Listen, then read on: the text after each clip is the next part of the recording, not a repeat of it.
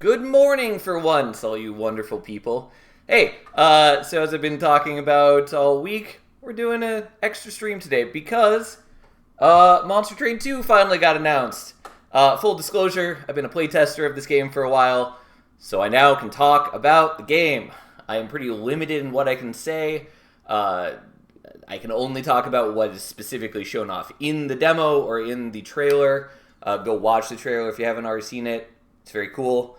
I can't really speculate on anything because I know the answers to most of them, but I will talk about what I can, and mostly I'm just really excited to finally show off this game. All of you who know me clearly know that I love Monster Train, and this is like my dream game. And I can assure you it's great so far. I've had so much fun with the game already, and it only gets better as they put more work into it. So, demo is up on Steam right now. Took a little bit for it to go live, so we're starting a little later than I had originally planned, but that's fine. So, let's hop right into it. Of note, I don't know how the volume balance is on this game, so if it's a little loud or a little quiet, just let me know. I just use my settings for Monster Train, but every game balances audio differently. So, let's hop into it. Is that the sarcastic salamander? Indeed it is. I am very active on the Monster Train Discord.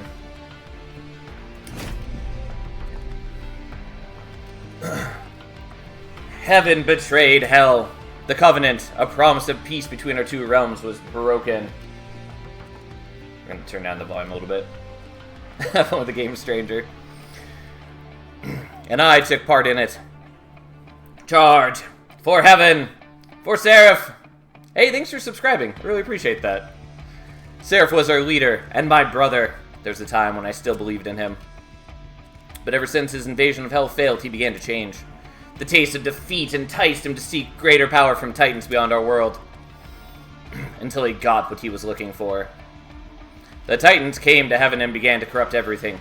Now they threaten our whole world. Our only hope of stopping them is to forge a new covenant, an alliance between the remaining angels and demons. Now that angels and demons work together, old grudges remain, but a lot has also changed since then, including me.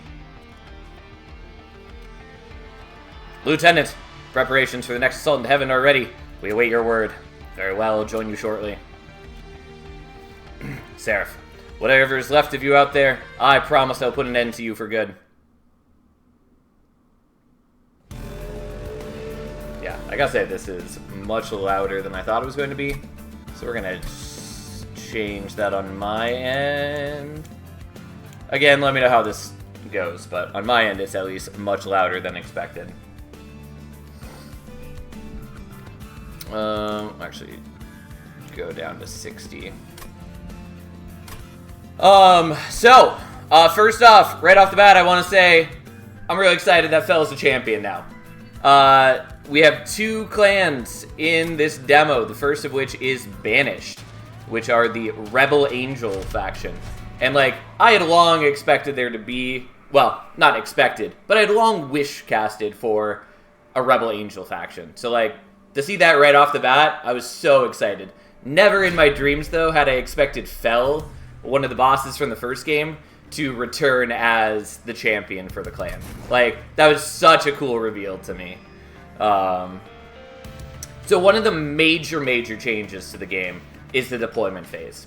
They got rid of the banner draw priority system because it was a weird hidden mechanic in the game and it led to some unintentional play patterns. And so instead, we have deployment phase. So each battle begins with the deployment phase. You will draw your champion and any unit card with a blue banner on it. After you end this turn, enemies will invade. So essentially, we have a turn 0 to set up the train. So banner units are now drawn during the deployment phase. If you don't play them during the deployment phase, they just go back into your deck. They don't have any special priority on their draw. They just get drawn like any other card. But what this means is it's way easier to play more floors. It's way easier to play more total units. It's a great change, and Like, it really drastically changes how you can play the game. So, for this starting run, they precede us with a couple things. Fel, in this instance, has Multi-Strike, and she has Revenge. Apply Valor 1 to friendly units. Valor, being a new status effect for this clan. It's when their clan focuses. Valor being that it grants +1 attack per stack of Valor on the unit. And, after combat, if this unit is in the front of that floor, they gain armor up to their stack count. So if they have 20 Valor, and they have currently 4 armor at the end of the turn, they will go to 20 armor. They will not go to 24. It's not plus their Valor, it is just up to their current Valor cap. If they have 27 Valor at the end of the turn, they don't gain any, they don't lose any, it just stays as it is. So, we're going to place Fel up front, put down our stewards. We also now don't have just trained stewards. We have instead shield stewards, which are banner units, have much higher health, although they are 3 capacity, which is a bit cumbersome. And we have spear stewards, which have basically no health, but a fair bit higher damage, and are not banner units.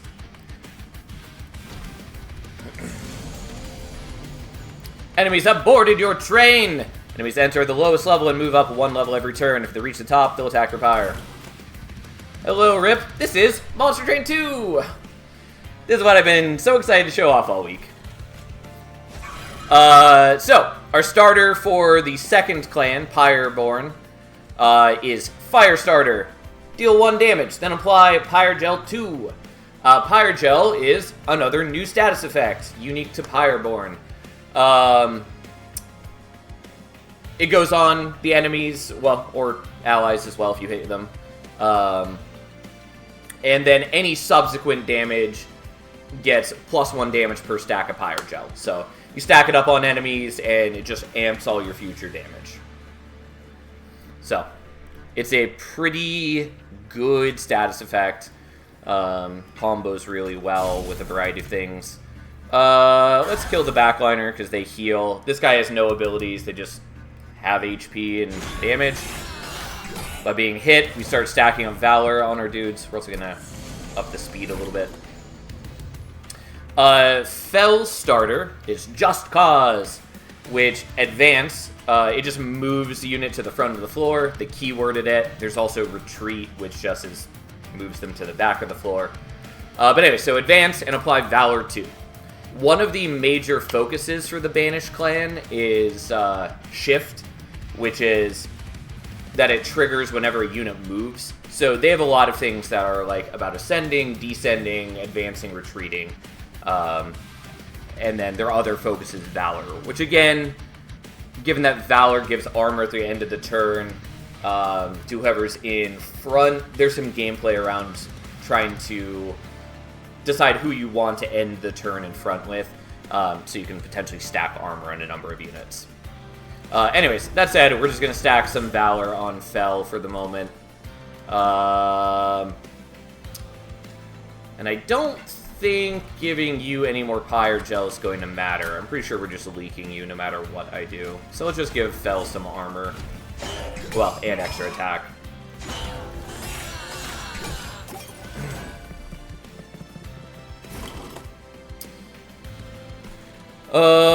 Yeah, you're gonna hit my pyre no matter what I do. Let's just load up Fel and just try to make sure we beat the boss on bottom floor and minimize our damage.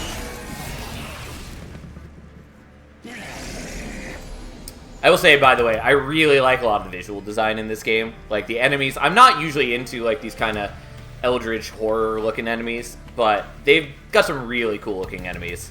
And there's essentially, like, 3 lines of different visual designs, which you'll see as we explore different enemies. So there are the ones with kind of these, like, red, like, muscly vein sort of things. There are the ones with green, like, extra arms. And then there's a purple one, which we'll see later. Defeat the boss to win the battle! His relentless ability means that combat will continue in this room until you or he is defeated. Let's give him some Pyregel. And that's enough that we then do enough damage to win.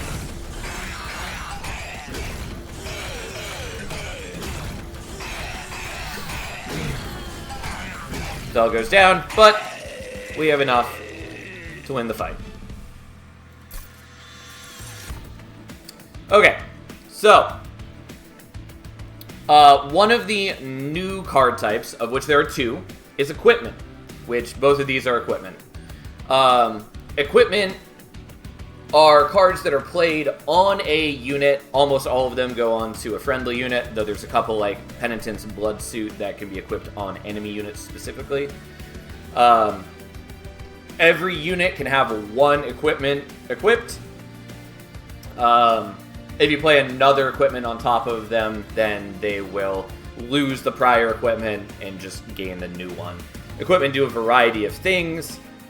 This one, for instance, gives us a new shift ability, which is gain 1 Valor, so whenever the unit moves, they'll gain Valor, and resolve at end of turn. It will trigger any shift abilities on the unit. So, in this instance, it will at the very least give 1 Valor every turn, but also if we have other like shift abilities, it will trigger those as well. And then there's also Challenge. Advance, apply melee weakness 1. I lean towards Windblade, but I don't know. Monster Train 2, I was hoping for a sequel for a long time. Loved the first one so much, even if I suck at it. Yeah, I've been wanting this game for literal years. As anyone who's watched me for a long time can attest, I've wish-casted Monster Train 2 forever. So, like, it's sad that they stopped working on Inkbound, but, like, this is what they're working on now, and I'm so excited for it. Is the game in early access? No, not yet. There is a demo up currently, which is what we're playing now. There is no current release date set, though they did say that it is soon. So, it'll be coming out soon, I guess, but I'm sure they will make an announcement when they have a official release date. But yeah, for the moment, it's just a demo, but it is up right here and now. Anyways, Challenge is also not bad. Helps us kill bosses, helps us kill heavies. I think we'll take Windblade, though. So, another new mechanic to this game are activated abilities. Another thing that I personally was really hoping they would add in Monster Train 2 if they ever did it, so I'm very pleased that they've done so. Activated abilities are abilities that are on units. We're not going to take this unit, but just to explain it, any unit that has an ability, it is free to activate. You just click on the unit and it activates, and then it goes on cooldown. Every ability has its own cooldown, so for instance, this one gives us extra gold and then goes on cooldown for 4 turns. So multiple times during a battle, we could potentially get extra gold. We will take Flicker, I think, or maybe Sacrificial Chamber. Sacrificial Chamber is the other new type of card. It's a room, which are played on a floor of the train. They give just a flat, active effect for that entire room. They're not interactable with enemies. Like, there are no enemies that, like, silence the room. No enemies that can, like, destroy a room or whatever. Similar to equipment, if you play a new room on a floor when there's already a room there, it just overwrites the one that's currently there. But yeah, so this is, again, another thing that I was really hoping they would add. And it's a good addition. Anyways, I think we're taking Sacrificial Chamber or Flicker. Sacrificial Chamber being gain 10 gold whenever a unit, ally, or enemy dies on that floor. Flicker is just 1 damage to enemy units. But that does work nicely with Firestarter or any other sources of Pyre Gel. Because if we start stacking up Pyre Gel on enemies, that 1 damage ends up hitting for a lot more. Are we going to heaven instead of hell now? Yes. When we get back out to the map, you will see that we are now going from bottom to top rather than top to bottom as we were in the first game. It honestly still throws me off a bit. You know what? Let's take Sacrificial Chamber. I don't know how much we're actually going to get value out of it. Okay, but yeah, so we are going up through the gates of heaven rather than down through the rings of hell as we did in the first game. So, what do we want? Do we want a Pyreborn unit or a Banished unit? Kind of want the Banished unit, but I think we're actually going to go Pyreborn. I love the new merchant art, by the way. I know my camera's blocking a bit because there's just no good place to put my camera in this game because they just have stuff everywhere. But these cats look way better than the Monster Train 1 cats. Makes sense given Fel being the champion. Yeah, I'm so excited that Fel's the champion. It's just so cool to me. She also, I think, just has a cool visual design. I really like the way that Banished units look. Anyways. Oh, while I'm here. So Titanite is one of the new upgrades in this game, of which there's a couple. We'll go over them as we see them. Titanite just reduces incoming damage by half. So it is a defensive upgrade. It's good. I like, for the most part, that they tried to add more upgrades in this game. It gives a lot more, like, build diversity. And that's cool. As many of you are aware, I'm all about build diversity and being able to build all sorts of cool different decks. Hello, Misty. How you doing? Anyways, let's check out the Pyreborn units. So, our options are either Greed Dragon or Goldtooth. So, Goldtooth has Avarice, is one of the new statuses. It is one of Pyreborn's mechanics. Avarice gives you that amount of gold whenever they deal unblocked damage. So, every time he attacks a unit, basically, we gain 13 gold. And he never played a new game again. Love you, Sal. Yeah, I'm so excited to show this off. I mean, there's only so much we can show off with the demo, because it does have, you know, very limited content. So we will go back to playing other things, but at least for today, like, we're showing this game off quite a bit. Anyways, Greed Dragon gains, on summon, gains attack and health for each stack of Dragon Sword. Dragon Sword being one of the other Pyreborn special mechanics. I'll go over those in just a moment, but we are going to take Goldtooth here. So, Dragon Sword, because it's not giving us the tutorial for this yet. I will give a quick primer. There are some cards in the clan that gain you Dragon Sword during battle. Outside of battle, at any time, you can choose to loot your horde. The stacks carry over between battles. So, the more Dragon's Horde you have stacked up, the better the effect when you finally cash out. So, rank 1, you get 10 gold. Rank 2, you get 25 gold. Rank 3, you get 25 gold. And a random minor Pyreborn artifact, which is a special pool of artifacts. Rank 4, you gain the same amount of gold, and instead of being a random artifact, you get to choose one of 3. As you work your way up, you get to get a minor Pyreborn artifact and a random normal artifact, yada yada yada. And then at the higher ranks, which you have to get artifacts to even be able to get, you can potentially even get major boss artifacts, i.e. extra energy per turn, extra capacity per turn, or per battle, and extra drop per turn. So it's a cool mechanic, and it plays well into the themes of, like, greed and hoarding, which admittedly is not my favorite type of, like, dragons, even though I'm very big into dragons, as anyone who knows me knows. But I think as a clan identity, it really works well. Anyways. I don't really want to take Titanite for the Goldtooth, because we're going to be putting it behind Fel for the most part. I really would like Multi-Strike, but if we reroll, we're not going to be able to afford it, so I'm not going to worry about that right now. Let's go for the battle. This is what I was talking about as far as, like, the purple enemies. So again, just 3 different, essentially, lines of enemies that have their own, like, visual cues. I think it's really cool. There's some just real good designs in this game. Anyways, Fel comes out. we'll put down the Gold Tooth, which gets extra attack per 100 gold at the start of the turn. And so that does update turn to turn. It's just that if you have like things that are generating gold mid-turn, it will not change the attack mid-turn. The art is so different.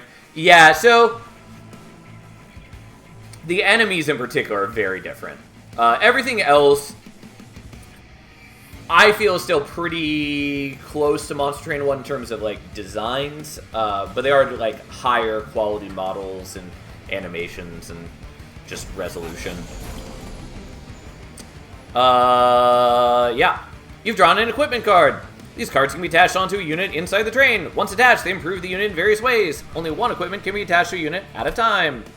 You've drawn a room card. These cards can be installed into a floor in the train. Their gameplay effect persists until the end of battle. Only one room effect, can be installed into a floor at a time. Combat previews. Yeah, we know what combat previews are. So, what's equip Windblade on Fel? It's not going to do a ton of work for us, but it'll do something. We'll put down the room. And unfortunately, the fire starter is not enough to kill this guy. We also don't have enough capacity here for the train steward. So we're just going to put on some Valor so that she'll get more armor at the end of the turn. And hopefully not die. This guy's special effect, by the way, is Vanguard. Applies when the unit is at the front of the floor. So by killing his minions, he now gets an attack buff. Oh, do the Dragon Egg store between runs? If you're talking about Dragon Sword, not between runs, they store between battles. So you can stack them up. We currently don't have anything that generates Dragon Sword, so at the moment it's a moot point for us, but yes, that's how it works. Well, this is all different. It's morning, there's a salamander, and new monster train. Did I wake up in the right timeline? You woke up in the best timeline, Banhammer. Yeah, anyways, we're gonna take some damage from leaking these dudes. I just don't have the ability to, like, clear these guys yet. But we're gonna try to at least prevent Fel dying as best we can. Because if she goes down, we have problems. Hitting you doesn't change anything. I guess we'll just kill you. The best, really. I mean, it's certainly a better timeline than it could have been. Monster Train 2 finally exists, and I can talk about it, which I'm very excited about. Okay, so what are we doing here? He doesn't have any special abilities. This guy is a jerk, so we have sort of two major options here. We can either advance him to the front using Just Cause, and then we'll kill him, or we can kill him with the fire starters. I think we're going to do that. Though it would be really nice to put the Pyro Gel on the boss, because it would amp our damage output pretty heavily. I mean, it's a slightly better timeline than one without a Monster Train 2. I can agree to that. Yeah. Want to speed up combat? Yeah, we know. Same as Monster Train 1. Unfortunately, we don't quite kill him on this floor. We do get a lot of gold, thanks to Gold Tooth at least. Which also means that as long as we don't spend all that gold, he will be a lot stronger.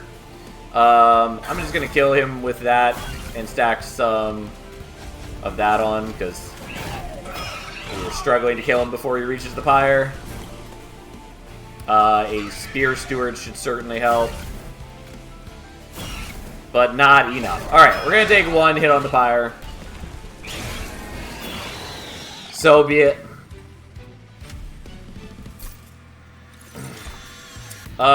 Cleave is pretty good. Divinity's alright. Like, Valor 10 is a nice bump. It's 10 extra attack and potentially 10 extra armor, like, every turn. And, like, if you just get your Valor high enough, then you become kind of an immovable wall, which is really, really nice. Cleave is potentially very strong, though, especially since we have the Gold Tooth, and it will just be stacking strength as long as we are not spending all of our gold. Valor's a new keyword. What's it do? So Valor is +1 attack per stack, and at the end of the turn, if this unit is in the front of the floor, you gain armor up to the stack count. So if you have 0 armor, 20 Valor, you go to 20 armor. If you have 4 armor, 20 Valor, you go to 20 armor. If you have 27 armor, 20 valor, you stay at 27 armor. So, it's one of the clan focuses for Banished, and is one of the new abilities in this game. So Cleave, deal damage to enemies equal to the attack of the front friendly unit. I do like that. I think that's what we're taking. It's just very useful. It does compete with Fel's Revenge, because ideally we do want enemies attacking in, but we also don't want her to just die. So we could take Snotty Whelp, which has an active ability, which deals 1 damage, and then applies Pyrotil 10 to the front enemy unit. I know my camera's blocking it, but that's what it does. Cooldown 3. Again, there's not really any good place I can put my camera on the screen. It's blocking something no matter where I put it. I could maybe move it to the top right, but there is some info that goes there from time to time as well. Again, Flicker's alright. Make it rain. 10 damage to enemy units, lose 10 gold, repeat this card's effect up to 3 more times. Like, that is not bad, except that I do kind of want to avoid spending my gold and weakening the Gold Tooth. Might want the Snotty Whelp. I don't think it's super powerful, though. But we do have open capacity for it, and also with Fel's Revenge, she applies Valor to the whole floor, so having more units on the floor just gives us more benefit from that. So, I'm willing to take that. Right. So, there's the Merchant of Arms, which is a new node. It is for rooms and equipment. Unsurprisingly. Or we can go Merchant of Magic, take a look at a Banish unit. I think that's what we're doing. I don't know if we're going to grab a Banish unit. Of note, Pact Shards and all related things like Monster Fusions did not return. I don't know if those will be added in the future. No idea. I would hope that Fusion gets added in the future at least, because I absolutely love that mechanic. But at least for the time being, that's not in the game. Nonetheless, there's tons to explore, and the game is great, regardless. But anyways, I think we're going here. If we can get holdover for Cleave, for instance, that would be really good. Again, new cats are pretty cool, even though my camera's blocking half of it. Of note, by the way, the Remove Consume upgrade no longer increases the Ember cost, which is a pretty big difference. So, Banished Banner. There's Sword Maiden. Unsummon, draw an equipment card from the deck, and has a new keyword equipped, which triggers whenever equipment is placed on this unit. So, if you equip it, they gain Valor 8. Not my favorite unit. It's fine. It's whatever. Demonic Fledgling, on the other hand, is pretty good. They have both a strike effect, gain Valor, and a shift effect, which again triggers whenever they move, and they gain Rage. So, it's a pretty offensively oriented unit.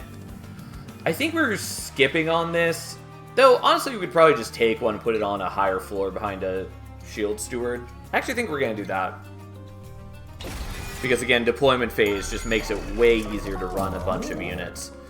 I think we're going to minus cost the Just Causes rather than, like, the Fire Starters. I will say, the new, like, sound effects are going to take some getting used to for me. A new upgrade is Smolder Stone here. Upgrade a spell to cost -2 and gain Consume. You may notice that you are now no longer guaranteed to always have 2 -1s in the shop.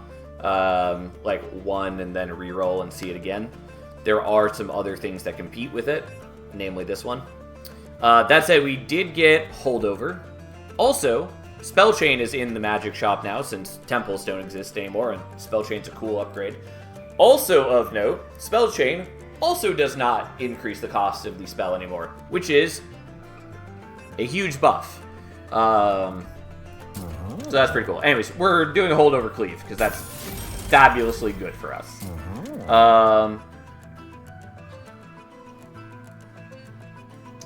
I think we're just going to Spell Chain Just Cause. I do really need to trim some cards from my deck, though. Also, I should have taken a look at this first. And we can get Dante the Dependable.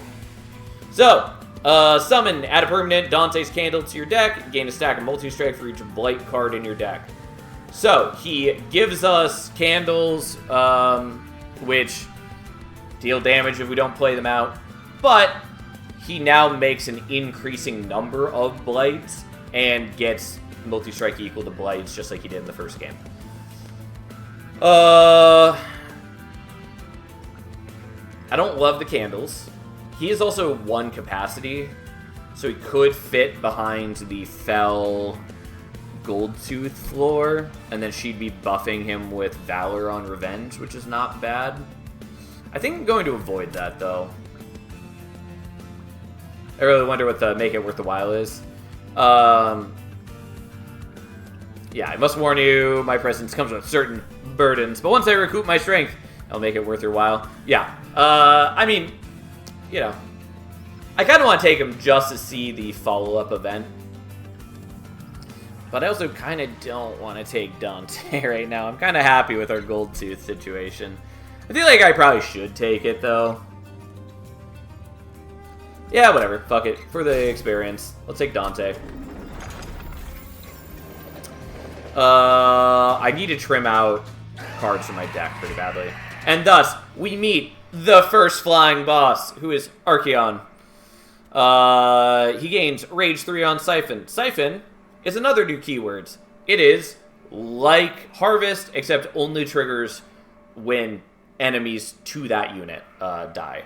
So, in this instance, he gains Rage when units on his floor of ours die. But if we kill like his allies, it does not trigger.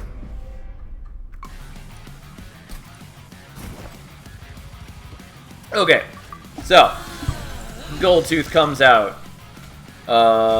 Dante gives us a candle, which is now just in our deck permanently, unpurgeable. If we don't play it, our Pyre takes 3 damage. Great. I'm going to play the Fledgling, although if Archaon starts here, he may just kill the Fledgling before we can do anything about it. Archaon is the strongest boss you've faced yet. He moves between floors freely, but can be attacked if you clear out other enemies on the floor. One important change is that flying bosses all attack every turn now. No longer just Talos and Patient.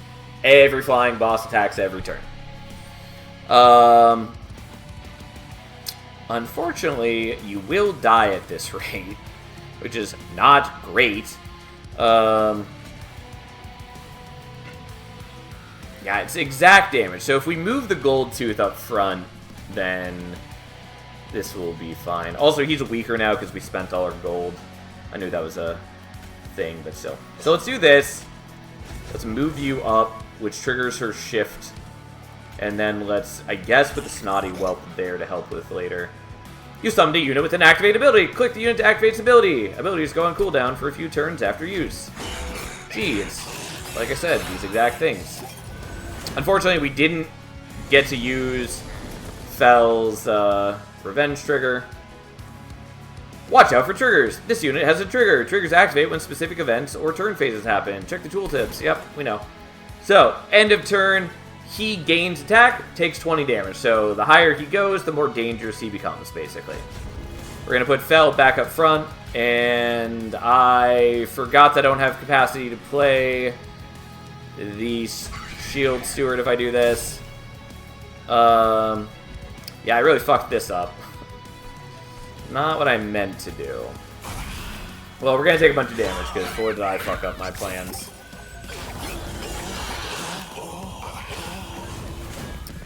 Yeah. Mistakes were made. Oh well. Yeah, the problem with Sacrificial Chamber doesn't do anything for me at the moment. And we might just want to play the Fire Starters to start stacking Pyre Gel on him. They have a restart battle in this escape screen now. Not yet, kind of. It's not in this first run, but yes, that is something that they've added. Although, admittedly, I didn't realize it was there for a long time. Good extremely late evening. How are you doing? How far is run going now? Yeah, we're still pretty early. We're only at the first flying boss. I am very excited. It might be because it's my second run. Yeah, it's just on the first run in the demo, a couple things are disabled, so they don't give you the restart battle option. You also may notice that we haven't seen any collectors. There's a couple other changes for the first run, but yes. I guess we're going to play this, and we're just going to start stacking some Pyre Gel on you. We are going to take some damage on the Pyre. I can't really avoid that very well. I think it's better to just start trying to prepare for fighting Archeon. At least we get some Valor on our dudes finally, which does help a ton. Okay, so we're going to do this. Then we're going to cleave, and then we're going to move Fel back up front. That's not enough to stop death, which is a problem. God, I really don't want to lose the Gold Tooth. But I think it's more important that Fel survives, especially with Dante. This one seems tougher with all the new mechanics. I already suck at the first one. We're going to start with this one. It's mostly a learning curve. It is definitely a bit harder. And it is sort of intentionally so. Because, like, people who are, like, really experienced at Monster Train 1 do have a pretty high, like, win rate. And so you do definitely want to make this game a bit more challenging, at least at, like, high level. And I think that's fine. But, like, as far as, like, you are going to lose your first runs. Just because it is new. Like, I lost my first runs pretty badly. We are going to die to Archeon right here, by the way. Just because this first run is intentionally kind of hard. Also, this battle just went poorly for us. I probably should have set up on a higher floor.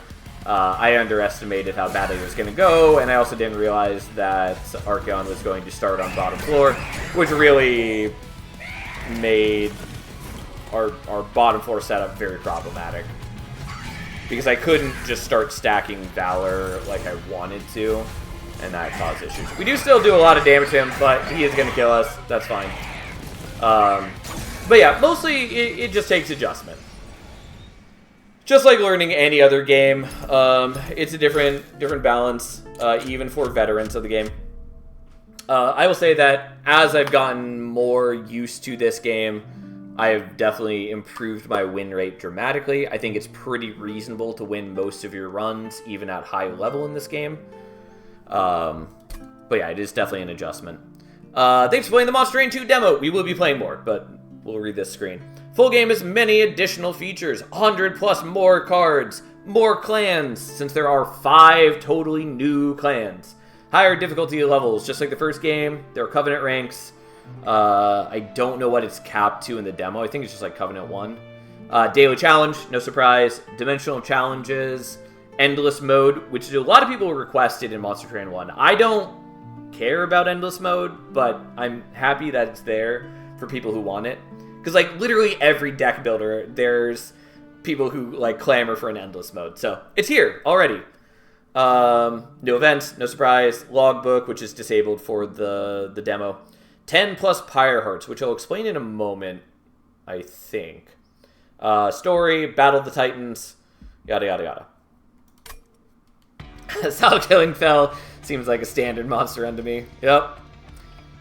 And look, it's Talos! Just like Fel now being in a rebel form, we get Talos back as well, which I thought was super cool.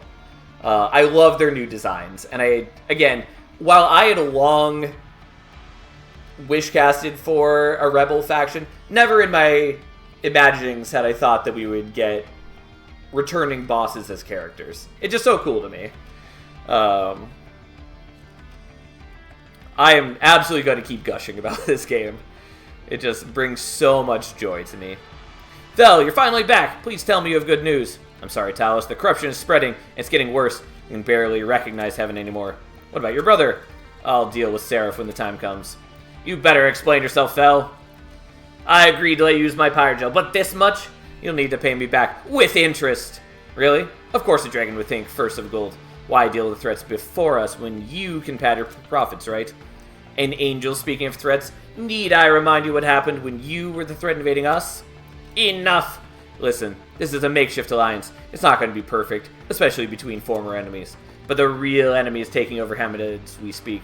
If we don't come together, they'll take over Hell too. Humph. Let Heaven enjoy its comeuppance. My portfolio will be happy so long as the Titans get what they deserve. And so long as you actually help us, I'll be back in Heaven and never have to deal with you again. What a headache. How did Herzl ever manage to make peace between Heaven and Hell? Continue the story in the full game! Unlock new clans, Pyre Hearts, daily challenges, and a lot more. Anyways, let's jump into another run.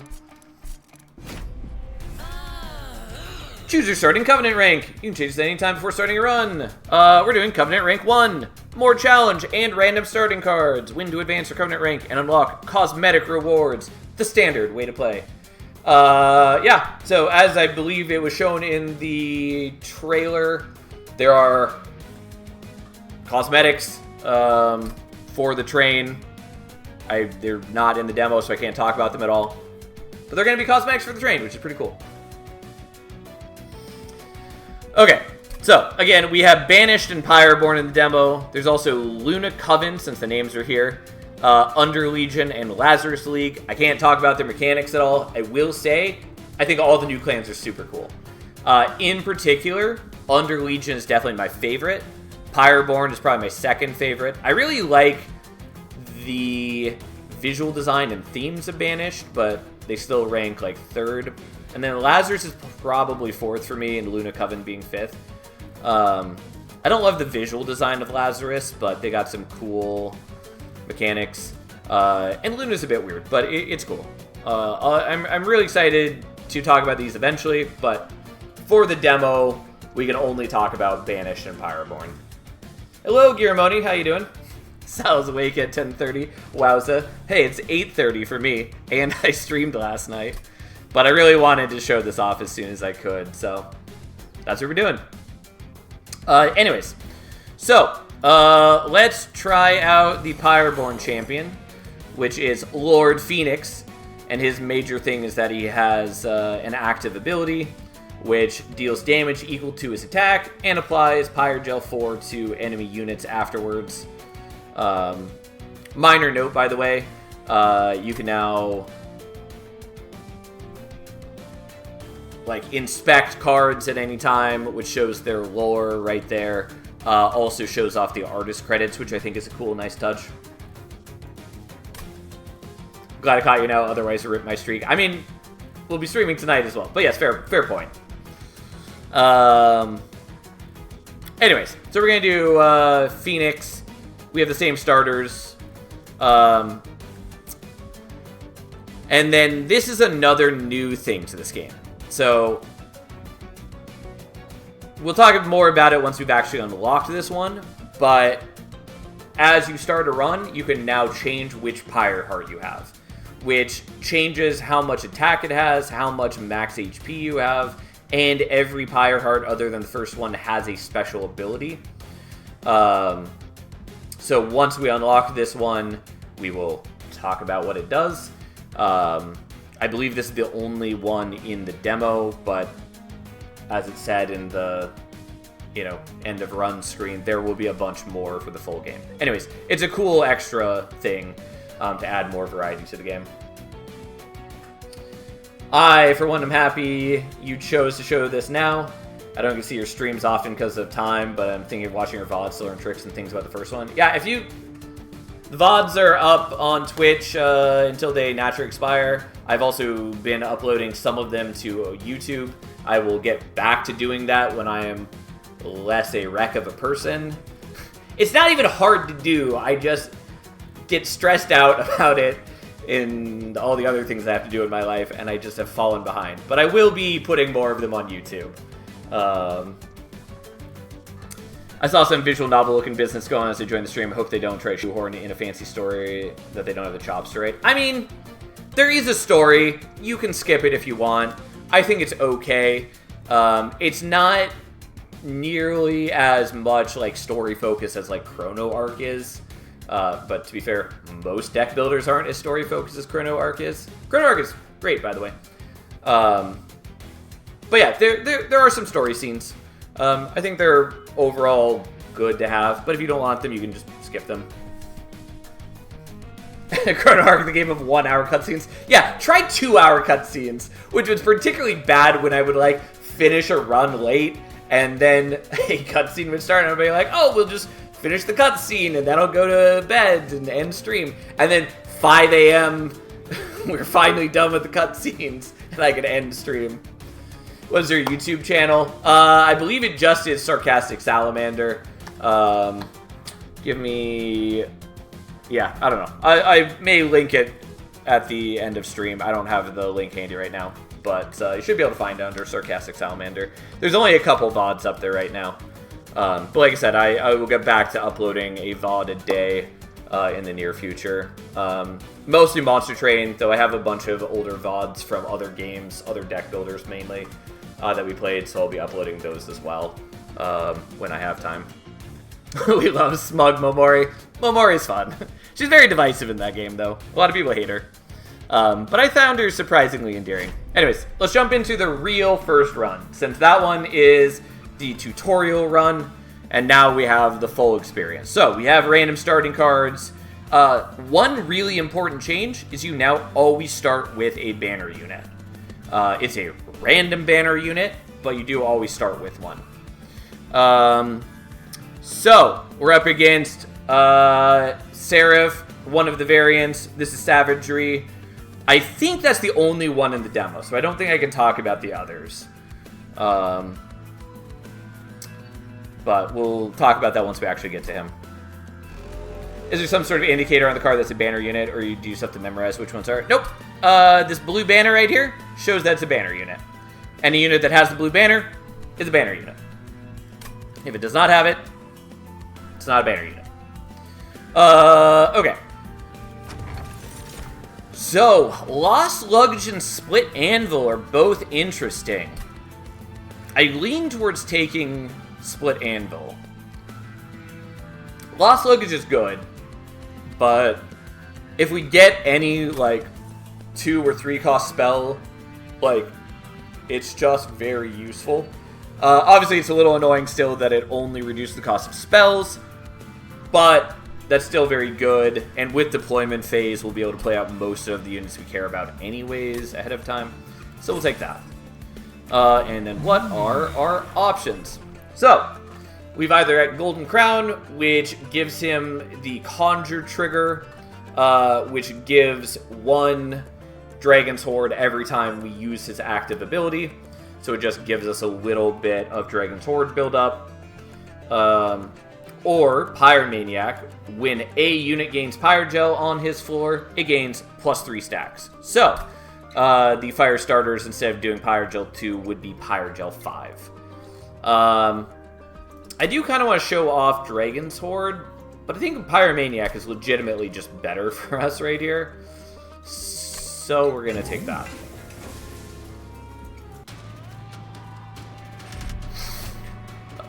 Undergo trials for greater risk and reward. Activating the trial will make this battle more difficult, but you'll earn an extra reward if you win. God, and of course my camera blocked this. Whatever. Maybe I'll find some better place to put in the future. Anyways, this one, draw -1 each turn, but gain 75 gold. We are taking it, for sure. Alright. Now the question is, do we want to try setting up bottom floor? I kind of do. The Demonic Fledgling sort of works for that. He gains Valor on strike, and we can give him Valor with a Just Cause.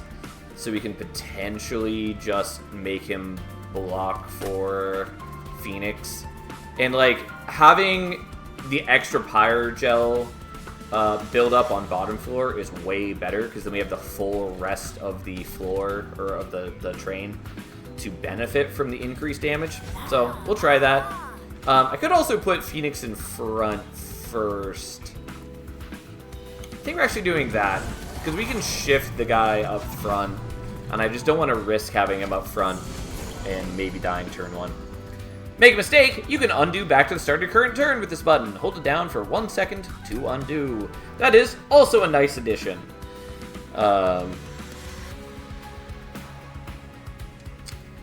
Okay, so let's give you equipment.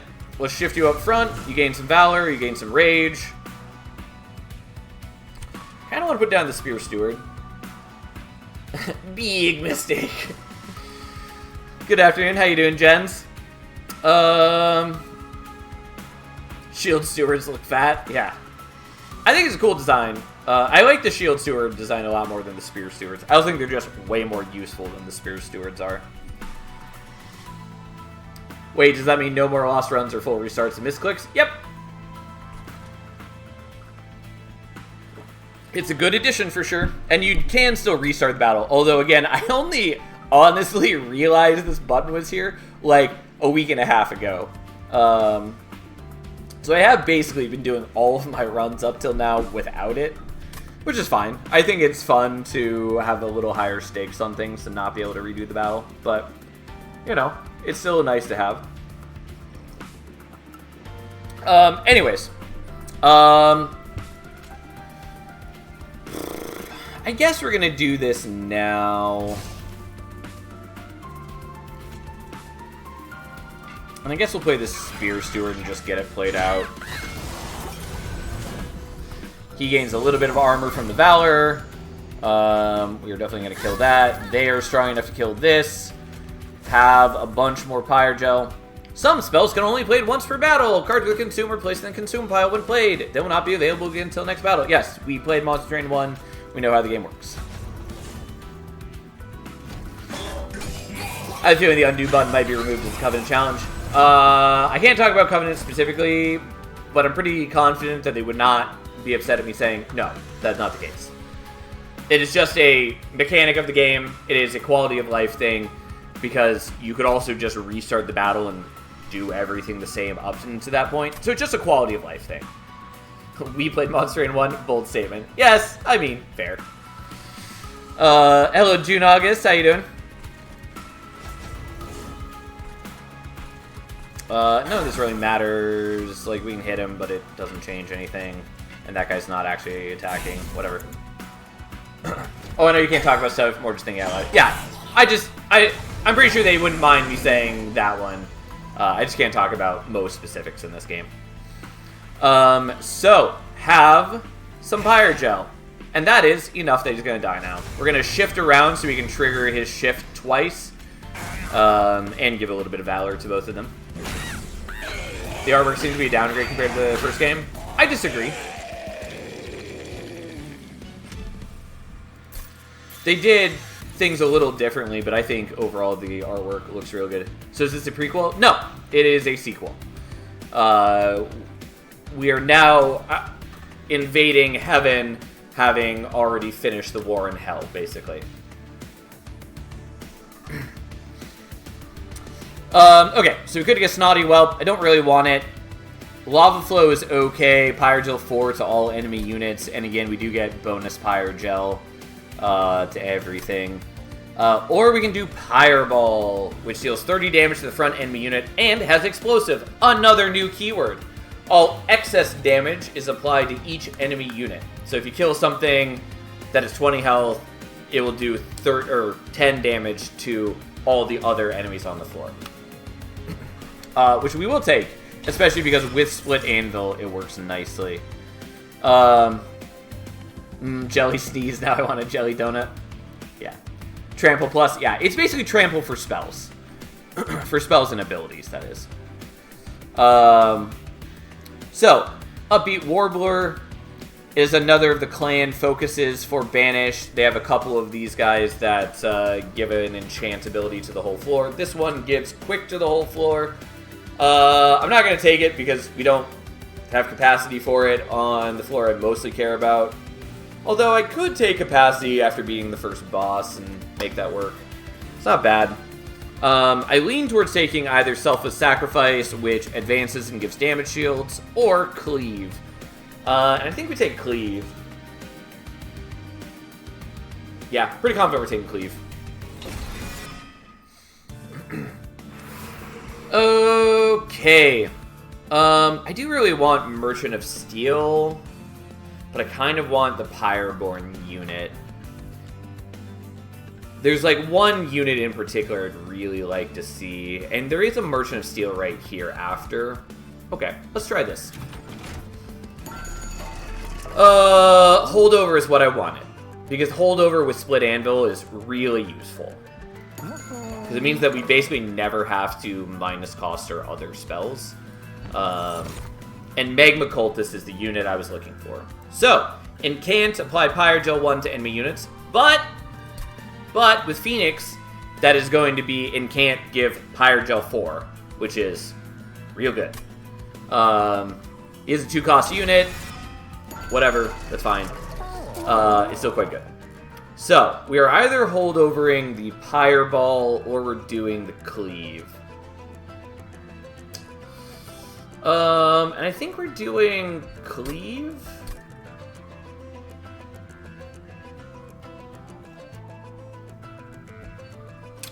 Wish I remembered how much attack Phoenix gets over time, but I'm pretty confident that that will reasonably quickly outpace the Pyreball.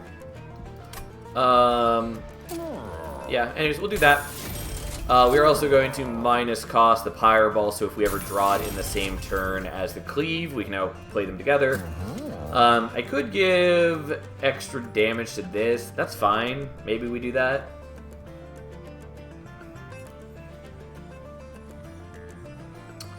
Fuck it. I don't normally go for magic power upgrades all that often, but we'll take that. And we're gonna get rid of a Spear Steward, because they're not great for us. Alright, -1 Ember for turn, which is pretty painful, but it's worth it, I think. So, I think we still want the Magma Cultist down here, though it is a bit painful for us. So we have less good defense here now. But with the Cleave, we can also just wipe enemies real good. And turns out that's pretty good. Unfortunately, I can't take the time to play the Wind Blade, but on the other hand, this just kills all the enemies, and that's pretty good. We play this just to make sure that we have it for next turn, and we do the Just Cause. Actually, probably should have shifted him up front. Well, we can potentially shift him now. Okay, so let us first hit him, apply Pyrogel. We do this, and then we can apply more Pyrogel, and more Pyrogel. And every time we play a spell, this guy is also giving Pyrogel. What's Valor? I will explain momentarily. So Golden Touch is one of those spells that gives us Dragon's Horde. In this case, deal damage and then slay, gain 1 Dragon's Horde. Might take that, but actually the Flicker, like, I want to build into Dragon's Horde, but Flicker is so good for us.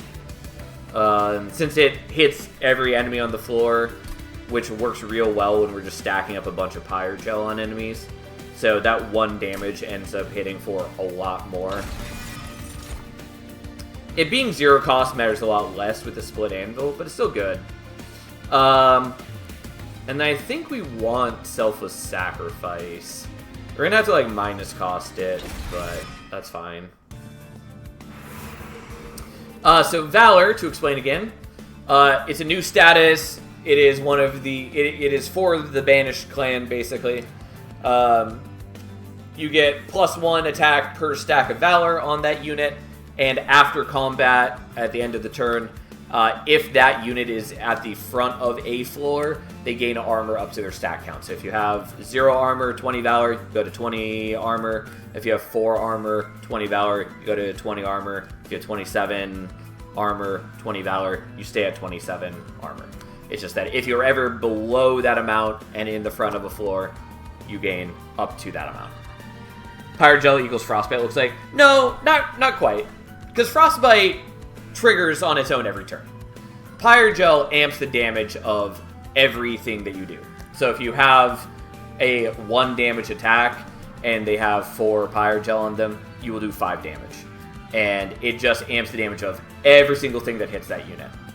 Does Valor Decay? No, it does not. Neither does Pyrogel. We are going here, and we are very much hoping to see... Not that. Titanite might be okay on the Demonic Fledgling, but we're not going to do that. We're going to reroll. Dualism is what we wanted. Dualism being a very cool new upgrade. Dualism doubles the stacks of status effects applied by this unit. So, if we were to put it on the Demonic Fledgling, he would now get Valor 2 per strike, and Shift gain Rage 4 per strike. Or, we can make this do Pyrogel 2 to enemy units instead of Pyrogel 1. Honestly, I don't think this is actually that necessary for us right now, since we already have Phoenix buffing the amount of Pyrogel. I'm still going to do it, and then we're just going to take HP on him. Multi-Strike would also be good, but fuck it, whatever. Also, I should have looked at this first. So we could take another Magma Cultist.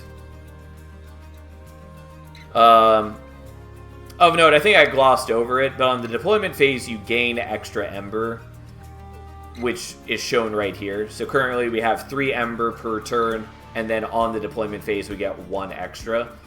So currently, we are devoting 2 to a Magma Cultist, and 1 to the Demonic Fledgling, then we have enough to play out like 1 Steward. When is there a dupe spot? There's one at the next ring. So I think what we're going to do is we're going to dupe the Magma Cultist. I'm sorry, that's 2 rings away.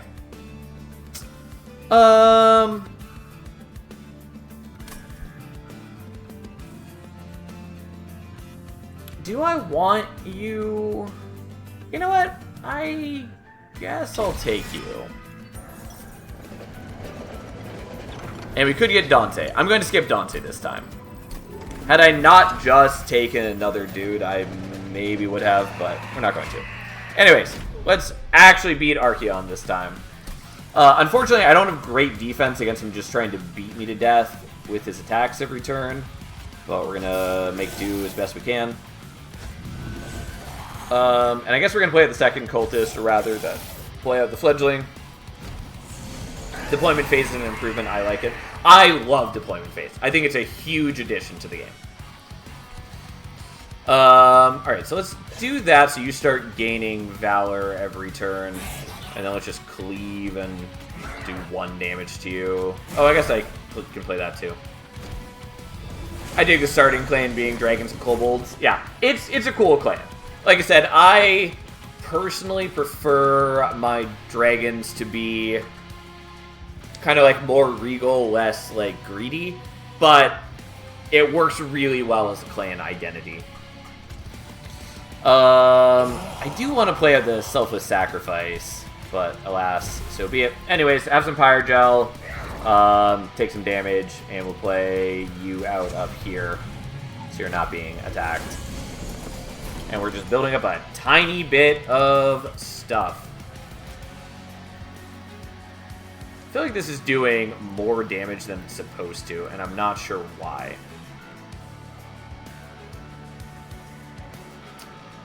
Because it definitely should not be doing enough damage to kill them, and I am uncertain why it's doing so much. It definitely seems like a bug. Whatever, I can't do anything about it right now. Yeah, I don't know why this is doing 197 damage. Whatever. I'm iffy on the music so far, though. I like it. It's definitely different. I think there's some really good tracks. And I think mostly it's something different, so you have to get used to it. Anyways, let's hit him for more. So we just kill him this turn, because for some reason Cleave is doing an insane amount of damage. Unless maybe it's because the Pyrogel is being applied first. Even then, that shouldn't be doing as much. Pyroclasm is cool. I think we're taking Blood-Soaked Arena. We don't have a room set up yet. And this one gives us Valor 7 on Slay. On the other hand, we're not actually slaying that many things with our units, because we're mostly just killing with Cleave, which for some reason is doing more damage than it should. Oh well, whatever. I think that's a big part of it. When you win a battle and I don't hear the expected victory jingle, I get shook. Yeah, it just, you gotta get used to it. Admittedly, I don't know what most of the music in this game sounds like, because when I've been playing this on my off time, I've been mostly just listening to audiobooks instead of the game muted. But I like what I've heard. Anyways, Pyroclasm is good. And it does work well with Split Anvil. I still think maybe we take Blood-Soaked Arena. I'm not, like, totally convinced it's great for us.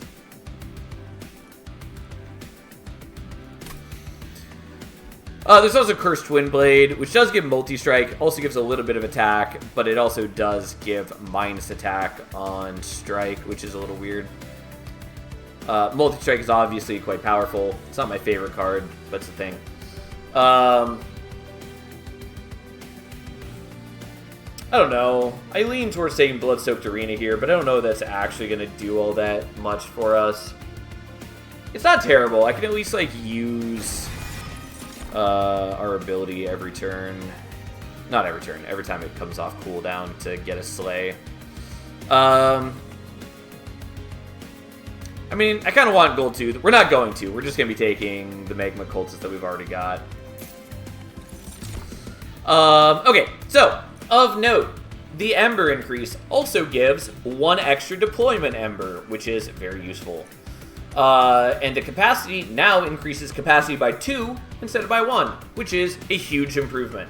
Makes it way easier to fit more units on the floor, and especially makes it easier to fit, like, 1 capacity units. Since if you're trying to, like, fit an extra, like, Siren of the Sea on the floor, it will be increasing the capacity by 2, taking you from 5 to 7. So you'll still have that 1 odd number for fitting, like, a 1-cost unit. Wait, what's the second icon, Hell's Flame? Like I was just saying, this is deployment Ember. So it's the extra Ember you get during the deployment phase. So normally we currently get 3 Ember, 1 extra deployment Ember, so we get 4 for the deployment phase. If we take this, we'll get 4 normally, and then 2 for deployment phase. So on deployment phase, we'd have 6. On normal turns, we'd have 4. So, honestly, the extra Ember is vaguely appealing to us. I think we're just taking Heaven's Light, though.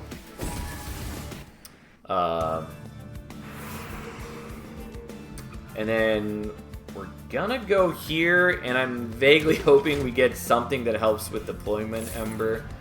Not that there's many things for that. Yeah, unfortunately I can't afford both of these. But the units without upgrades is actually vaguely useful. Because then if I wanted to, I could just, like, dupe the non-upgraded one, and then I'd have enough Ember to play out everything. Because I could play him for 2, and then it would be 3, 4, and then I can play him on, like, a different floor. No more auto-picking draw. Yes, this game very clearly has a lot of very intentional design decisions put into it. So, like, for instance, they put a lot of work into trying to encourage players not to just do, like, top floor setups, not to always only do single floor setups, not to always be picking draw by default. I actually end up picking Ember and capacity way more often in this game than, like, I ever did in Monster Train 1. There's just a lot of, like, good changes. Again, I can't, like, talk about all of them because I can only talk about what's in the demo, but broad strokes, I can talk about design decisions. Equipped units gain armors, fine. I really want both of these, because when a unit without Pyrogel gains +6 stacks is pretty huge. And we generate Pyrogel on every enemy every turn, so, like, it's always applicable to us. But Purified Soul Shard is interesting. I would rather just have extra deployment Ember. We're taking Pyromaniac 2, so now every Pyrogel thing gives us +6, which is huge. The train stops before a peculiar kind of workshop overflowing with wondrous boxes. 3 boxes stand out from the clutter with a sign below them which reads, "It isn't the trip, it is the journey, it isn't the gift, it is the container. Reese P. Taculum." Do you take one of these unique boxes, a small gift box? Pack 3 spells into a small gift box, which then becomes small gift box, consume, add all 3 contained spell cards to your hand, which is cute. Jack in the Box, pack 3 units into a Jack in the Box, and then resolve, so at end of turn, summon a box unit. Had I known we would get this event, I might have not taken the capacity and just shoved a couple units in here. Or we can get the large mystery box, which adds a random card to your hand each turn. I honestly don't think I've ever taken this option because I hate random things. But with Split Anvil, it's not bad. My biggest complaint with Monster Train was that top floor setup was absolutely meta in all but a very small number of edge cases. Yeah, so I agree. I do think it's a shame in Monster Train 1 that that ends up being kind of the optimal playstyle. And so there are definitely still good reasons to be setting up top floor, at least in certain ways, in certain playstyles and certain times in this game. But there are a lot of good reasons to not be setting out top floor. And as you see, like in this run, I'm trying to set up bottom floor. Obviously, this is Covenant 1, so things are a lot easier than at high level. But like, it works well, and there's some good reasons to be doing it. And yeah, for someone who's spent literally 2,000 hours in Monster Train 1, I really appreciate all the effort that has gone into this game in trying to address the design problems of Monster Train 1. That is like the number one reason I wanted them to do Monster Train 2 rather than another Monster Train 1 DLC, is that it gave them a chance to do things completely from the ground up, not be tied to any of their current like designs in Monster Train 1. So so far I think they're really successful in that, and I love it. Anyways, I think maybe we take a large mystery box. Small gift box could also be quite good for us, since we've got the incant dudes. And if I get remove consume on it, then I could just play it every time it shows up in my hand and get essentially 4 incants for free, which is really good. I think I might do that, though the problem is... Oh no, there's a Merchant of Magic right here. We would be skipping on this dupe spot, but we could dupe here if we wanted. Yeah, let's take this. So let's do...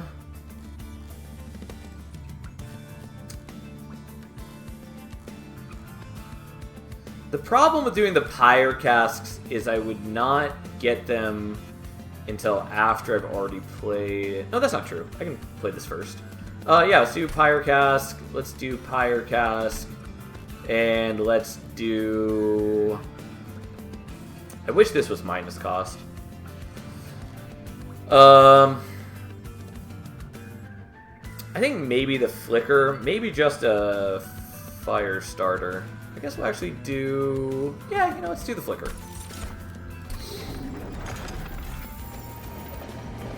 And I guess we're doing the Purified Soul Shard. That's fine. And I will get rid of a Spear Steward, even though I probably should not be spending my cash. I had no idea this game was being made really hype.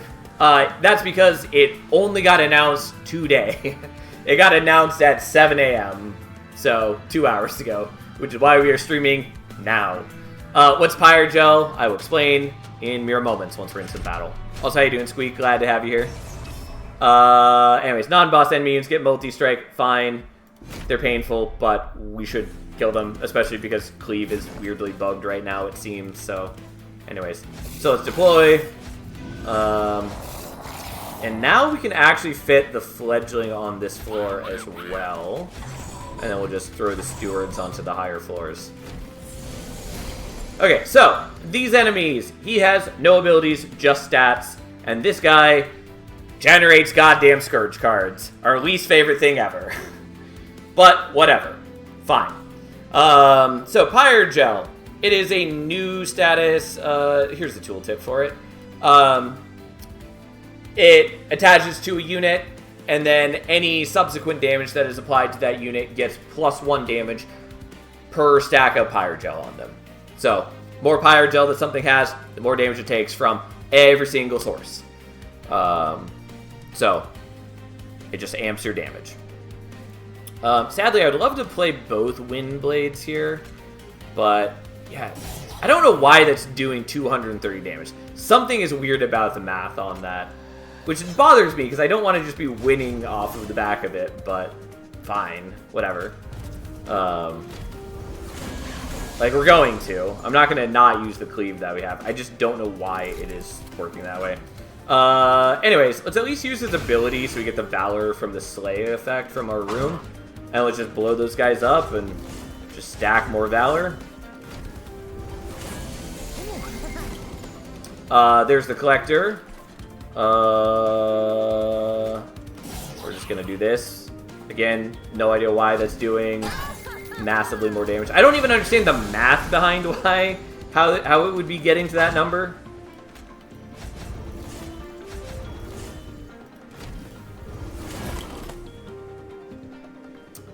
Well, we'll just keep doing this so we have the cleave for the turn we need it. Alright, so, this guy gains attack and restores HP on Harvest, which is scary, but this will look a lot better in mere moments. First off, we're going to blow you up, which gains us more Valor, and it applies 10 Pyre Gel to him. Then we're going to cleave, and now he's got a whole lot of Pyre Gel. Also, the cleave did a bunch of damage. I honestly was not paying attention to how much. But we also apply 15 Pyre Gel per spell, because we get so much extra Pyre Gel to buff their incants. And so then our basic attack does 156 damage. Minus 354, yeah. It does bother me that we're winning off of that, but whatever. It is what it is. 3 damage to a random unit twice. Unfortunately, random unit can hit our own units, and I'm not comfortable with that. The Slay increased damage permanently is cool. And if we were ever leaking units to higher floors, I would consider this. Because it would be very good at, like, killing units with a bunch of Pyre Gel on them. But we don't leak units, so we're not going to. I will take Sacrificial Chamber to use instead of our current room. I will take Benediction. Especially because it being 3 cost means we can still use it with a Split Anvil on any turn that we draw it, and it will minus cost the cleave and everything below the cleave, so we still get to play things out nicely. But this just gives Valor and Damage Shield to the whole floor, which is pretty good. We are going here. We are looking for Remove Consume. So, we don't have Remove Consume yet, but some other new upgrades. We have Holy Stone. Heal your Pyre equal to the spell's Ember cost when you play it. Honestly, I don't know if this is taking into account its base cost or its current cost as, like, affected by minus cost upgrades. I think it's after minuses. But I'll tell you right now, I never picked this upgrade. It's probably decent. It's probably just a playstyle thing. But I never find myself wanting to invest in Holy Stone. Anyways, kind of a cool addition, though. And we have Seek Stone, which is intrinsic and -1. Which is a bit weird. It's nice. Sal talking like he's been playing the closed beta for months now. I mean, I said this at the top when we first started the stream. I have been playtesting. I'm allowed to say that. I think it's better for me to just be forthright that I've been playtesting this game for a while now, to make it clear that I do know things about this game, but I cannot talk about anything that's not in the demo, and also I'm therefore can't really, like, speculate on anything. And so there will be things that I will have to say, I can't talk about that, or I don't know, whatever. Glad to hear the merchant noises are back. Yeah. But yes, I have been playing this. How many factions are in the demo currently? So, if you look at the trailer, it says that there are 5 new clans. In the demo, we get 2. We get Banished and we get Pyroborn, though I believe it does say the names of the other 3 clans, because we saw them earlier, which are Luna Coven, Underlegion, and Lazarus League. Can't say anything about the mechanics, but I will tell you, they're all really cool. I especially like Underlegion. They're definitely my favorite of the new clans. Anyways, I don't think we actually need the minus cost. I would do intrinsic on this, except that I don't want to minus cost it because it throws things off. I guess I can do the selfless sacrifice, because we do want that to cost less, and it's not bad to have on turn 1. Yeah, so we wanted remove consume. I honestly wanted remove consume and holdover would have been the ideal, because then we could just play that every turn and get a bunch of free spells, and that would be very good for us. We might honestly want to get rid of Blood-Soaked Arena. I mean, it's fine to leave in, I guess. I'm just not going to worry about that right now. Also, again, with Cleave being bugged, most things don't really matter. Firestone Housing is maybe worth taking. Sketches is weirdly different now. After the deployment phase, summon a random unit from your deck on each floor. I don't love that, but it's probably worth taking.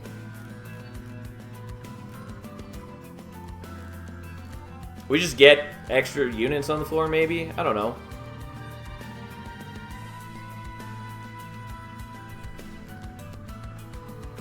I don't know, man. I don't think it's entirely helpful for us, but we could potentially get more units on the floor. I think I'm not going to worry about it. I guess we'll take Firestone Housing. I don't know if we're actually going to put that to use, but whatever, fine. Bone Dog! The legendary dog made of bone bounces toward you. Its bone tail rattling together in an excited wag. An elusive creature that can cross dimensions as easily as he can catch a cursed stick. You are blessed by his appearance. Yip!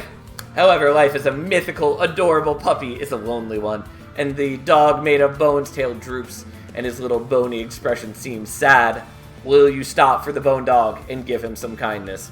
We can either pet him and get his pendant, which is an artifact. First time your pyre reaches 0 health, restore to half health, triggers only once. Or we can adopt the bone dog, in which case it becomes a unit that has Celebrate, which is another new keyword, which triggers after defeating a boss. And that is any fight's boss. It is not just like the flying bosses. And so in this case, it would be Celebrate, Pyre permanently gains 10 health. I'm not going to take that, because he's a little bit of a pain to keep alive, and also we don't have that many fights left in us, and this will effectively heal 50 HP, which is just kind of better than the benefits we're going to get from Bone Dog. So we're just going to do this, because it's less hassle, and it's better. But anyways, that's that.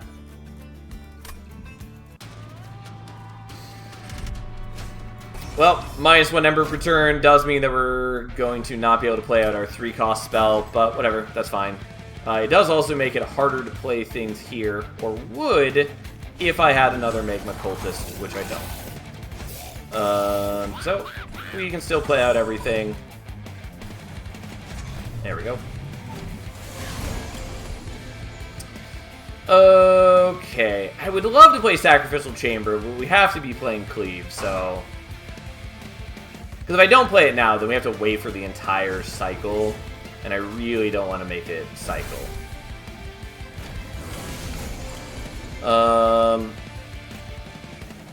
Well, we devote ourselves to cleaving every turn. That's just what we do. It does feel silly that we just win via cleave and cleave alone, but hey. Oh, yeah, this guy applies sap when we incant, which honestly was maybe not the best plan. Whatever, fine.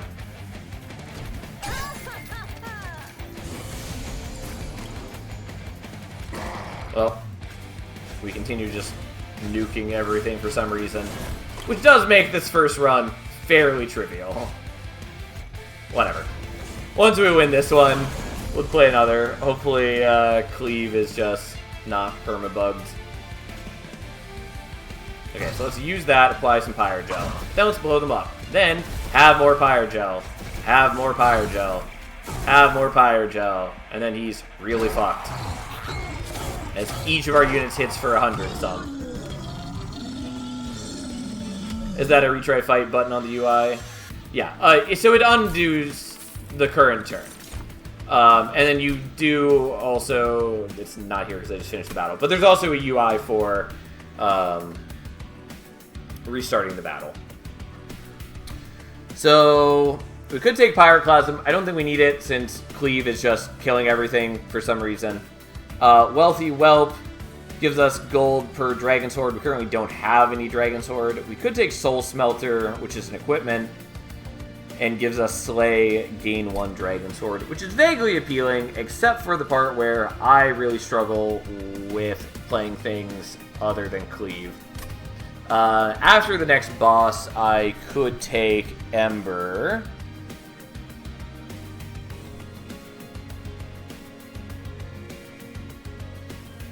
I don't think we really need the Soul Smelter, because we've only got 2 more fights before Seraph, and so the amount of time we have to benefit from the Dragon Sword is really low. We're just not going to worry about it. Also, we're not in any shape where I really need to worry about that. Another Benediction's kind of cute, kind of problematic. Retreat the front enemy unit, apply melee weakness, that's fine, and Heroic Dive is fine. We're going to skip those.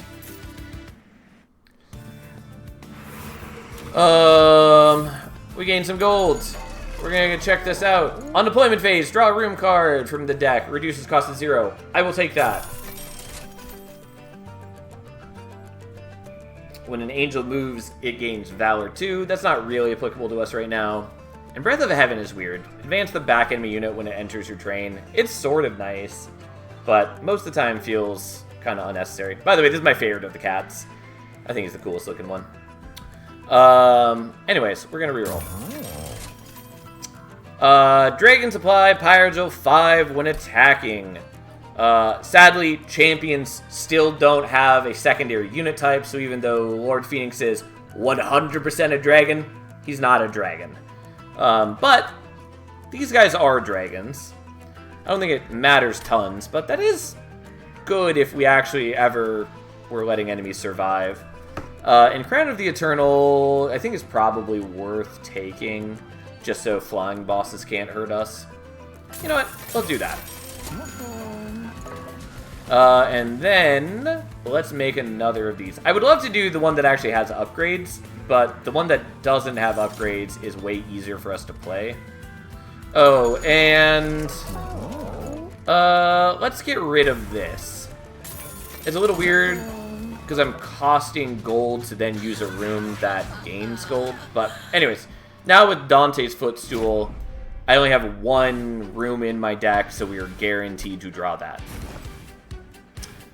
I will explain this boss's mechanics in a quick moment once we actually get everything set up.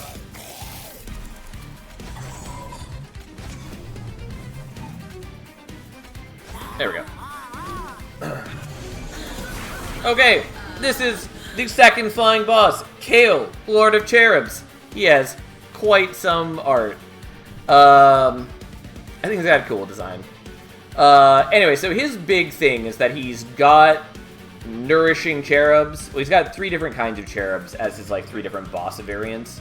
So this one, Kale and his cherubs gain plus 15 HP and spikes at the end of the turn. So specifically Nourishing Cherub, it's like an enemy morsel. So it has eaten. At the end of the combat round, this unit will be eaten by the front unit without an eaten ability, grants 20 HP and spikes 4 to its eater, and then it damages itself by 10. So it will always die before it reaches the Pyre room, essentially. But if we are letting it do its thing, it will be problematic for us. The other units in play, this guy applies Corruption 3 on Strike. Corruption being similar to Frostbite, except that it does not decay. Corruption, unit takes 1 damage per stack at the end of the turn. Stacks remain across turns. So, we'll let them stack a bunch of Corruption on us. Not ideal, but whatever. Misshapen Fiend, apply 3 Corruption to your front unit on death. Again, that's going to be a bit problematic. On the other hand, we did just take Crown of the Eternal, so even if Phoenix takes some damage, he will heal to full every turn. So, that's helpful. Anyways, we don't have Cleave yet, but we do at least have our ability, which only does 20 damage here.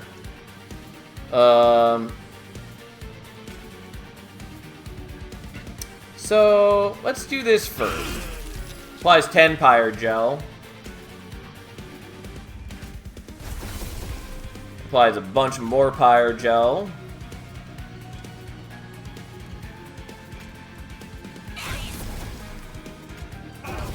Yeah, so I don't stop them from being able to attack, but that's fine. And killing them here, each of them gives me 10 gold, which is nice. As a reminder, all flying bosses now attack every turn, so Kale is just going to be rampaging through our floors, being a jerk. I really need to be generating more Pyre Gel. There we go. Again, with Pyre Maniac Phoenix, we just generate an insane amount of Pyre Gel with every spell cast.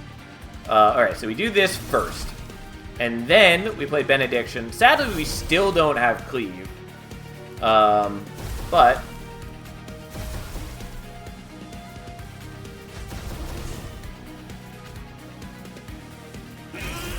And then that does 100 plus damage to everything. And to kill him, so we at least don't die this turn now. And we do half of Kale's HP since every hit does 200 damage to him. Sadly didn't get the kill, but overall, not bad. We're just going to do this, and then we're going to bully Kale some by stacking a whole lot more Pyre Gel. Sadly not getting the kill here, but did a lot of damage.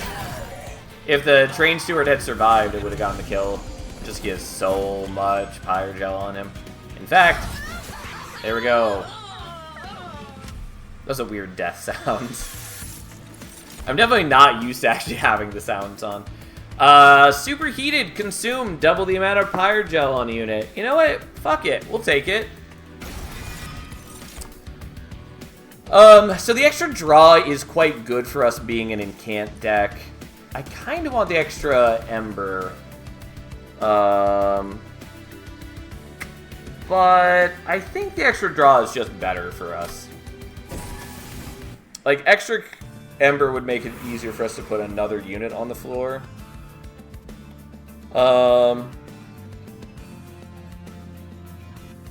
Do I care about the Merchant of Arms? Not really right now, but I also don't care about the Merchant of Steel. I guess going here nets us and then...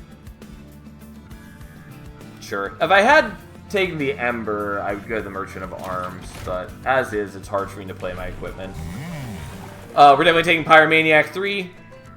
Now we get plus 9 Pyre Gel whenever we apply Pyre Gel, which is absolutely nuts for us. You come across the abandoned train yard and watch Hef step out of a rusty train car with a pile of scrap. She inspects her salvage and pulls out a few blueprints. Train could use some tuning up, don't you think? Go ahead and pick a mod you like. Which train room do you want Hef to tinker with? So, Spell Sanctum mod. At the start of battle, apply Spell Sanctum on the second floor. Spell Sanctum being a room that gives spells -1 cost. Or the Boiler mod room. Start the battle, apply Boiler room on the first floor. Boiler room, gain 1 Ember when a unit dies, which is cute. Or we can get Hef's Hammer, which is Slay +1 capacity on this floor and gives 20 attack. Isn't Fel her mom should get a bonus? Is Fel Hef's mom? I didn't think so, but I honestly don't know. I know way less of the Monster Train 1 lore than I should, despite having sunk 2,000 hours into it. Hef is in Hephaestus? Yeah, pretty much. I like Hef, by the way. Also, I glossed over it, but she's no longer the one who upgrades your champion now. If we look at the art in the Forge, it looks like it's Daedalus, another returning boss from the first game. Which I'm hoping... Well, whatever. Regardless, Hef's cool. I like how since we're ascending into heaven, instead of descending into hell, we're going up instead of down. Yes, it is a small but nice touch. It honestly still throws me off a little bit just because I'm so used to looking at it from top down, but I think it's cool that they reversed it. It's just a cute little thing. Anyways, unfortunately, none of these really matters for us. I guess we're going to take Boiler Room. No, Spell Sanctum. Even though we're probably going to keep setting up on bottom floor. Like, I could set up on mid-floor, but it doesn't really matter. Anyways, I would do these, except that it throws off my deployment phase, and so we're just going to continue not upgrading things, because I need them to not be upgraded to use Purified Soul Shard. Stone of the Undying. The front non-boss enemy in each wave gets Reanimate 2. Reanimate being another new status in this game. Reanimate is when a unit with Reanimate is killed, it will be revived with 1 HP and lose 1 stack of Reanimate. So, it just prevents them from going to the graveyard, essentially. It is a cool and interesting status. Anyways, I don't like the hum that like goes on during this screen when I hover on the screen. Anyways, here we are.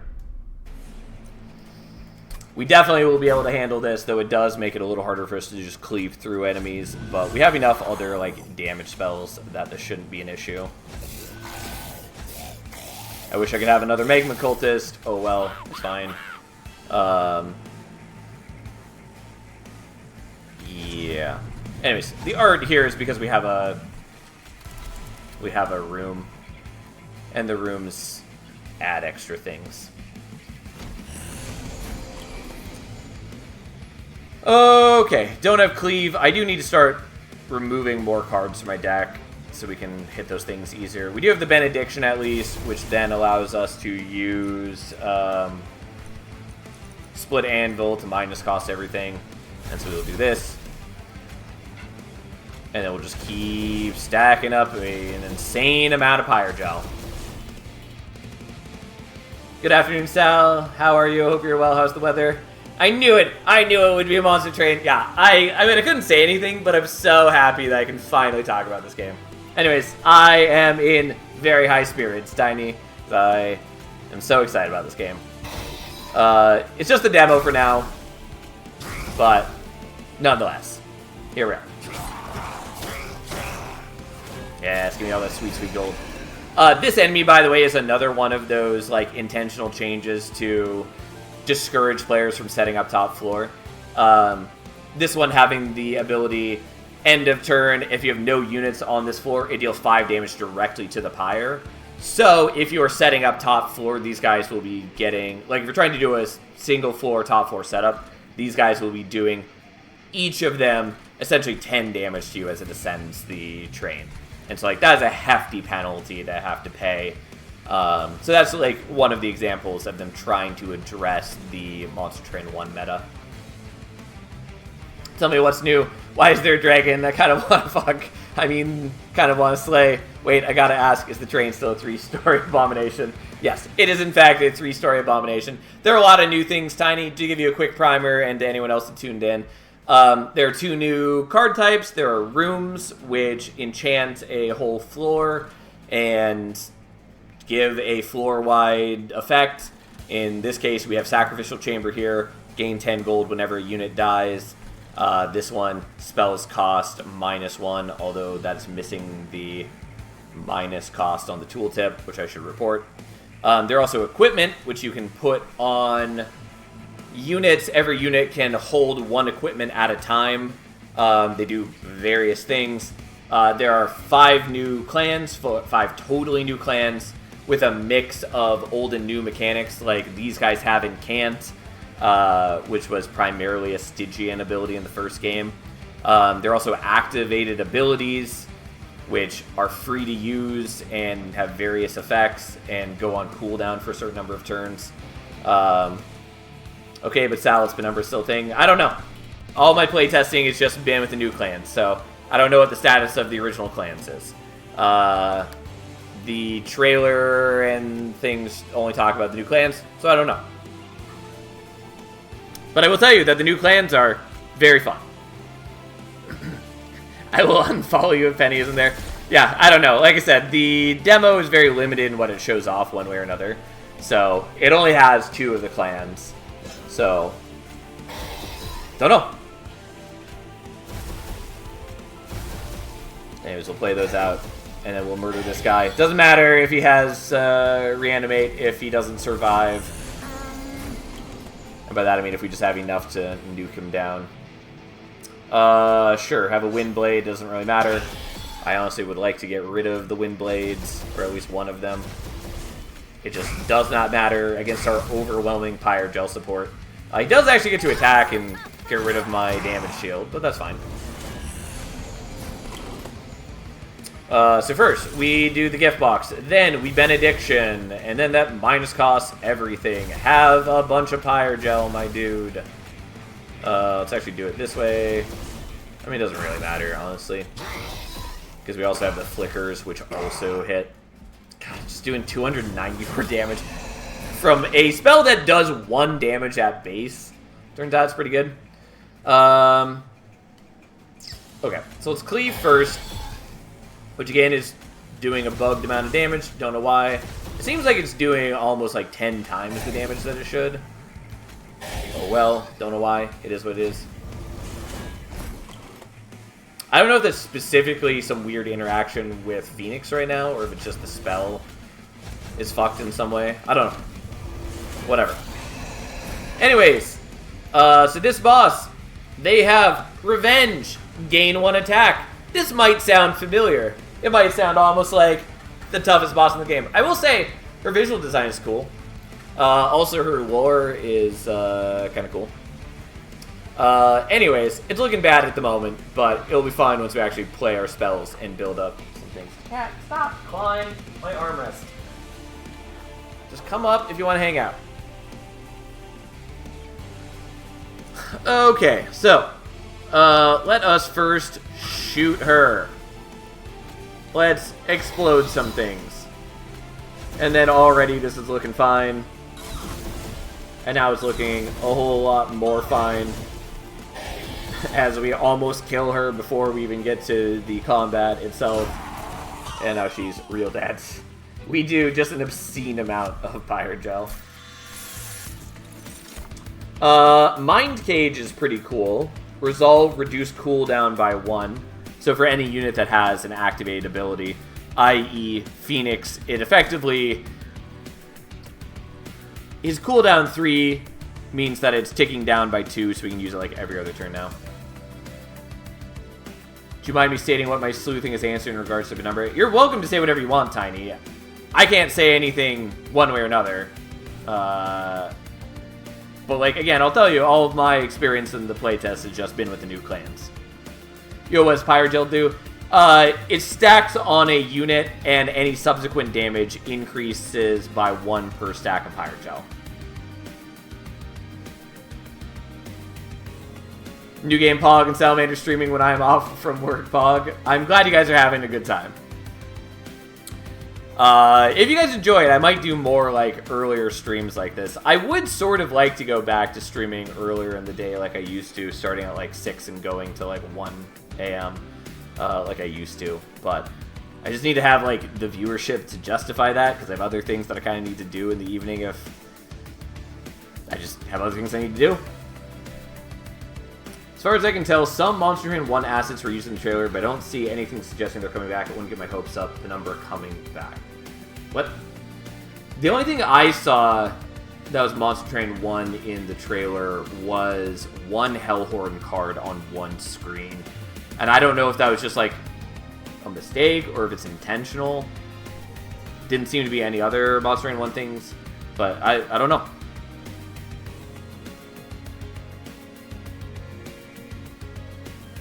My productivity takes a nosedive. I blame Sal. At any rate, I've been told not to get my hopes up. Utter wankery.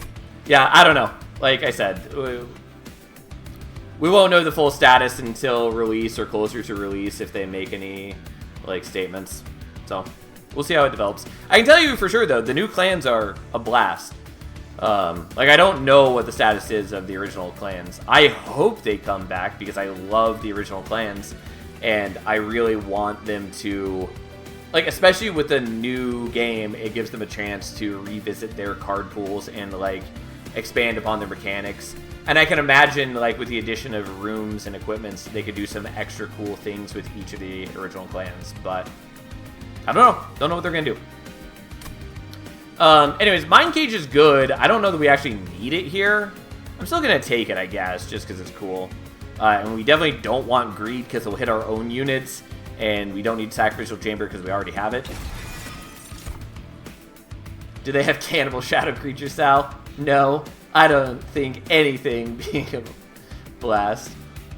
Well, that's too bad, Tiny. Goddamn cat hair gets everywhere. Lead Songbird, Valor, and friendly units adds +1 per stack. If we were actually building up any meaningful amount of Valor, that would be cool. We're not going to worry about it. We're just going to skip these. I should probably be reading all of these cards in full because they're all new to you guys, but whatever, here we are.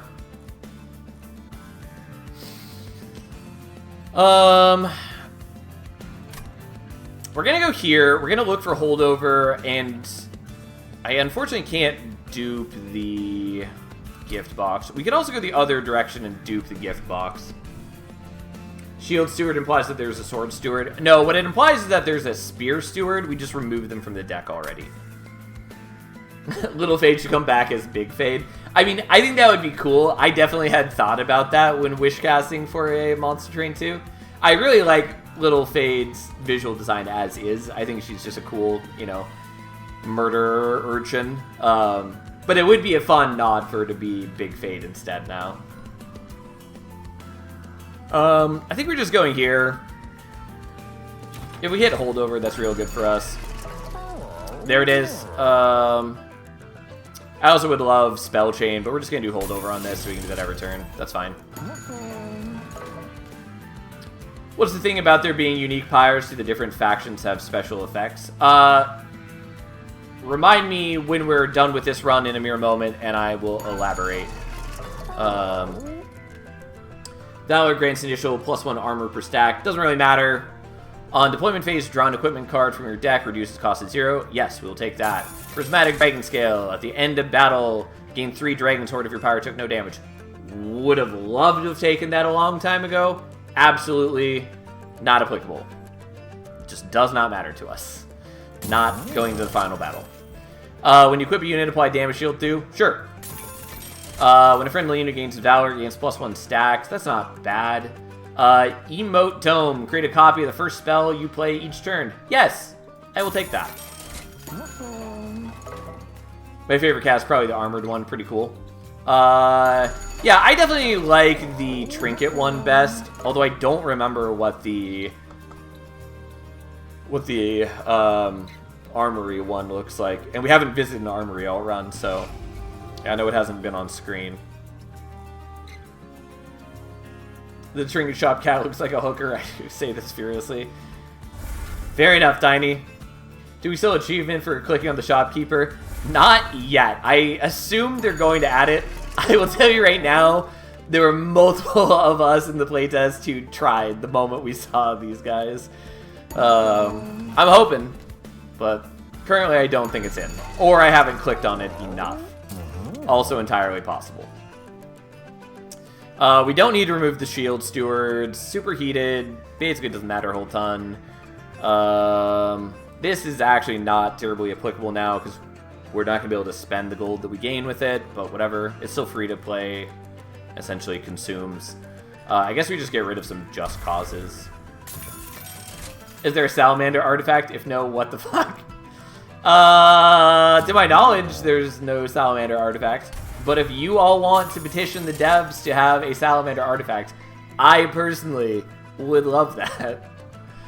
It would mean so much to me to have something Salamander related in the game, but okay, I'm gonna write in a complaint.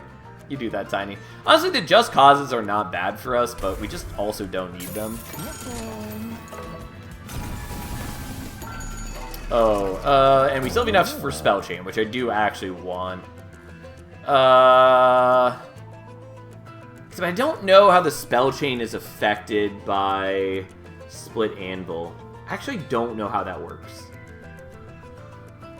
I mean, I guess let's find out. Most turns it will still work just fine. Sal, Tom, and Rising Dust should all get a nod. What the fuck, Shiny Shoe? Don't do my boys dirty. I mean, I would love for us all to get something in the game. That would be so cool to me. With something fiery themed, adding Salamander is possible if they want to. Yeah, I mean, it would fit right in. They're hosting a live stream later today in about 2 hours. Go to the stream and yell loudly your petition. Yeah, I knew they were going to do a live stream at some point. I didn't know when, though. I knew... Yeah. Anyways. Anyways, we're up against Savagery, which I think is the only Seraph in the demo, but I don't actually know for sure. Anyways, unrecognizable from his original form, Seraph has returned as a puppet of Titans from the Abyss. Seraph's savage form will weaken the defense of your units.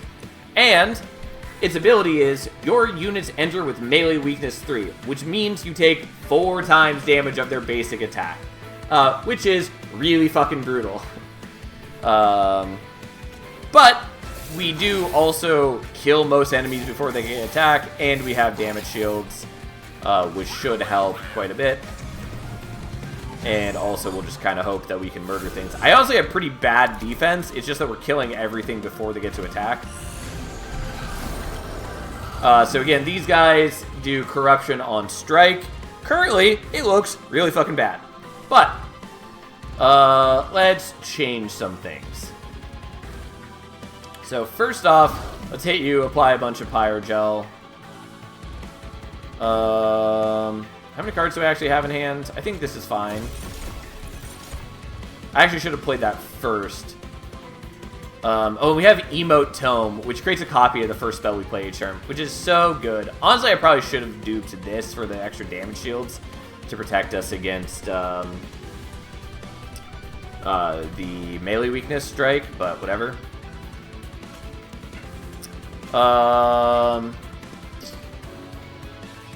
Okay, so we're going to do this. Unfortunately, I have to do this in kind of a weird order. Yeah, this is fine. We'll do it like this. I'm just trying to build up as much Pyrogel as I can first. Before I do Superheated, which it doubles the amount of Pyrogel. And that then minus costs every other card in my hand. So, have a bunch more. Sadly, didn't get to do these other Pyrocasts before we did the doubling, but we're still getting an insane amount of Pyrogel on him. And now we have damage shields, and we're not dying, yada yada yada. We will do the Pyreball because... Actually, we'll do it in this order. And each of these does 600 plus damage. Yeah, okay, so that doesn't get minus cost on the spell chain. Oh, one other interesting and important change with spell chain is that the copy is now ephemeral, which is, again, a new keyword. But essentially is, it purges when played, discarded, or at the end of the turn. So you no longer will ever have spell chain copies going into your deck. Which is kind of worse in a couple ways, but for the most part, I think it's much better. It means that you're never afraid to play out your spell chain card, because you're never afraid of like clogging your deck. You also don't have to worry as much about like putting spell chain on a card early on in a run, where you might not have enough Ember to consistently play out its spell chain copy. To be fair, I kind of like that gameplay loop because it puts a little more thought into whether you want to upgrade something with spell chain and when you want to do it. But overall, I think it is easier to use, more intuitive for players, and is overall just a buff. Anyways, we're going to Pyreball. Let's blows that up.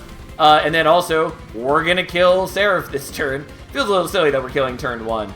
But turns out when you have 731 Pyrogel turn 1, you're going to kill Seraph turn 1. Like, we just had insane Pyrogel generation for this. And that first turn, getting the Jack-in-the-Box with the Emote Tome meant that we had so many incants turn 1. No way they don't nerf Pyrogel. I will actually say, I think Pyrogel is in a pretty good state. If we weren't using Pyromaniac, Phoenix here, our Pyrogel buildup would have been dramatically lower. Because he was giving an additional +9 per Pyrogel. And so with the 3 Magma Enchanters, or whatever they're called, Magma Cultists, we were just getting tons and tons and tons of Pyrogel. And in like any other situation, that would be a much more reasonable buildup, because it would have been like Pyrogel 4 per incant instead of Pyrogel 30. Also, we were able to do what we were doing largely at the expense of having good defense in the deck. And so if ever we weren't killing things, our floor would have crumbled pretty badly. And overall, Pyreborn is pretty weak on defense. They have a lot of good offense and not a lot of good defense. So that's kind of the trade-off there. So, yeah. But anyways, Pyrogel is strong. I think overall it's in a pretty good state. Also, keep in mind, we're playing at Covenant 1, which is, like, basically the lowest difficulty. Technically, there's Covenant 0, but you're not really intended to play on Covenant 0. The new Stygian clan. I wouldn't describe Pyreborn as new Stygian. They do have the Magma Cultists, which are incant units. But I wouldn't say that it's a heavy focus of their clan. What do the golden eggs do? I will explain in the next run. It's easier to explain when I have the UI up on the screen. So just give me a moment and I'll explain. Anyways, we unlocked some new things. We got to level 2. We unlocked the Attuned Manacles. Incant is also triggered by unit abilities, which I think is a terrible artifact because it's just fairly underwhelming. But whatever. That's one that I hope gets reworked at some point. Death Roar. Transfer all Pyrogel on this floor to a unit, then deal 5 damage 5 times. Like, if we had that on that run, dear God, would that just fucking murder bosses. Again, normally you don't have, like, that insane level of Pyrogel buildup, but, like, that would have been real strong. Would have been real satisfying. Golden Gloves. Friendly units gain Avarice 3, which, again, Avarice is whenever this unit deals unblocked damage, you gain gold equal to the amount of Avarice they have. Plays into the themes of, like, greedy dragons. Banish leveled up. Eagle Hearts. Consume. Advance. Transfer all Valor on this floor to a unit. I don't actually, like, love this. It's probably got, like, a good use case somewhere. Summoning a Hymnist applies Valor 5 to friendly units. Hymnist being the, like, bird units that we saw in Banished. The ones that give, like, enchant quick to your floor. Or Valor gives extra attack per stack. So they're the, like, support units for the clan. Rising Rage, Ascend and Advance. And yeah, it looks like level 3 is a max level for the demo. Just like in Monster Train 1, it is normally 10. But looks like it caps at 3 for the demo.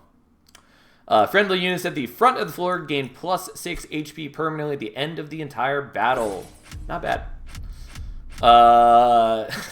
New personal record. Damage dealt 35,000. Previous best 2,000. Spells played 140. Previous best 43. Heart of the Pact. Win battles and trials. Alright. Can't quite unlock the new Pyre Heart yet.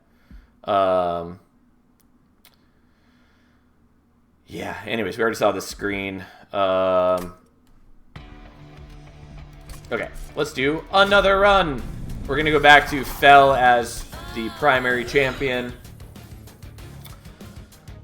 Okay, so, I think it was Squeak asked about the Pyre Hearts. So these are the Pyre Hearts. So before you start a run, you get to choose a Pyre Heart. The default one is essentially the Pyre in Monster Train 1. The different Pyre Hearts, which we can unlock one for the demo. We don't have it unlocked yet. We'll get it after the next run, though. Hey, thanks for the follow. Anyways, so essentially every Pyre Heart has different attack, different max HP, and they have a unique ability other than the first Fireheart. We'll see what it does when we unlock this one, but until then, we'll just wait. And then Dragon's Horde was the other question, which we'll do in just a moment. Okay, so, yeah, we're up against Savagery again. Again, I think that's the only Seraph variant in the demo. So we have Upbeat Warbler, Enchant, Grant Quick. We have Flicker, which we used to good effect last time. And we start with the Greed Dragon, which gains attack and each HP on summon for each amount of Dragon's Horde we have. Okay, so to explain Dragon's Horde, now that I have the UI available. So, Dragon's Horde, you can build them up during battle through various effects, like we currently have nothing that generates Dragon's Horde, but like we saw a spell earlier that was Slay, gain Dragon's Horde, and it deals 8 damage on cast. Or the unit that we just unlocked from leveling up Pyreborn was gain 1 Dragon's Horde on Extinguish. I think it was 1, maybe it's 2. Either way, gain Dragon's Horde on Extinguish. So, what it does is, in between battles, you can choose to loot it at any time. You get different bonuses by stacking up more Dragon's Horde. So, with 1 Dragon's Horde, you gain 10 gold. 2 gets you 25 gold instead. 3 is 25 gold, and a random minor Pyreborn artifact. The minor Pyreborn artifacts are their own pool of artifacts, and so they're special artifacts that you only get from Dragon's Horde. And so at rank 4, same amount of gold, you get 1 artifact, but instead of it being purely random, you get to choose 1 of 3. And then as you go up, you can start getting like normal artifacts, and if you eventually get it high enough, you can even start getting major boss artifacts, which are like extras of the gain extra ember per turn, gain extra drop per turn, or gain capacity. You have to get other artifacts that actually allow you to go beyond 8, since that's the normal max cap. But if you can get all the way to 12 or 13, you can start getting the boss artifacts, which is, turns out, really good. There are minor Pyreborn artifacts, but no major Pyreborn artifacts. No, the major Pyreborn artifacts are just like the normal artifacts. It's just that minor denotes that they come from a special pool unique to Dragon's Horde. So that's what Dragon's Horde does. It is a cool mechanic. We'll see if we build into it this round or not. It's kind of contingent on whether we actually see things that help us build up Dragon's Horde. So Pyrestone Housing turns out pretty good, especially when we have like the Upbeat Warblers, since they give quick to the whole floor. Or specifically, they give quick to every other unit on the floor. They don't give quick to themselves, since Enchant specifies other units on the floor. Although I don't know... Yeah, I don't know. Whatever. Anyways, doesn't affect itself. So if we do like a wide floor with a lot of units, we could get some really good benefit from that. The other option is Versatile Ember Staff. When you play 3 different kinds of cards in a turn, draw 1 and gain 1 Ember. So like playing out a unit, a spell, and a Scourge in the same turn will trigger it, or a unit, a spell, and an equipment, yada yada yada. We're going to take Pyrestone Housing. We just are. And now we can finally actually see some of Fel's build paths. So Vanguardian, which is a good name. I like the name Vanguardian. Also, this is what I was saying, that we no longer have Hef at the Forge. We have Daedalus, it looks like, who is another returning boss from Monster Train 1. He being the boss that creates bombs. So, Vanguardian's the one we saw in the opening run. Revenge, apply Valor 1 to friendly units. It's not great for us, given that we're probably going to try to be using the Warbler to give quick to our whole team. And if we have quick, we're ideally just going to kill all the enemies before they get to attack. Wait, is that Fel the boss or Fel her mom? This is Fel the boss. This is Fel returning from the first game now as an ally, which I think is super cool. Anyways, the Revenge Apply Valor is normally quite good. I guess we're taking Savior instead, which is an active ability. It advances, apply armor 5 or Valor 5, and then gain armor equal to her stacks of Valor. So she becomes a more defensive unit. Also gives her a free advance, which is pretty useful in general. Defeat means friendship, the first rule of anime. Yeah, I really like new Punk Fel. I think it's a super cool design. We are playing as the Angel side. Specifically, a faction of Angels from the first game has now joined Hell and are now re-invading Heaven.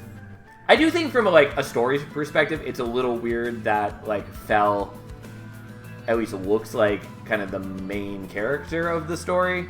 A little weird to me, but anyway, she's cool.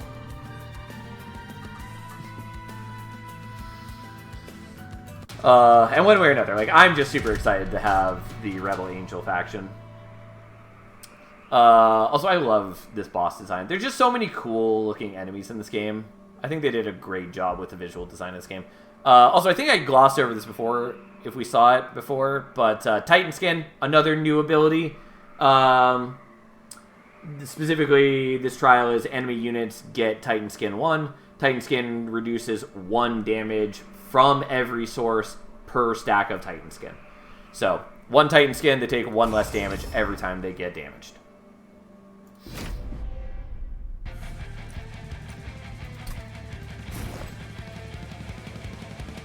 Yeah, the new designs are great. Yeah, I think they're cool. And obviously, there's a lot you haven't seen yet. I think, for the most part, outside of one clan that I don't super love their visual design, and even them, I think they've got some cool things. But for the most part, it's just real good. Yeah, so weirdly, we don't really want to play the Greed Dragon or the Shield Steward with Fel, because we ideally want to leave space for the Warbler. So I guess we play on top floor, and we try to wait till we have the Steward and the Warbler to go with her. And then you're basically just a more expensive Shield Steward for the moment, because we have no Dragon's Horde. Deployment phase. Deployment phase is such a great addition to the game. I did not realize he has that sound effect, because I've been playing this game mostly with my sound off. I'll be honest, I was wholly caught off guard by that. Honestly, it weirds me out a little bit, but fair enough. Anyways, the Flicker doesn't kill because they have Titan Skin, so they take reduced damage. We're going to apply some Valor. I guess just have a Shield Steward so you get a little bit of damage. It doesn't matter a ton because this guy heals at the end of combat, so undoes most of the damage that we did.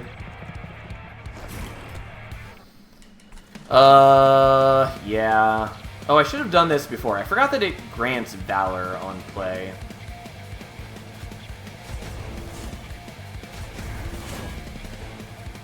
Which is not a ton, but it does help our damage output. Unfortunately, we are leaking. It is just what it is.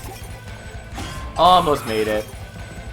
But whatever, take some damage. It's only 1 hit. It's not the worst. Of note, the Pyre does start with 40 attack now, which is a huge difference compared to Monster Train 1, which starts at 20 attack. Again, not killing him in time. I honestly should have put the Pyre Gel onto the boss because I don't think putting it here made any good difference. Took damage on Covenant 1 reset. Yeah. Such is life. Anyways, definitely should have done that before. Whatever, let's build this up. We will get our ability back in time.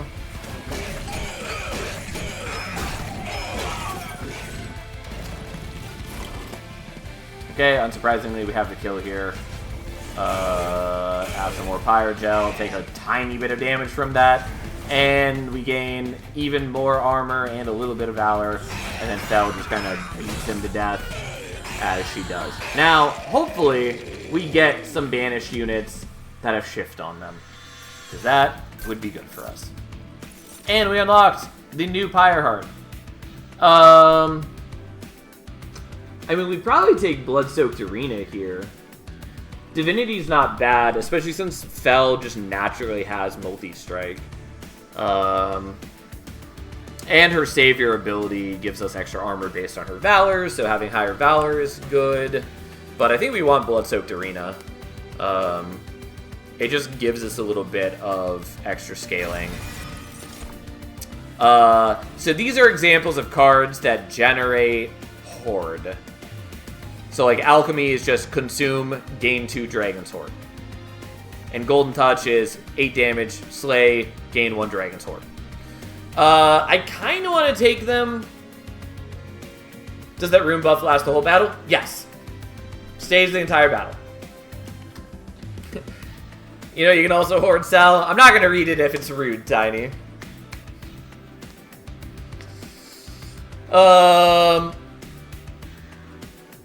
Yeah, we all knew it was coming, Tiny. I kind of want Alchemy. I don't know how much we're actually going to build into Dragon's Horde, but like, as long as we can afford to play this each time it comes up in battle, it's minimum like 25 extra gold. Like, I'll take it. Got him. Okay, yeah, so it does tell us what it does. So Heart of the Pact. So after playing a card from your primary and allied clan, draw +1 next turn. So on every subsequent run from here on out, we can now choose to either start with the basic Pyre, which has no special ability, or we can take a Heart of the Pact, which will have different attack and max HP. And every single turn, if you play a primary clan card and an ally clan card, you get +1 draw next turn. So that is the example of like the sorts of things that Pyre Hearts can do. I think the full game inclusion screen said that there's 10 plus Pyre Hearts, so there's a lot to look forward to there. But I think they're a cool addition. Like, definitely not something I had expected or thought about, but I like the extra variety that they add. And you can randomize them, or you can, you know, pick what you want and tailor it to whatever clan combo and champion you're using. Sorry, I fell asleep, but I meant to ask earlier the most important question. Is there Caprice's Reflection, and how many times have you picked it? We have not seen Caprice's Reflection here.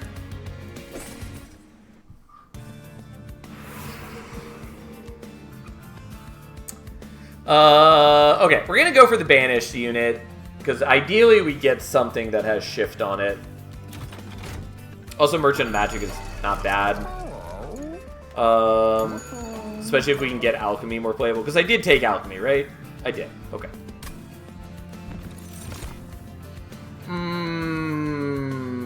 That's not really what I wanted. I mean, it's definitely worth taking Firebrand. It's just that Firebrand doesn't, like, do much for us if we have Quick. But, like, Revenge, Gain Valor is not bad. It's certainly better than what we've currently got. I'm getting motion sickness going up. It takes some getting used to, having spent so much time in Monster Train 1. Yeah, I don't know. I don't really want the Firebrand, but I think we still take it. And, like, Deployment Phase does make it less bad to take. Because, like, worst case, we just, like, throw it on a lower floor, and maybe it survives for a couple turns, stacking up Valor. I think we minus cost the Just Causes. And then, you know, if we do draw them on the same turn as the Alchemy, we can still play them. I will do Spell Chain on this. It feels a little weird. It's not particularly strong. Yeah, can't afford Holdover. I don't really want -2 and Consume. I probably should not have re-rolled here. I would have loved to do -2 on the Alchemy, but since it's already a Consume card, I can't. I could do this on the Firestarter. I think I'm just not going to. Like, it's fine. Who really cares? We're gonna do this even though it means that I can't play out the Alchemy ever. I just don't have the Ember for it on any turn.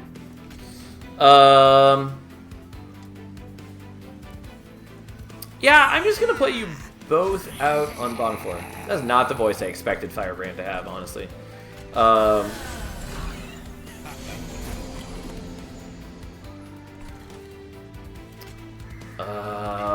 mean, I want to play the Bloodsoaked Arena. Maybe I play that instead. You know what? I will. And then we're going to remember to use this immediately. Yeah, and I guess we're just going to do Just Cause here.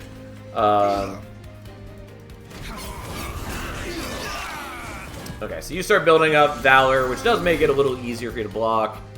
Thankfully, we can do that. We get the Spear Steward here. And then we start building up a little more. And I guess let's Pyre Gel you and hopefully kill you soon. I would very much like to not be leaking. Yeah. I was hoping to get a Warbler, but... yeah, unfortunately, like, the Valor on Slay doesn't matter if I'm not slaying anything. This is why I wanted to get, like, a better unit for top floor. And if we start going to Merchants of Steel, we can start using the Pyrestone housing, which would be good. God, I'm still not used to the saxophone. Anyways, we're leaking more. Whatever, fine. It is what it is. Alas, so be it. Where are the googly guys? I think there's an option for them. I actually haven't looked. Extend the saxophone to 1 hour. Unironically, my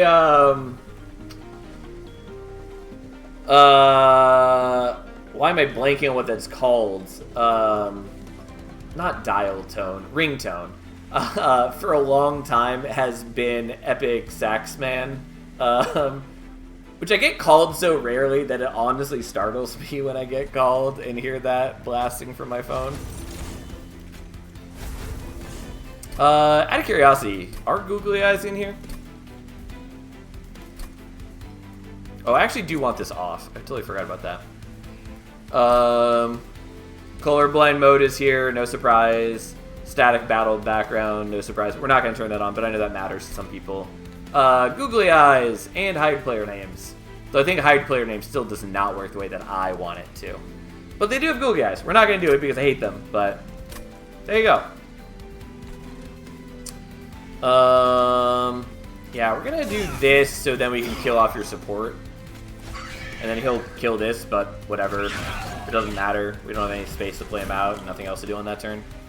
And then we at least get the kill here. Sadly, didn't get to play Alchemy. Sadly, did leak a bit. Oh well. Whatever. And then he dies. Unfortunately, the room did not do a lot for me. Probably was better off using other things. Cleave is good. I'm a little worried about taking because I'm worried that it's bugged still. I don't know why it was doing so much extra damage on that prior run. Maybe we take Challenge instead this time. Honestly, Challenge isn't terrible for us. I don't know that it's necessary, but we'll take it, I guess. Lava Flow is fine. Pyre Cask is not bad. I think maybe we take another Alchemy, though they're hard for me to play currently. Yeah, and there's no more Banish units. Really wanted Banish units. There's not another Banish unit until here. Well, we're going here. Like, the Merchant of Arms could be nice, but we really would like to get some units, like, upgraded. And multi-strike is exactly what we want.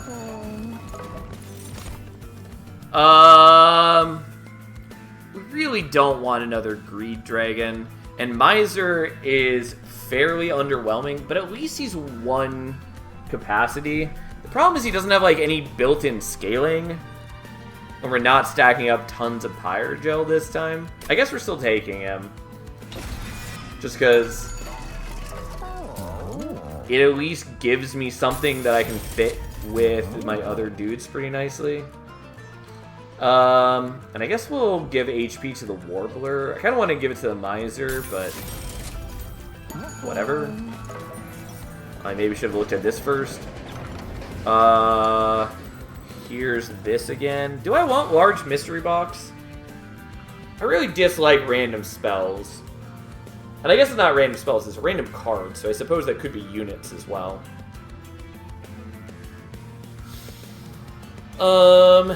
Could do the units, which is honestly not the worst.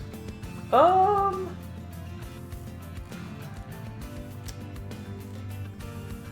think we're actually doing this. So yeah, this guarantees we can get the Warbler before we are really in danger. I'm going to do that, even though it's kind of underwhelming to have both of them in there. And I guess we do the Greed Dragon. So we're going to hit capacity pretty quickly. I actually maybe should not have done that way. Well, we'll see what happens. It's fine. One important change is that max units on floor is now 6 instead of 7. I don't fully know why that was changed, but it was, so that's a thing.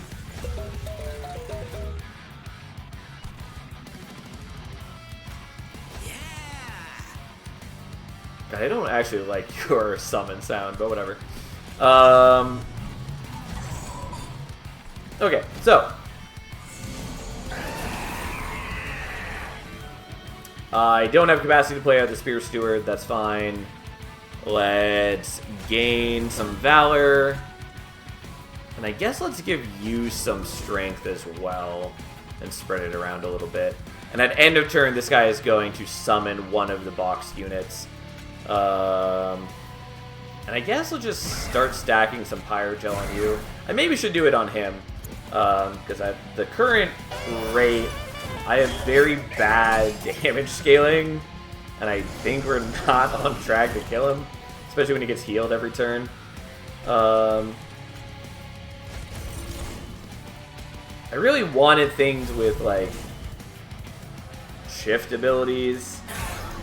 So we'd have some, like, built-in damage scaling. Anyways, we're going to do the Alchemy.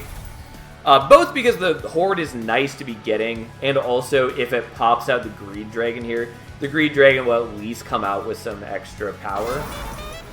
It wasn't the Greed Dragon, but that's fine.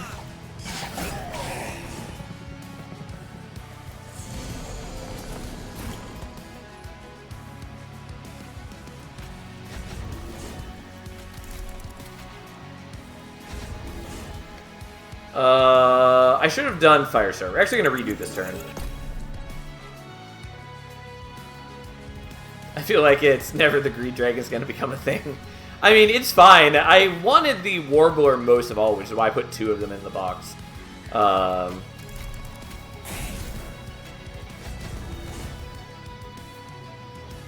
are you dying now?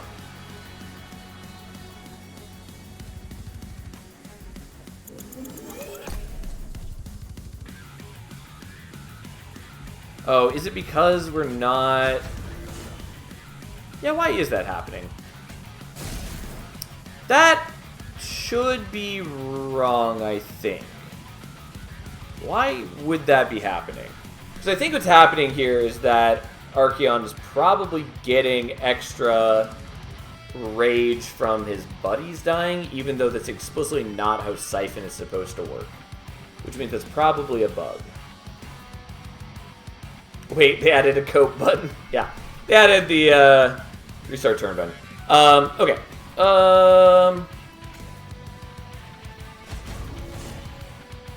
So we would be not playing out the Blood-Soaked Arena if I do this, but I think that's probably for the best.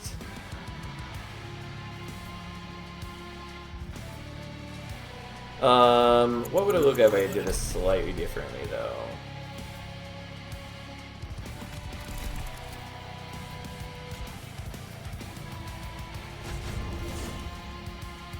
Yeah, I don't know why...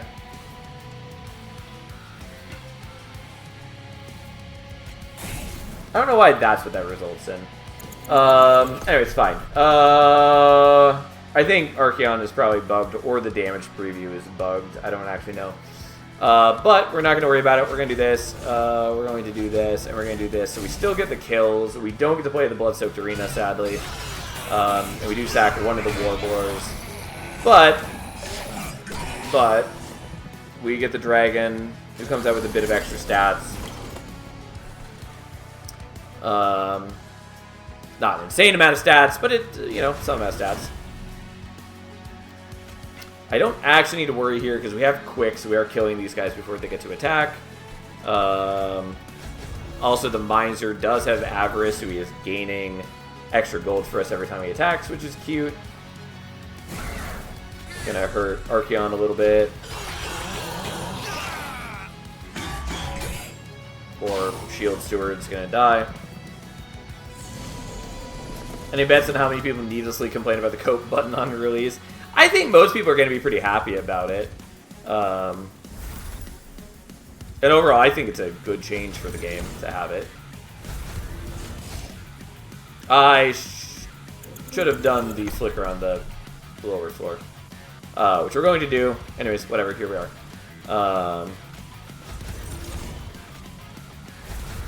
I could just be stacking on the Valor on Fel, and honestly, that's not a terrible play. And we want to do that because we want to kill the backliner there. Still sad that we're not getting the Blood-Soaked Arena played out, but whatever. We're not particularly strong right now. But the bad players are winning too now. Yeah, anyone who says that can fuck off.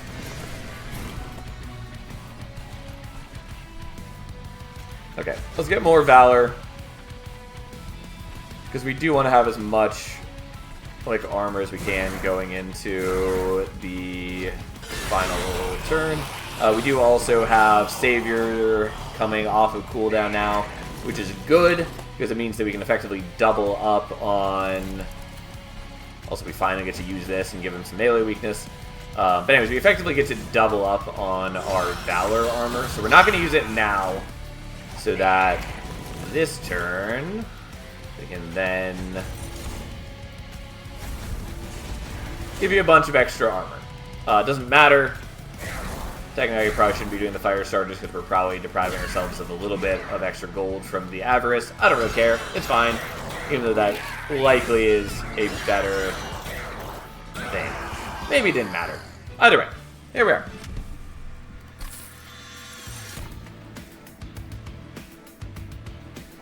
Alright, so we already have Blood-Soaked Arena. I don't think we need another one because I don't think we're going to try playing on a different floor. Superheated, double the amount of Pyre Gel on a unit. Not terribly applicable to us right now. It's a good card, obviously, but, not incredibly important. And Soldier of Fortune, consume, lose 30 gold, draw a unit, apply 30 attack, average 15, and armor 15. If we didn't already have the Jack-in-the-Box, I would use that to draw out the Warbler. Although you can't put Intrinsic on it because it's 0 cost, which is something that I do dislike about the current Intrinsic upgrade, is that tying it to -1 as it is does mean that you can't play it on things that cost 0. I know, you're losing your minds. I'm not a fan of the meat pepperoni effect instead of the ice. You just gotta get used to it. Also, there are different effects depending on the boss. It's grown on me. I had a similar reaction, but again, I think that's what 2,000 hours of Monster Train 1 will do to you. Also, since I am just, in general, a person who dislikes change, as anyone who knows me can attest, to a rather unhealthy degree, honestly, but hey. We're not taking Soldier of Fortune. If we didn't have the box, I would use it, but hey. I do like Gold Tooth, and maybe we pivot off of what we're doing. I think we probably take Gold Tooth here. So our current capacity, we do not have enough capacity to play Fel, the Miser, the Gold Tooth, and the box.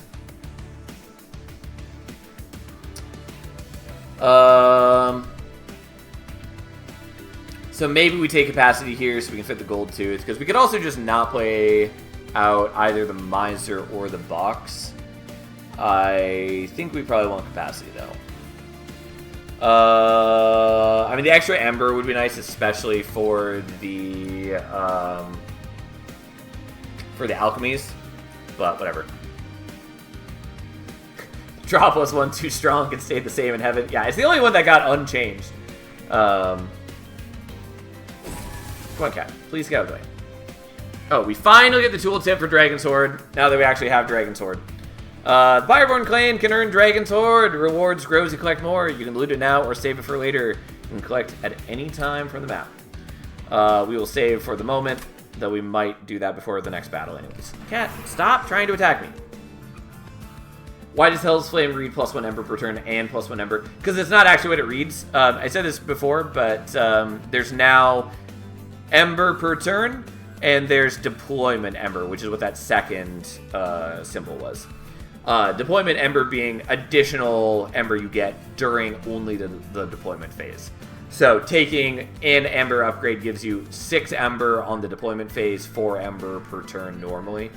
Up from 4 during the deployment phase, 3 normally without it. So that's what it's doing. I think we're going to Merchant of Magic. Don't know what we're duping. Oh, okay, I did hear something about deployment phase that was lying in bed. Yeah, no worries. That's what it does. Deployment phase is the first turn only. Deployment phase is the turn 0 where you get to set up your units. And there's cat hair getting all over my face, because that's what she does. I love this cat. Don't love the cat hair. At least I'm not allergic, but, like, it does irritate me, nonetheless. I think we're going here. I just don't know what we're duping.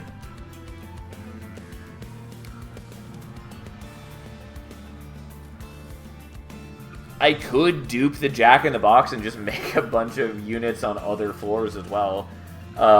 Which is cute. It's not incredibly applicable, but it's cute. When does that cat ever sleep? All the time. Oftentimes right on top of me while I'm doing other things. I kind of want to go for the Merchant of Trinkets just because there are a lot of things. I think we are probably going to loot the Horde right now. So currently we get a Minor Pyroborn artifact, and I think that's worth doing. We'll also get a tiny bit of extra gold. Okay, so equipping a friendly unit reduces its cooldown by 2. We don't have any equipment currently.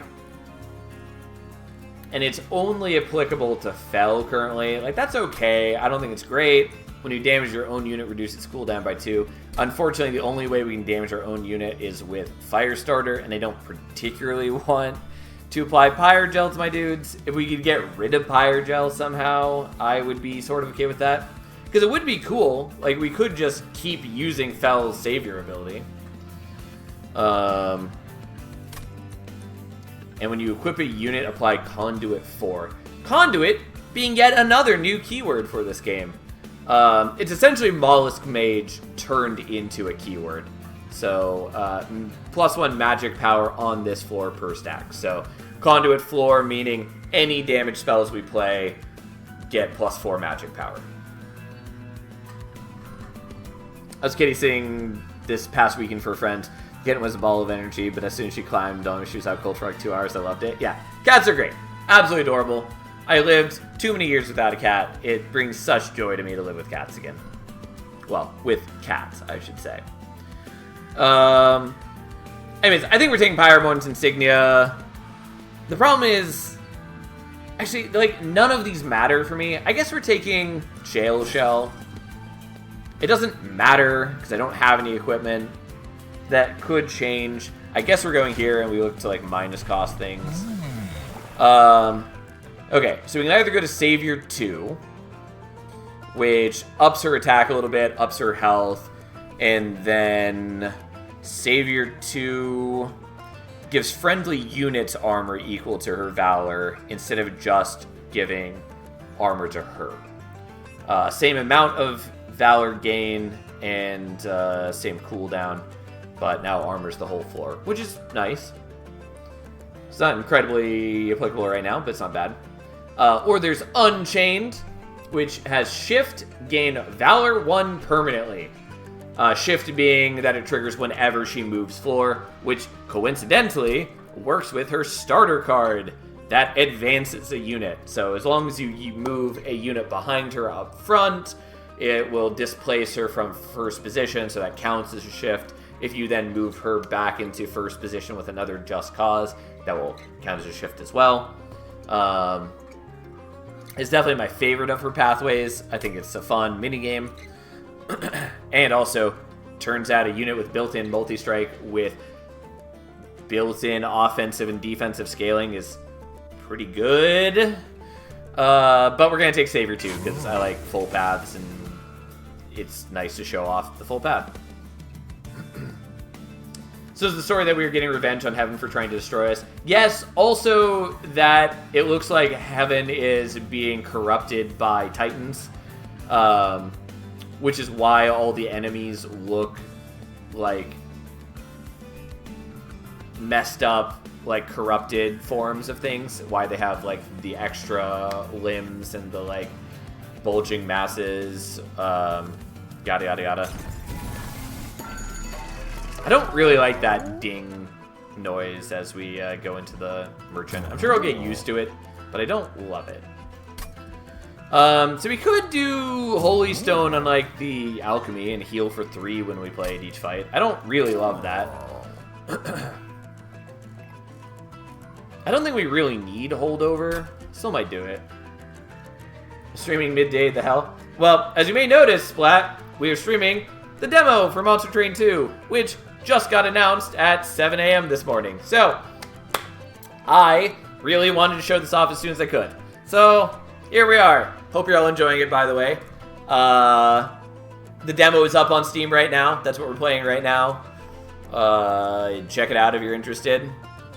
Game is super good. I love it. Still expected this to be later. I mean, I was pretty clear both yesterday and the day before that I would be streaming starting at 7 a.m. or 7:30 a.m. in the morning. So, you know, I think I was pretty clear about that. I will be streaming later in the day as well, though I badly need to sleep sometime between now and then. I guess we could hold over the challenge and just like melee weakness bosses constantly and stuff. I think that's worth it. It also helps us get kills. I'm going to do this and make the Alchemy more playable, because it's annoyingly difficult at the moment. And then I'm going to take Spell Chain for this. Although, like, Spell Chaining a Just Cause is also decent, since I have no other damage scaling. Although, like, the Gold Tooths do have some built-in scaling now, which is nice. I fell asleep during you saying that both times. I mean, I said it a lot of times, Splat, but fair enough. I hope Stygian Guard defects to the Titan side and we get to beat up Tethys. How dare you? I still like Tethys. I mean, she's not my favorite champion, either visual design or mechanics. I think Conduit's cool in the way that it allows you to play an incant deck in a fairly different manner. But she's not my favorite. Stygian as the clan is really cool, though. Oh, hi, Bone Dog. Yeah, Bone Dog's cute. And as far as I'm aware, Bone Dog was from a game prior to Monster Train that they made. I know nothing about it other than I think it was called Death's Door. Can you put -2 and consume on a consume card? Sadly, no. Which is partly why I don't love this upgrade.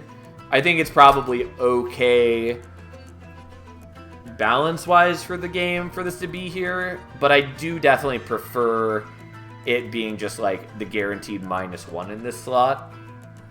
But whatever. I was too excited to sleep last night waiting for Sal to go on at 7:30 and tell us he bought an island. This is even better though. Yeah, I was not productive yesterday, and I definitely did not get enough sleep yesterday. But I'm having a blast today. I kind of wanted to do the -2 and consume on something. The double stack is also honestly okay. Just because my damage scaling is so low, but I think we're going to not do that. I would like to dupe the Gold Tooth eventually. That's the important thing. Always more fun to watch when you have fun. I'm glad you enjoy. Like, I try to... One of my favorite things about streaming all the time is I get to share off my passion for games. Like, this is a game that, you know, I've wanted to talk about for a couple months now. And I'm just so excited that it's finally public and I can share how much I love it. Anyways, I guess we're just duping the Just Cause. It's not, like, amazing. And I guess our major game plan is we head to this Merchant of Steel. We look for, like, multi-strike on the Gold Tooth. And then we dupe it at some point. Maybe. In the meantime, we try to build up some cash. Heaven's Seal, by the way, slightly less onerous than before. And now, no longer heals them to full. And instead, only restores 150 HP when they move up a floor. Which is still quite a lot. But it's not a full heal. Unfortunately, we are up against the Scourge generators, which is bad if I'm trying to set up top floor. I don't even know where I want to set up here. The problem is the Scourge guys are gonna fuck me because I have no way to kill them early if I'm setting up top floor, but I do think I need time to be setting up my Valor and all that, so...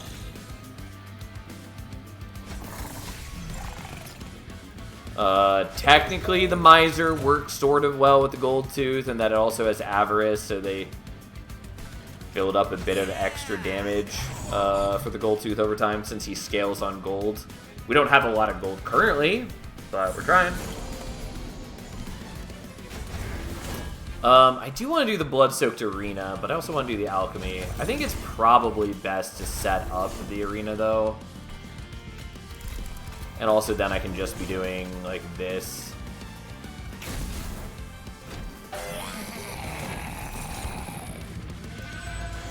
Yeah, I don't love these guys. They do incant sap to your units, which again is pretty not great when I already have very low damage scaling. And of course we got this guy before we got any Dragon Sword. Well, we'll try doing this. There's a good chance we leak some units. Whatever. Isn't it crazy we got Monster Train 2 demo before GTA 6? I mean, I don't follow GTA, so fair enough. This unit has reached this floor.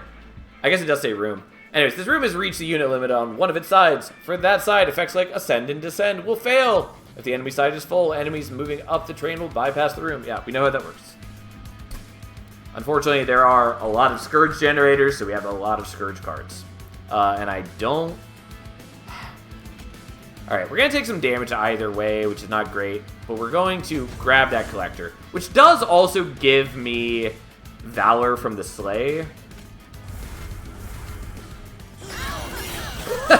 Silksong fans be like, yeah. Someday they'll release Silksong, and it'll be good, presumably. Yeah, we do take some damage. At least our Pyre has 65 base attack, which is quite useful. Yeah, unfortunately, the problem with not killing the Scourge dudes is they just cause me unending grief now as I drop basically only Scourge cards.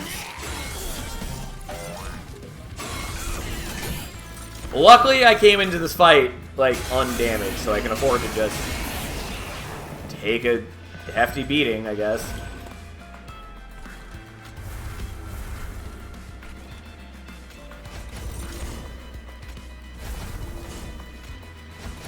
Okay, so we're going to do that instead of playing the Scourge card, because this way I kill these.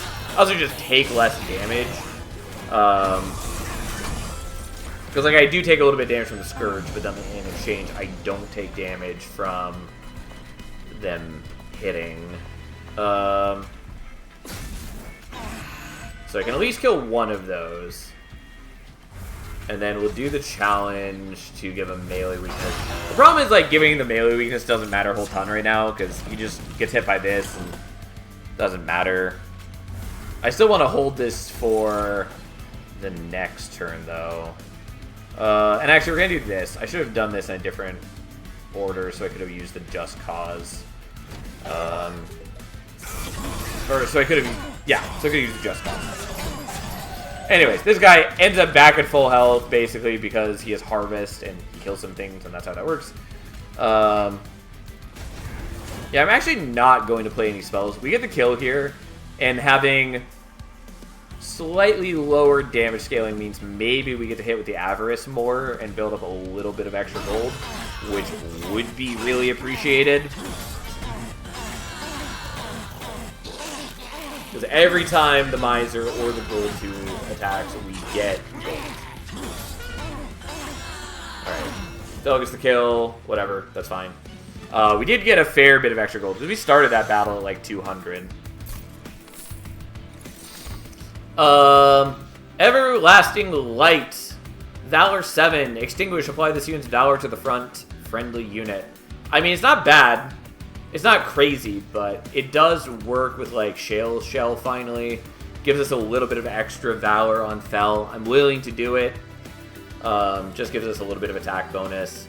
And if she dies, then the next unit ends up with a fair bit of extra attack. Heroic Dive, Consume, Descend, then Advance a friendly unit. Deal damage to the front enemy unit equal to 2 times this unit's HP and armor.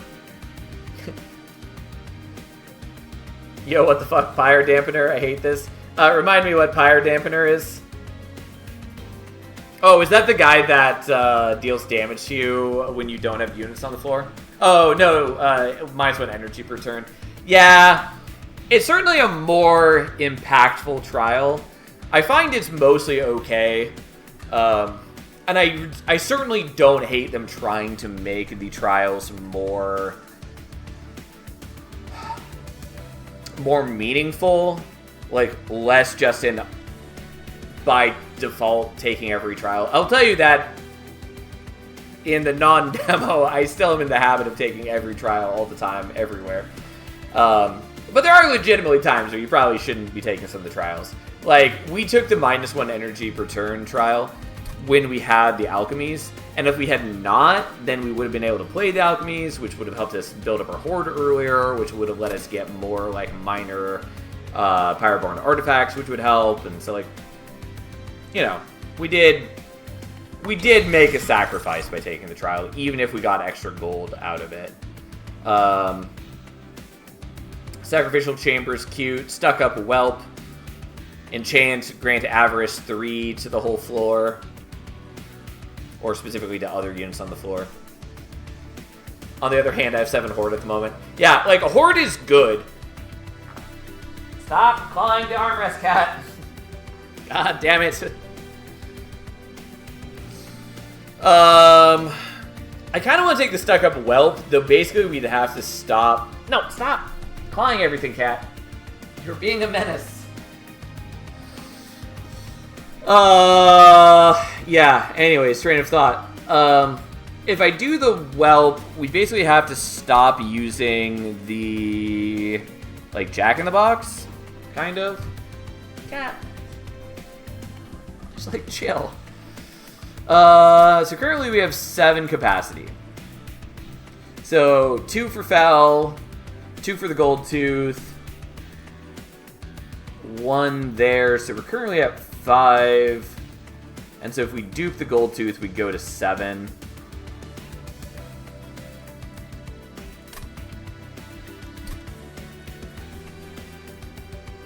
I think we're probably just fine with that. Like, with Savior, we're getting so much armor that I don't really need the quick. So I think we are skipping the Stuck Up Whelp. Dragon's Breath is good. 10 Pyre Gel and deal 10 damage to enemy units. I kind of want Sacrificial Chamber. Even though we can't, like, make great use of it, and I do already have another room card that I like.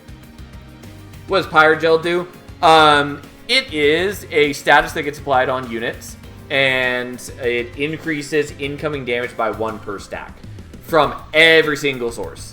So if you play one fire starter, it will do 1 damage. If you play a second one, it will do 3 damage because it's 1 damage plus 2 from the Pyrogel from the first one. So that's what it does. It is a very good status effect, for the most part. Anyways, I think we probably want Dragon's Breath, though we're having a little bit of trouble playing out the high-cost things right now. But I don't know that we can make good use of Sacrificial Chamber. I mean, I sort of can. I could just, like, play it on a lower floor where we're moving the Jack-in-the-Box to, and then just get some gold from my units dying. Or I could use it instead of the Blood-Soaked Arena for a while. I think we're just gonna take Dragon's Breath. It helps with our needs. And this is pretty underwhelming currently, since I sadly didn't get to build it up more. So we'll save that, I guess. We don't have that many more battles to make use of it. I guess we got more than I thought. Anyways. So, Merchant of Arms, which lets us buy equipment or rooms and can sort of upgrade them. I don't think I really want that right now. Getting an artifact is not bad. I think we just take the removal. I think it's too late for us to care about a banished unit. But just like minus costing more things like the alchemy so I can play them out better. And also just like removing some of the fire starters is probably good. Oh, we look at the shop first. -1 in intrinsic is not bad. We could remove consume on the alchemy, which is cute.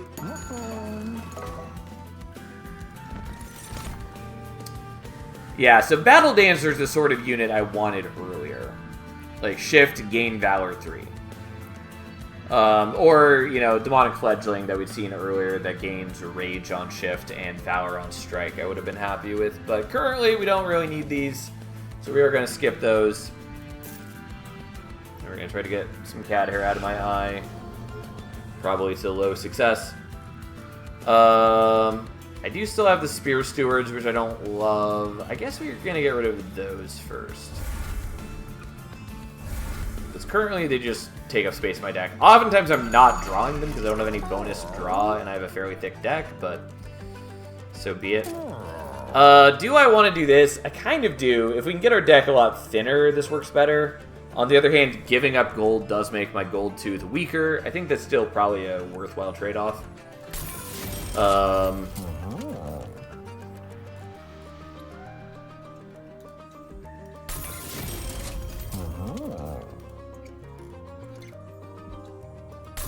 Yeah, I think that's good enough. And then I did forget that I have the challenge on holdover when I took the Dragon's Breath. We need to minus cost it to be able to use it, or get like Split Anvil again. But that's fine. We'll make do. I'm just gonna get rid of a couple cards. I don't want to spend all of my gold, but I think that's worth doing. Titan Skin 4 is fine. I don't love these incant dudes. Getting Sap 2 to your whole floor on Cant is real bad. And the Harvest dudes are pretty scary. Okay, so Fel, Miser, Gold Tooth, Jack-in-the-Box, and then you guys can set up elsewhere. I guess I probably need to get rid of one more Shield Steward, because I currently don't have Ember for it. Although maybe we take Ember on the upgrade, on the boss upgrade.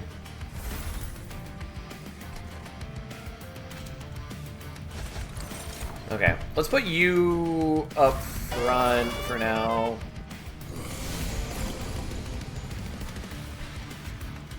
Oh, I forgot to use Savior. Okay, I'm sorry. We did this in multiple different wrong ways. A, I forgot to use Savior on first turn. B, we want to use it now, then play this, because it reduces her cooldown thanks to the Shale Shell. And then we give you some more. And we're going to do that so you don't lose your melee weakness. And then the Greed Dragon comes out with better stats because we have a bit of Dragon Sword at the moment. This is going to look a little weird, but we're going to do that so that you're going to get killed.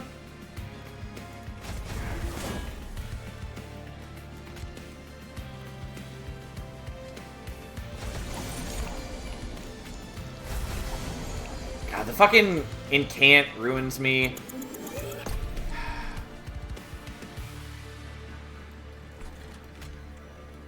Well, we're doing that, because this is still decent. And then we're just going to cry about other things. I guess we play this here, because I don't want to play at top floor. And I do want to play the Alchemy and get some more Horde. Kind of surprised they have the same art for those annoying collectors. Like, I don't think the art for the collectors needs to change. Oh, did I not use Savior that turn? I knew there was something I was forgetting. Because I knew the damage looked off. Well, that's a shame, because that's a waste. But, fine.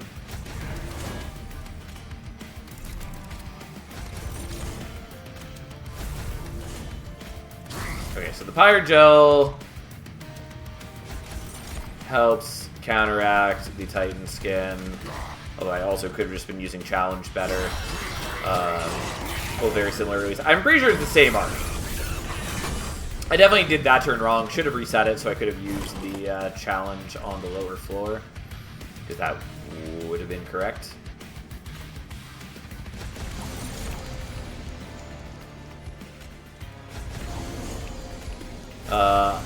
Yeah, I definitely fucked the ordering up here, so let's not do it that way.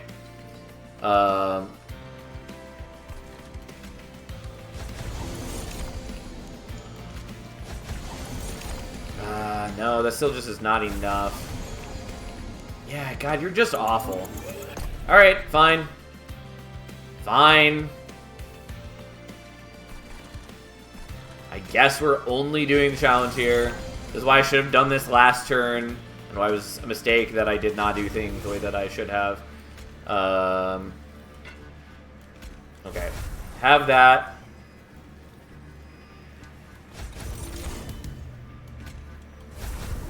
We're gonna do that,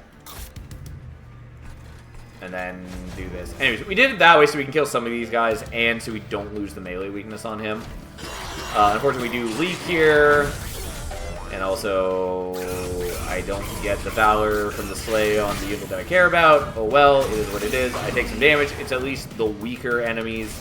Again, my damage scaling is not good. But we're at max Dragon Sword now.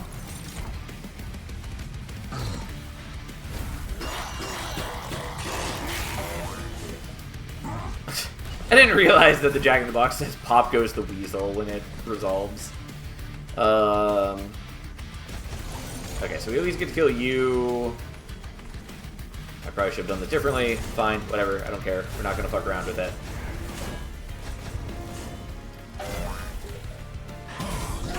Okay, so you get the kill there.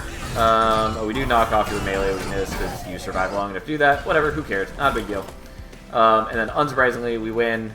I could gain more Dragon's Horde, but it doesn't do anything because we're at the max on Dragon's Horde for the moment. Because to surpass that, we need to get certain artifacts. And then we just at least soak up a bunch of extra gold from this. Or I guess the Miser probably isn't because he has a bunch of Titan Skin.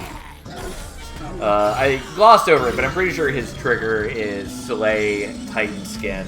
So by killing units on the lower floors, he got a bunch of Titan Skin. Made it harder to hurt him. Shield of Wing is good.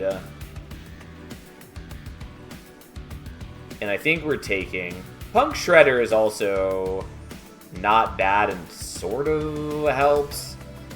It's not super applicable to my needs. This boss looks like a trading dummy that can hit with the main protagonist beam. I will say that boss is definitely one of my lesser liked designs. There's a lot of bosses that look really cool. Anyways, I think we're taking this. I'm definitely going to need extra Ember if I'm doing this, or we need to luck into certain artifacts, but I do like that. We are definitely looting this. There's no reason not to, unless we wanted to keep it stacked up to power up the Greed Dragon, but I don't care. So, another minor Pyroborn artifact. Gain 1 Dragon's Horde on the first turn of battle. When you equip a friendly unit, apply Conduit 4. I think we're taking Dragonstone just to make sure that we're hitting our max faster. And then we get a real artifact. I like Winged Steel, obviously, but I think we're taking Artificial Pyrostone, which is just +3 Deployment Ember, which is basically what I wanted. Although I need a Merchant of Arms now, and unfortunately it's not till there. I think we're going for Merchant of Steel. And thanks for the follow. I really appreciate it. Hope you guys are having a good time.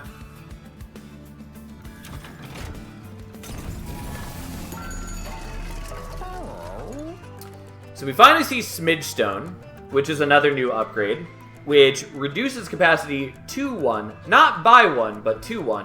But it also applies Fragile. Also, I just remembered that we have Pyrostone housing, so we have extra upgrade slots, which I have not been making use of. But anyway, so that is sort of an interesting upgrade. I like its inclusion. I don't know how often I actually make use of it, especially because the Fragile makes you really vulnerable to like sweep and spikes. I will say Monster Train 2 seems to have less sweep and spikes than Monster Train 1, at least with the DLC in particular. Which again seems like a very intentional change. But it still seems pretty risky to take this. Nonetheless, I like that it is a more prevalent option. Again, I talked about this before, but you know, they did a lot of things in their design for this game to try to make larger floors and just more units overall and multi-floors more viable. And this is one of those ways where just like making this just one of the core shop upgrades makes it a lot easier to fit more units if you want them. I honestly don't think we really need the HP upgrades since Savior gives a bunch of armor as well. I'm just gonna reroll. I will take Multi-Strike.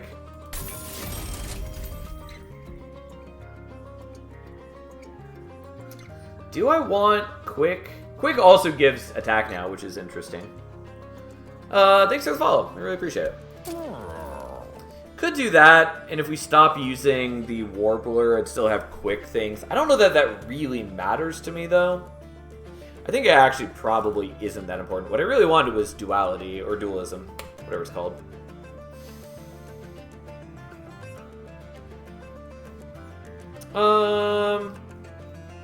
Yeah, especially with the new equipment that I got, I really don't super want that.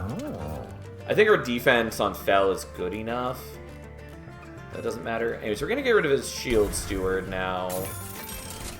Although it's not super important at the moment. And we're going to get rid of a Fire Starter.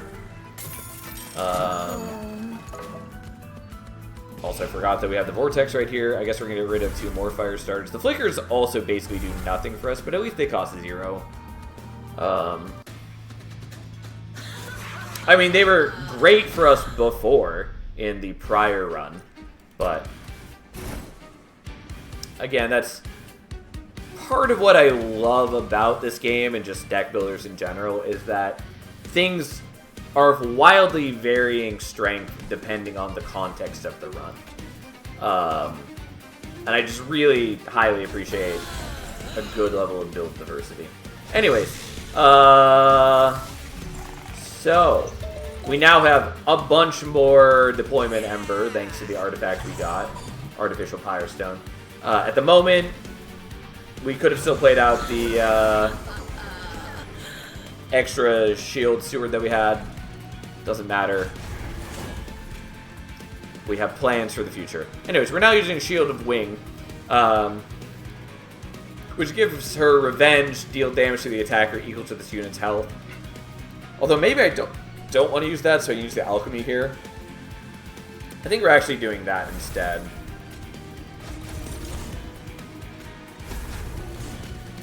Also, I should have done this first before I used her ability. And we're not using challenge. It's fine. Whatever. These things happen. I really wanted to get my other things set up. Oh, and fuck me. We're up against Kale. I was totally not paying attention. Yeah, setting up top floor versus Kale is kind of rough. It's at least only spikes Kale, which if we're giving armor via Savior makes this a lot more doable. But the point is that the stupid Cherub is giving HP and spikes to the front dude every turn, basically. And so going up higher into the floor means by the time they reach top floor, they're way more onerous. But I think that's still worth it. Although it really makes me sad that I did not play out the shield. I still really wanted to get the Dragon Sword, though. Whatever. We'll see what we can do. Monster Train is probably my favorite rogue-like deck builder of all time. I reviewed the first game in the expansion of over 1,000 hours in it. Yeah, I'm at like 2,000 hours in Monster Train 1. So excited this came out so unexpectedly. Yes, it is very cool. I am so happy that this game exists. It brings me truly unmitigated joy. I kind of want to do the Dragon's Breath to kill some of these things, but we're going to try to greed and just gain more Dragon Sword. Also gaining more Valor's not bad. Yes, build up more gold for me, you beautiful creatures. This boss is the amalgamation of trained steward spirits that got purged from hell. He has very interesting visual design. Okay, so let's give Fel more Valor, and then give armor to the whole squad so that our dudes don't die. Sadly, that does fuck all, but hey. We also don't have the room set up, so we're not gaining Valor on Slay.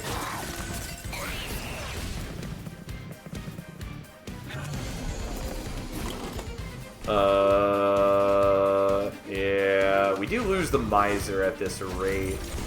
I think that's still fine overall. It does pain me a bit, but that's okay. We do gain less gold this way. Oh, you know, I could have shifted around, like moved the Greed Dragon before him, and that probably would have helped. Too late for that thought, but, you know. Okay, so we're going to play this now, which is not incredibly applicable, and honestly I probably should have just done the challenge instead. But now if anything does survive to attack us, we do reflect damage on him. I thought those were red cat mushrooms, not little guys carrying a platter. No, they are definitely guys carrying a platter, which I think is really cool design.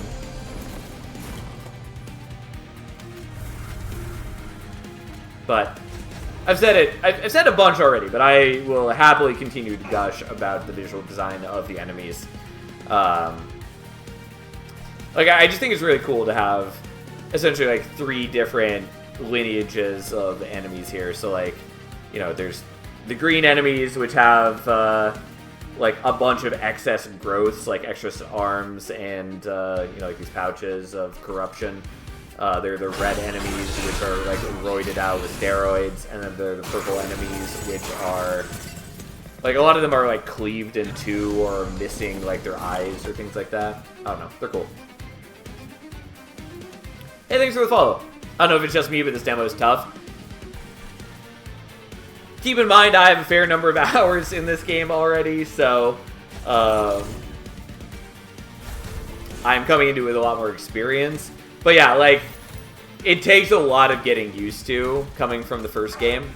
So Monster Train 2 does really want you to play in a different way. I think it gets a lot easier as you adjust to the new mechanics and the new cards and all that, and kind of break some habits from Monster Train 1. But yeah, it's real good. Anyways, let's gain more Valor. Although I probably should have waited. Doesn't matter. We've got plenty of armor. I think we'll be fine. And we're just going to stack up melee weakness on Kale. Also, enemy morsels. Wow. Yeah, I think it's so cool. Like, again, it's not something I'd ever expected them to do.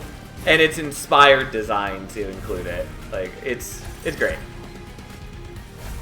It's a very cool idea for a boss. And it functions very nicely with their goals of trying to push players away from always doing top floor setups. Like, it works in a couple ways. And I think it's great. Also, again, Kale himself can eat the cherubs, and so ends up being way more threatening as he hits top floor, as he now has Spike 16, which turns out kind of bad. It's a good thing that we have Savior. Like, I would not be setting up top floor here if I didn't have the Savior bonus giving armor to my whole floor, because otherwise, he would fuck us. And I'm not going to play out anything else just so the Gold Tooth maybe gets the maximum number of hits that we can get here. Like, we are still killing Kale pretty quickly because I gave him so much melee weakness. So the Gold Tooth hit for 1,000 damage. But, hey. Also love the new art music. The music I'm a little hit or miss on. Like, I think it's good, but I'm also so attached to the music from Monster Train 1. The art I love, though. I love the new clans. I think Banished in particular has really cool, like, visual design. Yeah, it's great. As I've talked about multiple times, I love the art of the enemies. I think it's just so good. We're skipping these. Pyroclasm is good, but we cannot afford to play that with the way that our deck is currently set up. I'm probably just going to take the Ember, even though I don't totally need it on every turn. It does make my life a little easier, though. And I am just going to thin my deck out a little bit. I am definitely going to loot this. We didn't quite hit 8, but that's fine. So, Fire's Breath, Whelp Supply, Pyrogel 3 when attacking. We don't have any Whelps. I'm pretty confident that Miser counts as a dragon, not a Whelp, right? Yeah. Medallion of Superiority. Units gain +3/+3 for each upgrade on the card. It's fine. It's not bad. It'd be a lot better if I were actually properly using Pyrostone Housing, but I haven't upgraded my units that much. And comparatively, we could take Flaming Talons, which says, when an enemy ascends, they gain Pyrogel 2.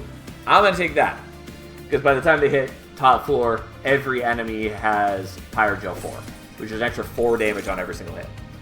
And then we have Odie's Totem. +1 Ember per turn, but -3 deploy Ember. Which I actually don't want.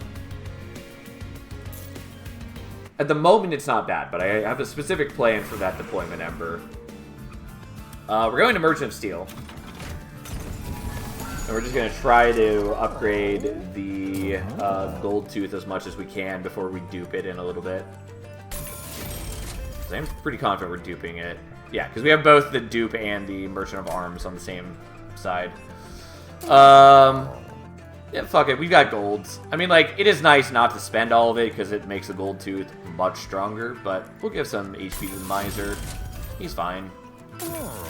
And then Dualism, which, I'll be honest, I don't really agree with it working this way, but turns out Dualism doubles multi-strike. So, our Gold Tooth goes to having 5 attacks now. So that's a thing.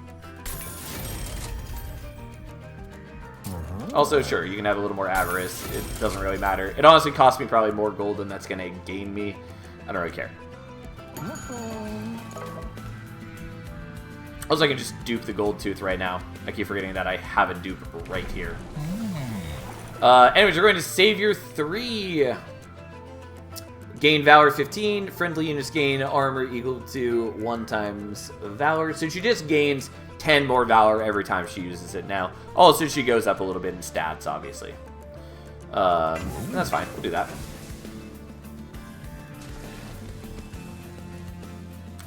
I'm pretty sure we're just duping the Gold Tooth. I don't know what we're going to do with the dupe at the next spring, but whatever. Yeah. We're gonna take Heaven's Seal. I'm not particularly afraid of that. So they do have the annoying... I mean, we can handle setting up bottom floor now that this guy has 5 attacks. And we have 2 of them. Like, they already attack for 130 each.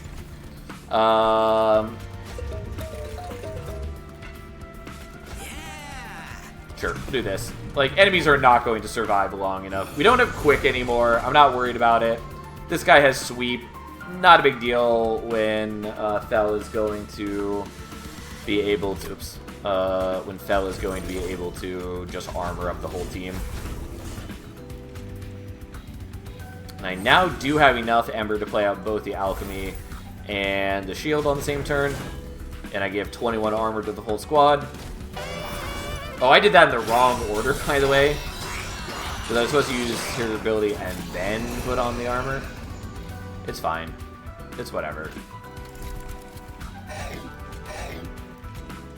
I'm not going to bother playing the Dragon's Breath. It saves us a tiny bit of armor, but who cares? It does.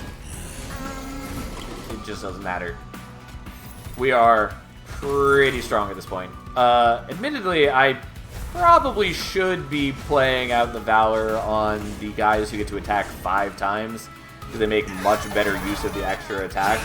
But they already have built-in scaling, and I'm fine. I'm fine with how things are.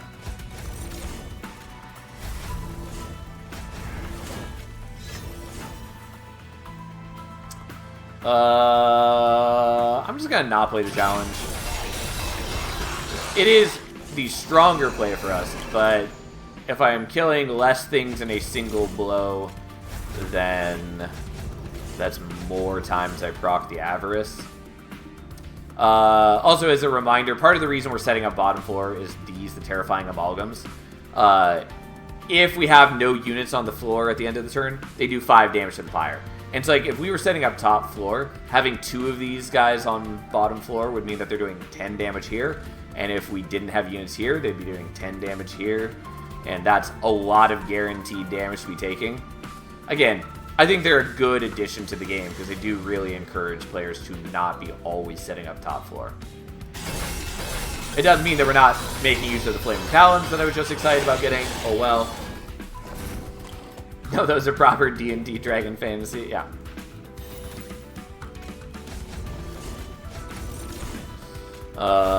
We do this. So be it. Oh no, the hardest boss in the game. Which is cool visual design at least. And we hit 8 Dragon's Horde.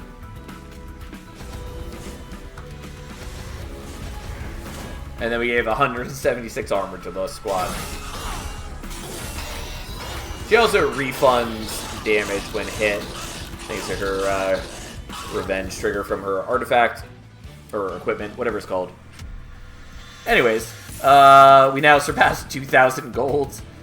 Lead Songbird is not terrible for us, except that I cannot fit it, and I don't care.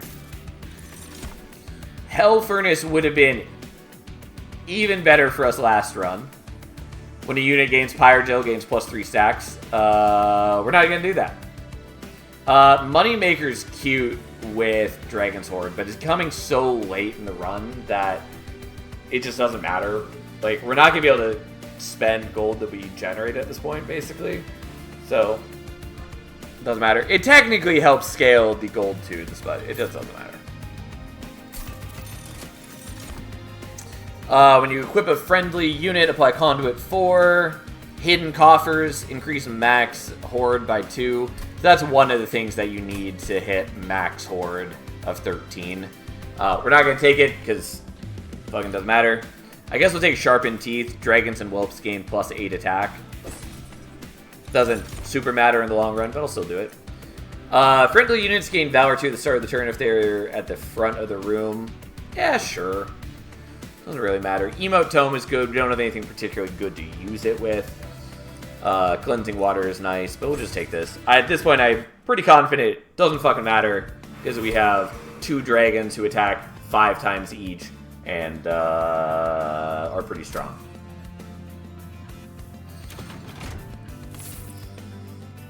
I started Monster Train always trying to build up all 3 floors, so I like that it is more viable in this one. Yes. I've talked about this before, but like as much as I love Monster Train 1, I do think that is a shame in its design that the higher level you go, the more you tend to move away from the like core identity of like tower defense mixed with a deck builder. And so I like that is more prevalent in this game. Like, you do still see me doing some single floor setups. You don't have to be. That is partly just a play style thing that I'm doing. And obviously the other clans have different mechanics, and I can't get into those. But yeah, it's way more viable to do multi-floor setups and all of that. Especially with deployment phase, allowing you to just put out units right off the bat. And not encouraging you to have like a single banner unit or 2 so that you can ensure you're drawing them on the first turn so that you're not too slow to set up. How much damage did you get per 100 coin? It's 13 per 100. So, it's a lot. Clan card drafts only offer rares. Yeah, it's a cool artifact if you get it early. It's a bit awkward because like the game is definitely built under the idea of you getting like, you know, a nice curve of common cards into a couple rares. And it's not always explicitly good for you to be getting only rare cards, since a lot of them are pretty situational. But it's fun. I think it's a cool artifact. This is my first artifact. Yeah, I would definitely take it. Purified Soul Shard was great last run. Not applicable here. Sacrificial Chris. Restore 2 pyre health when a whelp dies. We don't have whelps, so it doesn't matter. Also, we're not hurt. Sky Song Trumpet. Summoning a Hymnist applies Valor 5 to friendly units. If we were still using the Warblers on our floor, that would be good. But we're not, so... Start a turn fully healed champions. Honestly, does not really matter. Dragons apply Pyre Gel when attacking. Sure. Why not? Anyways, for our first visit to the Merchant of Arms. And that's what she looks like. I forgot that this is what this cat looks like. Definitely not my favorite. My favorite is the trinkets. Second favorite is probably Merchant of Steel. Anyways, so this is what the workshop looks like, or Merchant of Arms. You have a chance to buy equipment and or rooms, and there are a couple special upgrades. You can merge 2 equipment into 1, i.e. we can do this. And so now it has the effects of both and the stats of both. It does also combine the cost of both, which I don't think it says on the tooltip here, and honestly caught me off guard at first. So be aware of that. It's a good balancing mechanic. It should be that way. Otherwise, you could... It'd be bad if it were otherwise. But we can also upgrade it to be deployable, which means that we draw it during the deploy phase. So that is why I wanted that extra 3 deploy Ember, so that we can do that right off the bat. What distinguishes equipment from buff spell? A couple things. One, it's effectively a consume card by default, and there's no way to remove consume from it, like there is with a spell.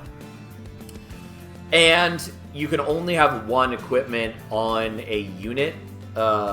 Like every unit can have 1 equipment in each battle.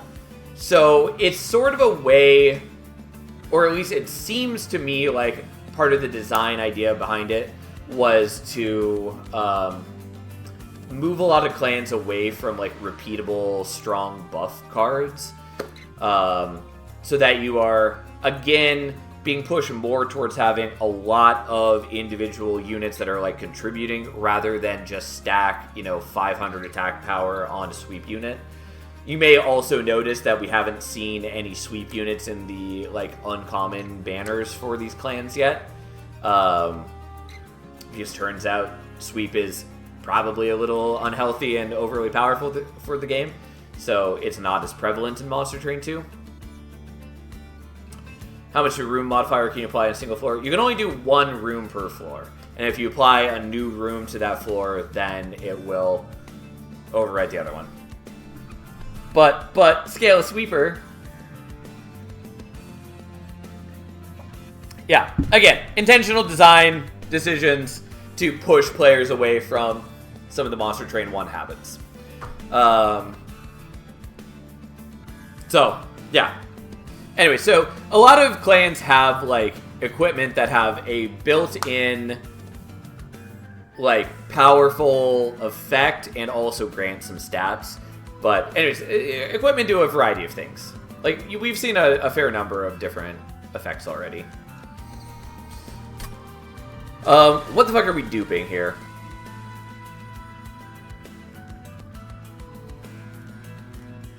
Like, nothing really matters to us. I would do another... I mean, like, we could do another Gold Tooth. It doesn't matter, but we could, like, play it on a different floor. Kind of. You know what? Fuck it. Enjoy. Promise he won't survive a hit from Seraph, but... What's Avarice? When you do unblock damage, you gain that much gold. Alright, so you go there, you go there, you go there, there. Oops, there we go. That's what I meant. And then you get that. I do just have more Ember than I thought I did, because I forgot that we also took Hell's Flame, which also gives me more deploy Ember. So I actually can do a lot more here than I thought I could.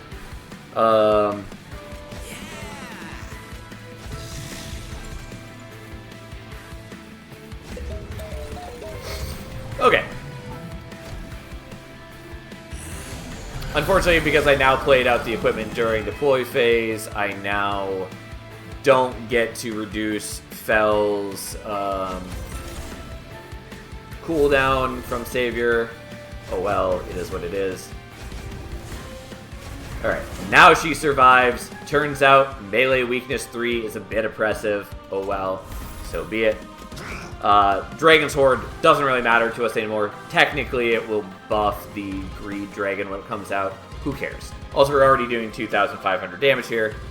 A shame we're not getting the kill on turn 1. Oh well. Does the average cap at the target's actual HP, or do you get the full value unit as a 1 HP left and hit with a 10 damage stack? Yeah, it's not... You're not gaining Avarice based on the amount of damage you're doing. You are gaining Avarice based on the amount of stacks of Avarice the unit has. So like, these guys have Avarice 26, so whenever they hit for unblocked damage, you gain 26 gold. It is fully separate from the amount of damage you're actually doing. Also, we're just going to do this. And just blow them up. Oh, I forgot that we had Quick. I could have made that look a lot more impressive by moving the Gold Tooth up front. Oh, it's any amount of damage? Yes, correct. I will say, I don't think Avarice is, like, particularly strong. It is useful, and I like having more things that compete for, like, meaningful upgrade slots. Also, obviously, there's, like, equipment or artifacts and things like that that'll give you Avarice. Okay. Much higher slay triggers. No surprise, since we were not doing that previously. We applied a whole lot more Valor, also unsurprisingly. Yeah, anyways, that's that. Also, so, yeah, there's the Play Endless button, which is on the end screen here. It looks like it's locked for the demo, though, so we're going to talk about that. Deck size record. I think that was in Monster Train 1. Don't actually remember. Once again, here's this screen again. A lot more cards, more clans. Which it said somewhere in here. I forget where it said, but this one is Luna. Oh, it's probably on the clan selection. You've unlocked an additional Pyre Heart. You can select your Pyre Heart before starting to run. Each one has different powers. Collect them all! Yeah, here's where it says. Yeah, anyway, so this is Luna Coven, Under Legion, Lazarus League. Luna Moth, Fungi Under Legion, last one. What's your guess, Ashiaka? I can't, like, confirm or deny any of these, so. Can't see the symbol. Yeah, it's a bit obscured by this. It was more visible on the prior screen. Anyways, so now Heart of the Pact is an option for a Pyre Heart. Has weaker starting attack, 20 less HP, but it gives you plus draw for the next turn if you play a card from your primary clan and allied clan. Lazarus League, more like Melting Remnant. I mean, that was definitely my thought when I first heard the name, is that it feels like it's Reform from the name. For some reason, I bet that clan is all about dying and coming back. Gee. Yeah. What does different Pyre do? Yeah, so just every Pyre Heart has a different effect. The only one in the demo is this one, Heart of the Pact. But yeah, they all have different stats. They all have different abilities. Maybe the devs will show off more in future updates. As far as I'm aware, the demo is going to be updated regularly, I believe they said. I don't know what that means. I assume it's going to be balance things. I don't know if they're going to, like, patch in more things to unlock or whatever. But they did say it's going to be updated regularly. Anyways, I guess we're doing Phoenix again, since we just played Fel.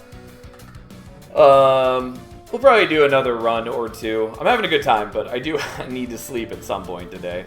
Also, I'm kind of hungry. Hello, Tom. How you doing? I hope you're as excited as I am about Monster Train 2.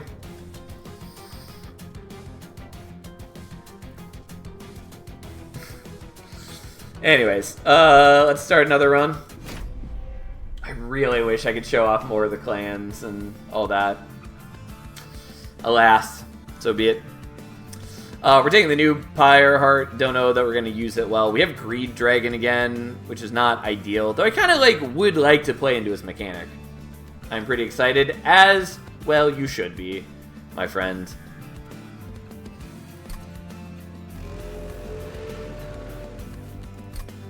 I wish we had ways to kill off our own Greed Dragon. Because you may notice that it is a summon trigger, and so if you build up, like, even a moderate amount of Dragon Sword in a fight, you can kill him, replay him, he gets more stats, and you can just keep doing that. But sadly, we don't have, like, any way to kill him. Like, we can stack Pyre Gel on him, but then if he dies, then we play him out, and he has more HP and no Pyre Gel again. I'll be excited when the actual game is released on December 31st, 2025. Yeah, I have no idea when it's coming.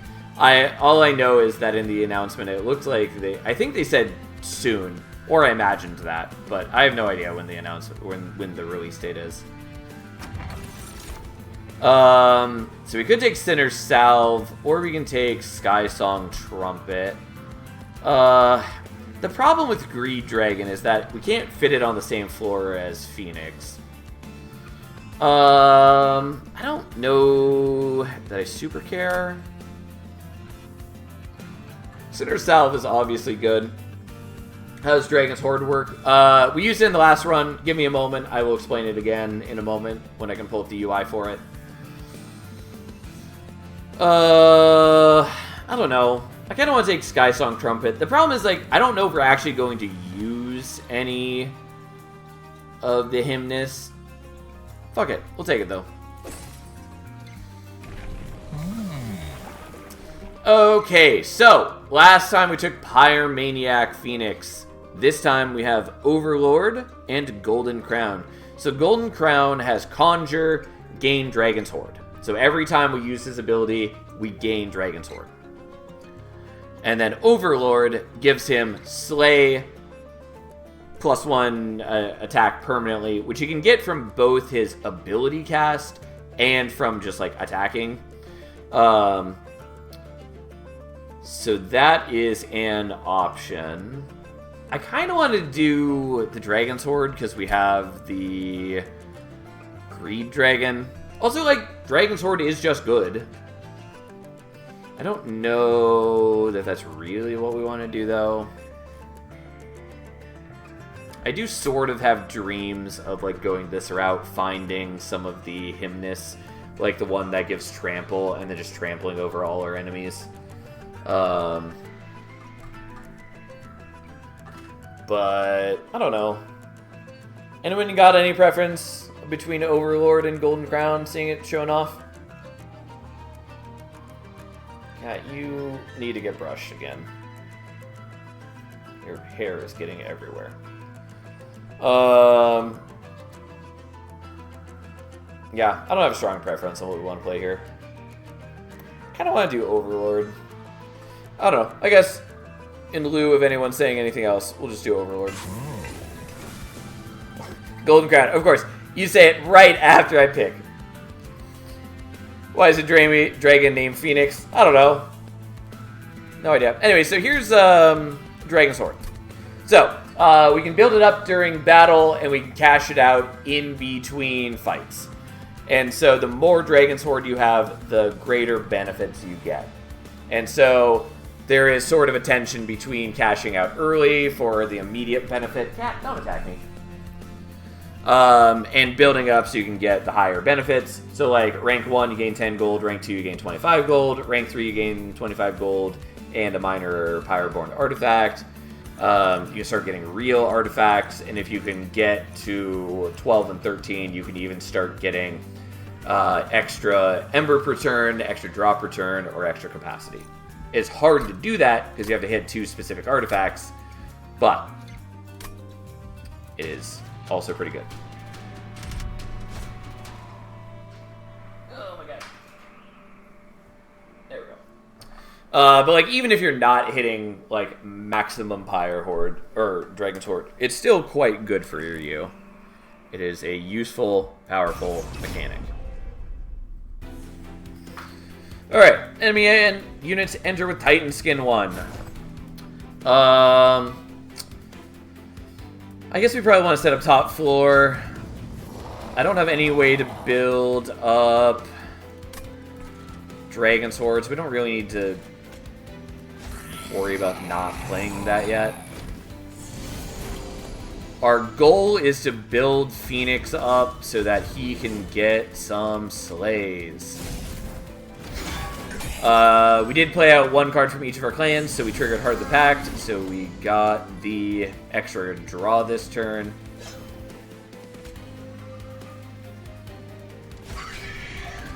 And I guess we'll play out the Spear Steward.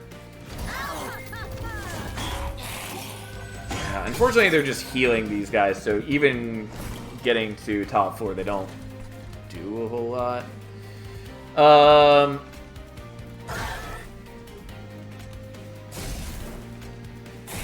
So like, we do get the kill, it's just not on Phoenix. He got 1 kill from killing the backliner though, so that's something.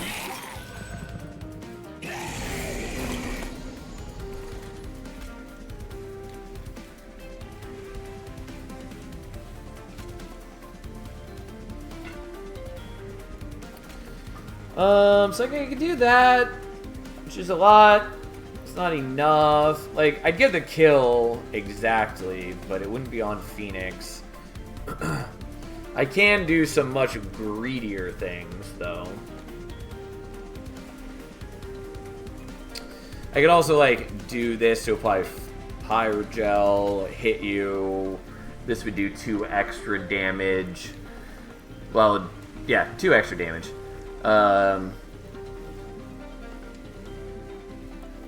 So effectively it'd be doing 31 because of the Titan Skin. But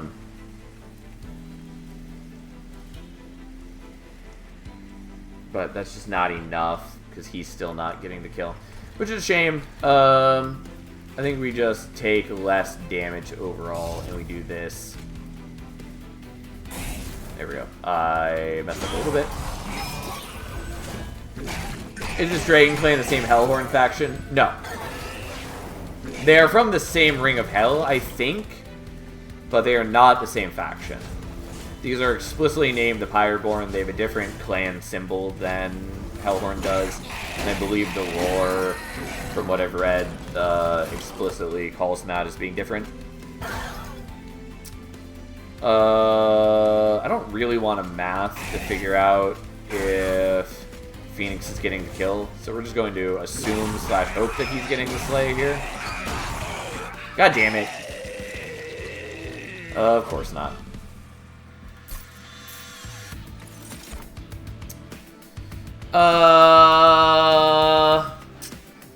Snotty Whelp is fine. It's not amazing for us. It's not the worst. Lava Flow's not bad. Kind of want Make It Rain that works much better if you're applying Pyrogel to a bunch of things. Maybe I take Snotty Whelp for the time being. I think I'm actually willing to do that. Maybe try to use it to set up some Phoenix action. I think we're willing to use Heroic Dive to set up an overstacked floor. Challenge is also okay. We didn't use it to, like, amazing effect before, but, like, it's good.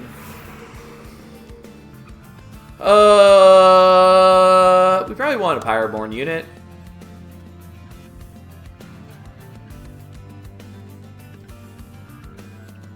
Though, like, there are some decent Banish units. Nonetheless, we'll go here.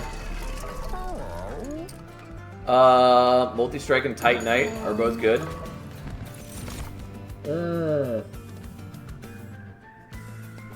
Yeah, we're 100% taking Zealot here. Zealot, by the way, has, like, my favorite unit visual design in this game, at least for, like, non-champions. I just really like the way that Zealot looks. It's also a cool unit. It is expensive to play out at 3 Ember, but it is got decent base stats, it has sweep, and it has action apply Pyrogel 5 to enemy units. Action being that it applies on its turn, so it applies the Pyrogel, then it attacks. And during Relentless, it will apply every round of Relentless. It is a good unit. It's hard to play, but we're absolutely taking that. Get multi-strike on that, multi-strike 5 on that boy and dupe. Yeah, would if we could. We're definitely giving him multi-strike. What I want is I want quick though. I think, or just other good defensive options.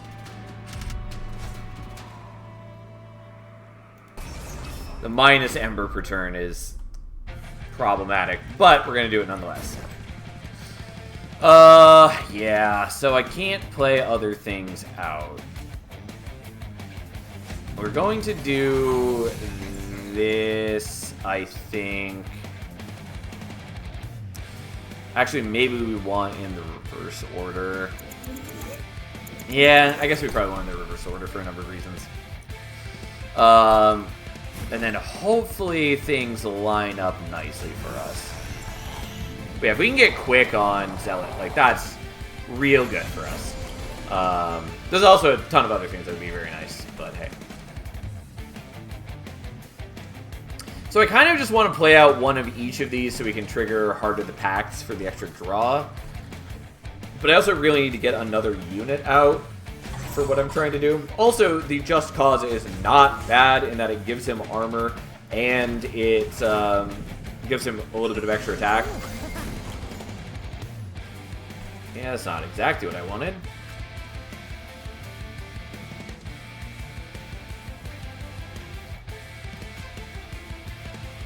Okay, so we're going to do this. It's a little unnecessary, but we're trying to get slays on Phoenix, and this is how we do that. Yeah, unfortunately he gets the kill there, but whatever. It is what it is. Yeah, not fucking helpful to my needs, but hey.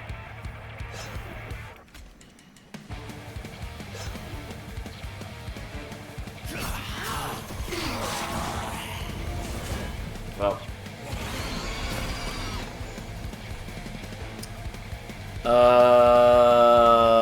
Well, I guess we're doing this and just playing him here to shoot Pyrogel 10 on him.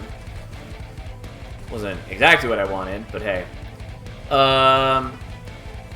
So we're going to just play that there.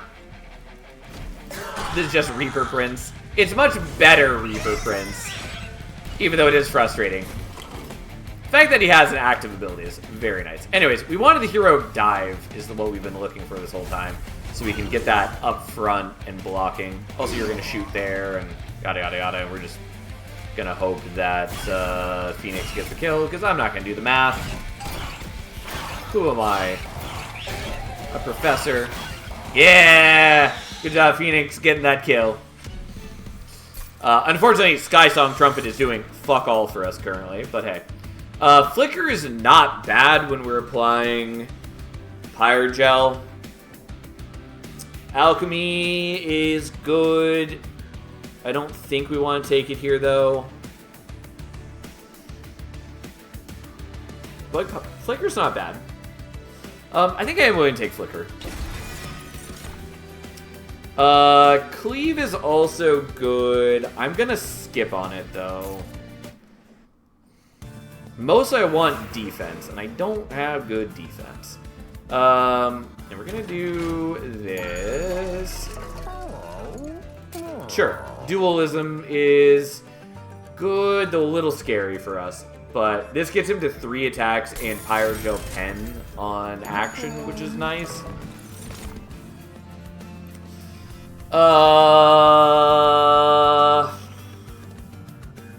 Yeah, I guess I maybe take that Battle Dancer. You're gonna get Titanite, and you're gonna get some HP, and that's hopefully going to matter. I very much would like to get a variety of things.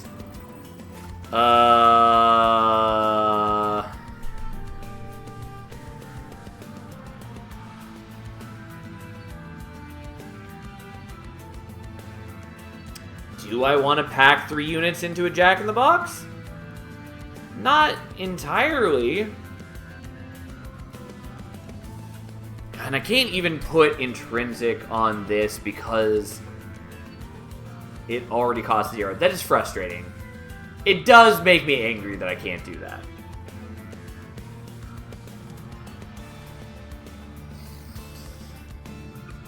But I could just take Capacity instead of trying to overstack.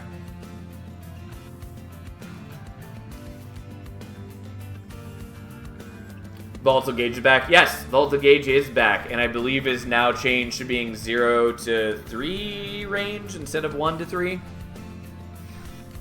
I think that's what it is. Yeah, gotcha.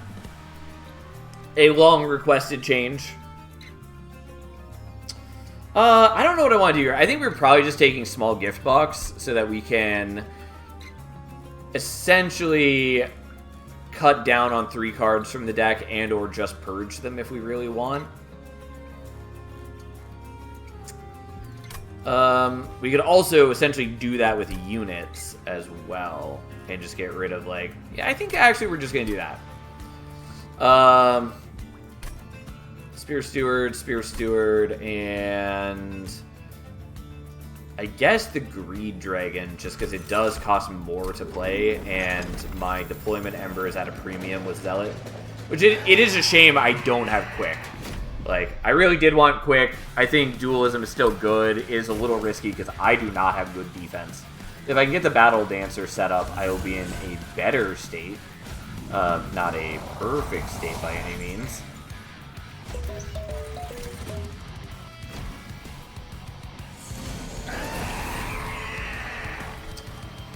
Okay, let's build up some armor on you.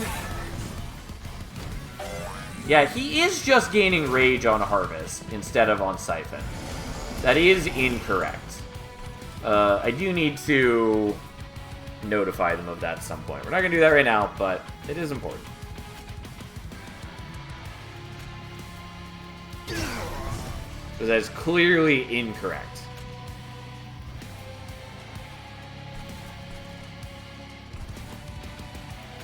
Well, have some more Valor, which does trigger Heart of the Pact, and then we'll just hit you with some Pyrogel, I guess.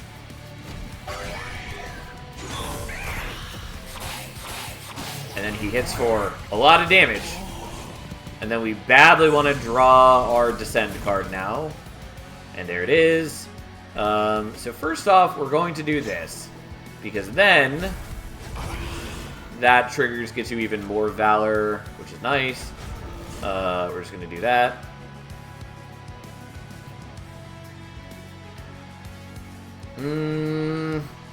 Actually, we're going to be a little shenanigans about this. What we're going to do is we're going to do that, which you could have also done on the Zealot. That's not terrible. We're going to then move you first, then do this, so that you will get a Slay this turn, because I would like you to get permanent damage scaling. Because currently, you are not doing a very good job on this.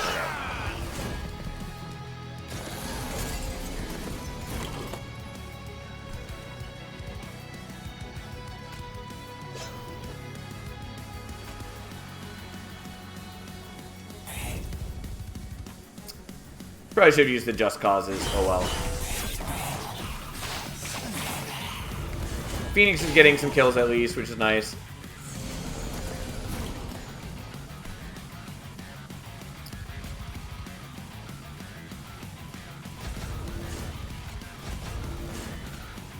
Alright, he gained some Valor, things happen, we'll do this, even though it's not going to come off cooldown in time for fighting Archeon, but I'm pretty confident we'll be okay, given that the Zealot is absolutely going to beat him to death. Well, multi-strike and dualism in the same shot without a good unit. Yeah. I know that feel. Well, I feel like that sometimes.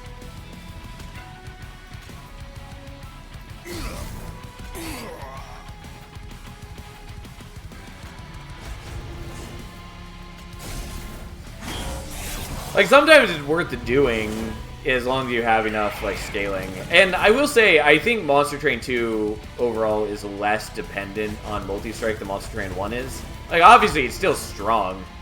Also, I feel like dualism shouldn't apply to multi-strike, but it does. Also, I could have finagled that, maybe, to get Phoenix the kill. I don't think so. But, who knows.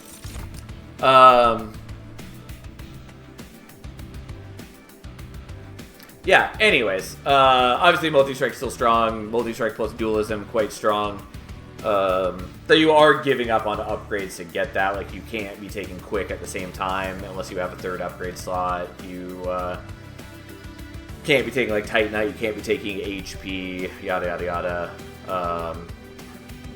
And like, as evidenced, Pyreborn has like no defensive cards. So it can be dangerous to go with a fully offensive unit. I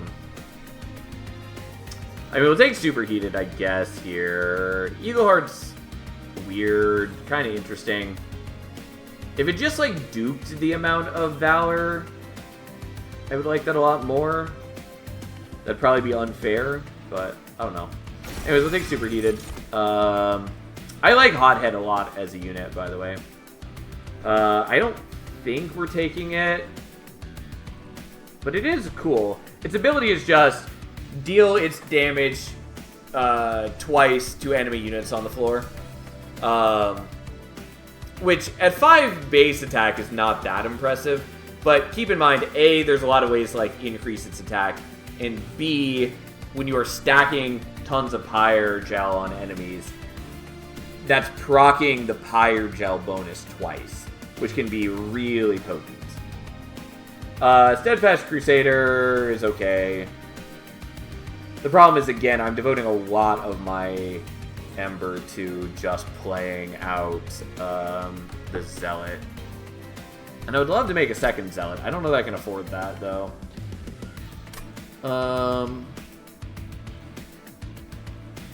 I guess I'll take Hothead. It's not a huge deal if I end up struggling to play it. Okay. So minus costing things, not bad. I think, weirdly, maybe I go for the Merchant of Trinkets. I don't think, like, super matters. What would matter to me, Cat, is you laying down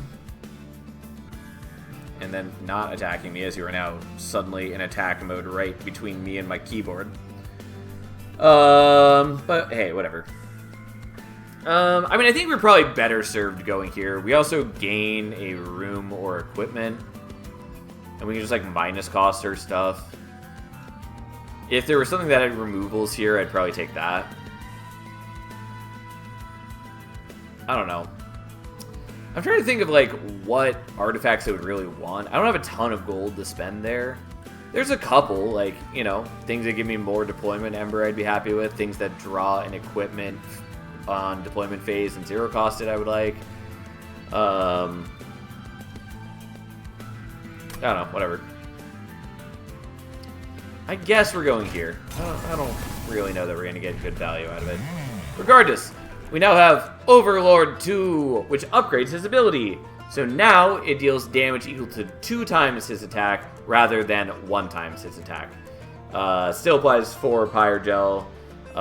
So now it'll be hitting for 84 with the still, you know, permanent slave bonus. Merged equipment. Yeah, merged equipment is good. It's a cool ability. I like it a lot. Ooh. And then there's Bloodthirsty Blade. Well, we're taking Bloodthirsty Blade. It's cool on both the Zealot and on Phoenix. We will struggle to play it at the moment, but hey.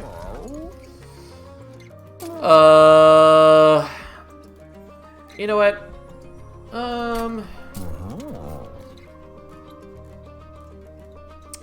Doing Spell Chain on the Heroic Dive is kind of cute, because then I can put 2 units onto the mid floor. I'm going to do that.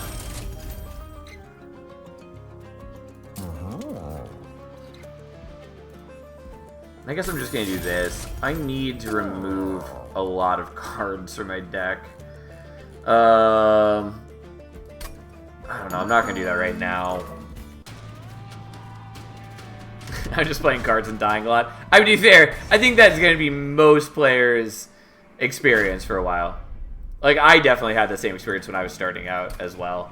It definitely takes a lot of adjustment coming from Monster Train 1, which I think is good. But it is rather different.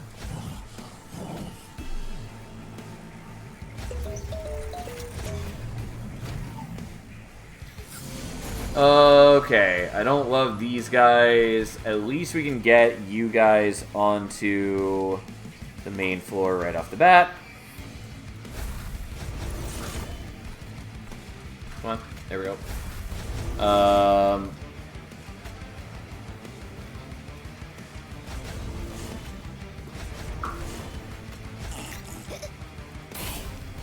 Okay, and these guys do have Reanimate, because that's the trial we took. So you need to be cognizant of that. Sadly, we can't use Phoenix's ability on enemies on a different floor. Oh well, it is what it is. I would very much like to draw the Bloodthirsty Blade so I can start stacking it.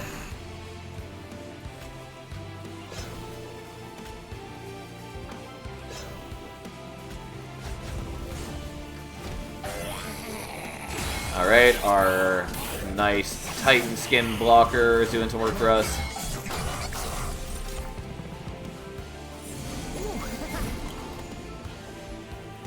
Okay, we're gonna give Bloodthirsty Blade to you.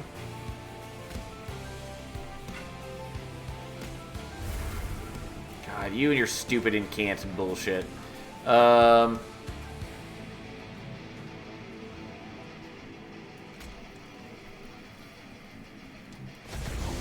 Yeah, so you don't die this way. You're going to get the kills now. That's fine. And by that I mean we want you to get the kills, which is why I'm doing this. You're going to escape to the next floor, but you'll have a bunch of Pyre Gel on you, so we should be okay. Okay, so I'll have a serious question. What is your serious question, Tiny?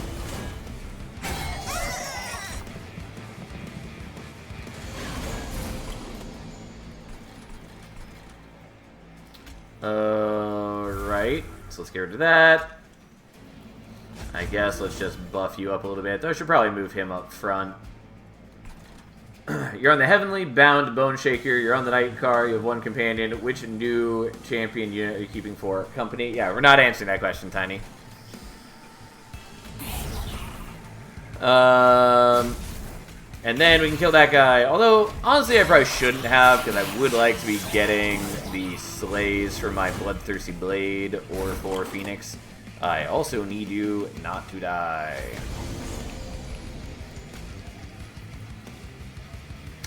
I'm gonna do this, even though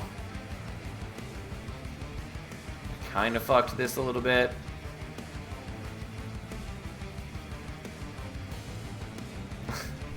I swear the shit-eating grins get bigger every time, Sal. I'm sure they do, Tiny. I'm sure they do.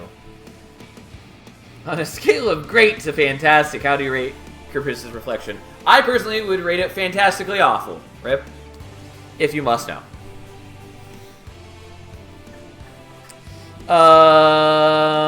You know what? Fuck it. We're gonna redo this so we can get the slays on other things.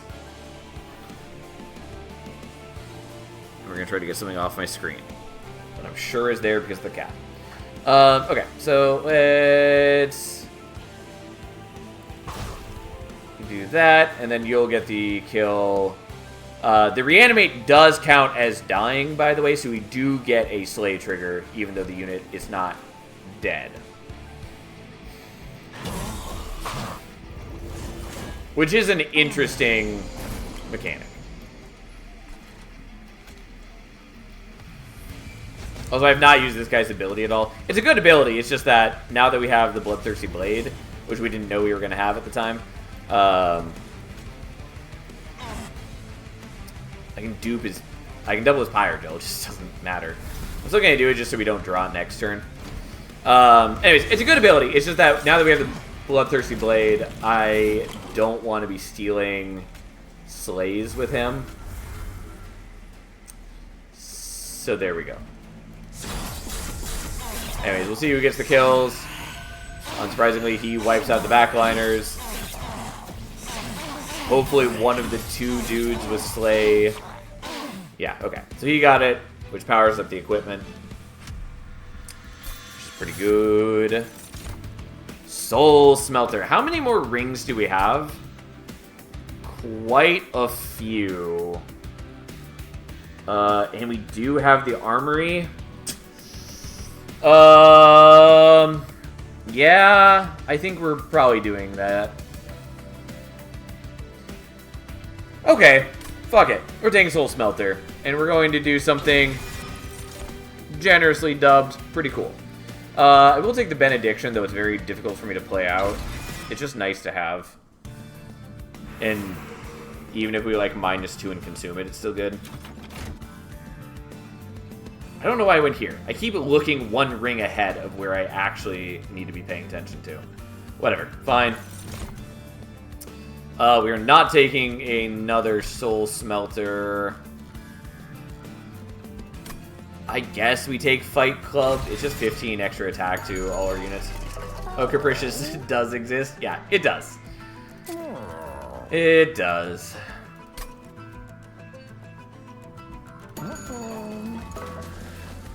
What are we even duping? Kind of want to dupe the Zealot.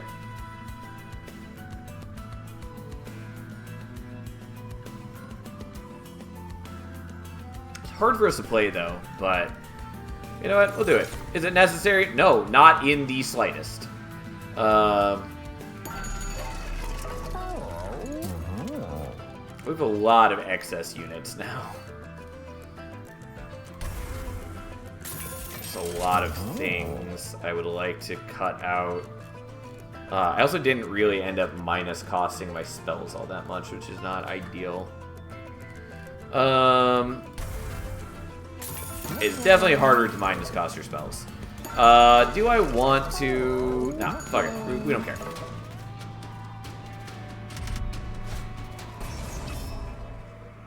Yeah, the draw -1's gonna hurt, but fine, whatever. Also, sadly, Skysong Trumpet ended up doing nothing for us so far. No great surprise, but it does still disappoint me. So we're gonna do... I'm sorry, we're actually not playing out the... We're not playing the Jack in the Box top floor.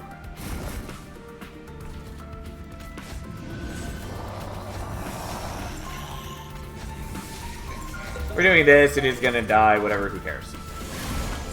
Oh, he does actually have Harvest. But we wanted to have space here.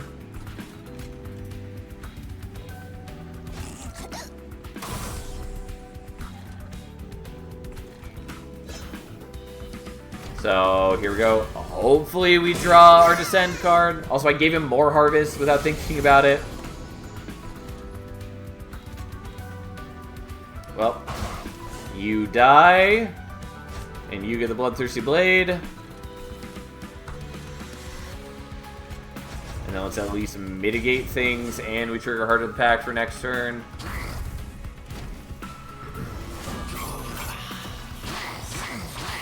Okay, Phoenix gets the kill. I really need to protect you. You survive, so I guess that's good enough. Which means that then I'm going to spend this time doing this. Also, have a Fight Club my dudes. And we'll give you a little bit more Valor. Which also triggers the Pact. I would very much like to get our card now. Which we didn't. But he survives. I would use the Hothead, except that I don't actually want to kill these things. Like, it would prevent me taking a lot of damage, which is nice. But on the other hand, I like getting the Slay triggers. Okay. Finally, Heroic Dive.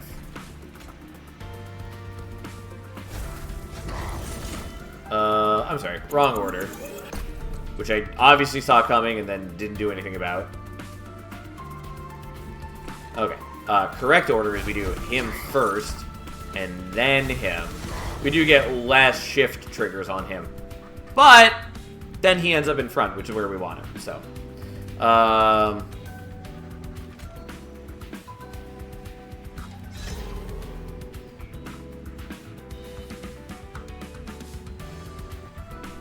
yeah, this is fine.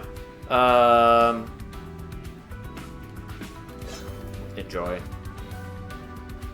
We'll do it this way. One way or another, I'm not quite getting all of the slays that I want. But this way we got 3 Dragon's Horde because of the artifact or equipment we gave him. Which is what we in the biz call pretty cute. I don't know that it's truly helpful, but you know, it's nice.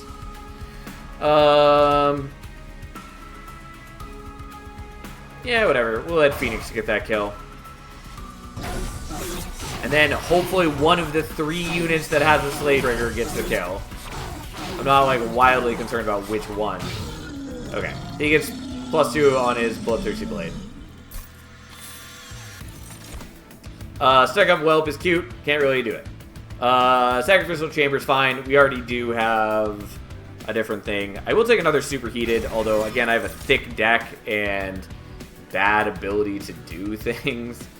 I do like the shield, especially for a Titan Knight unit, but we'll skip. I'm just gonna loot this now. That's fine. It's not the one I wanted, but that's fine.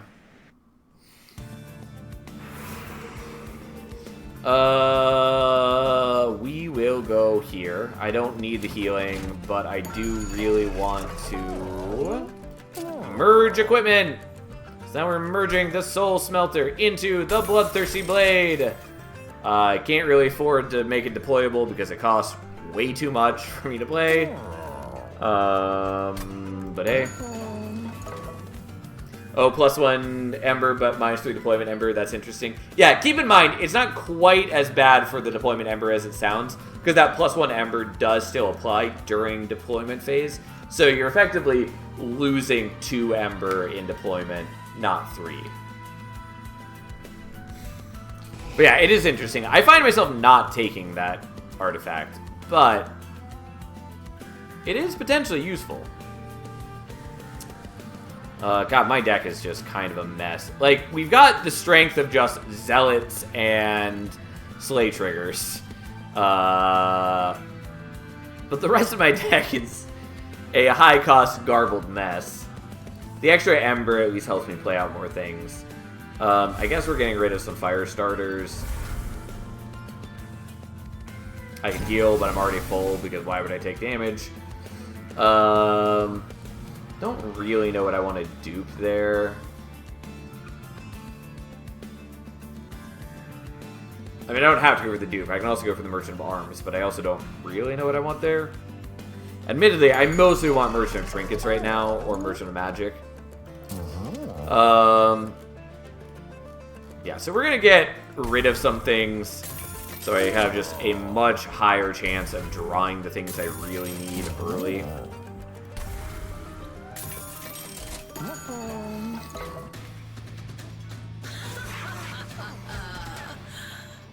Oh, Kale. Oh, the sounds you make. So, legitimately, we would prefer to set up bottom floor versus Kale, I think, if we can. Also, these guys do get a bit of extra stats now, thanks to the Medallion of Superiority.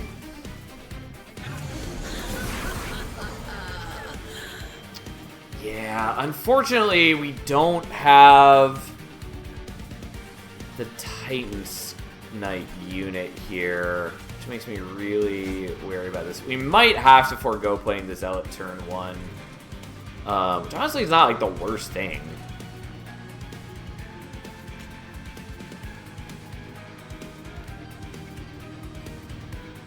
Yeah, I think we are going to just do it the other way. I think we have to.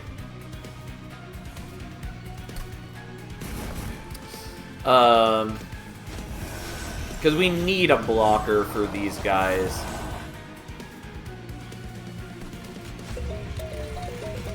This also just lets us play out a lot more units.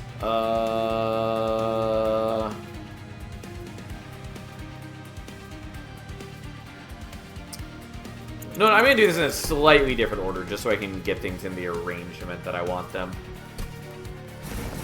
So what we're actually going to do is on mid floor, we play you there, we play a Zealot there, you go there, you go behind, Jack in the Box chills up top and lives his best life.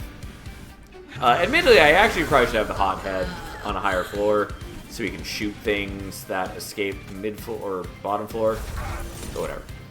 Anyway, so now we can do this so that you end up front. These guys give corruption on death, which is dangerous, but should be overall okay. We'll let you get the Slay trigger. And I guess we'll just use your ability for once, because we weren't going to meaningfully get other Slay triggers. Also, that Zealot is never going to make it to bottom floor, which is a shame. I actually should have played him top floor with the Jack in the Box so we'd have some blockers. I was not thinking about it properly. I'll wait on this superheated and just do this.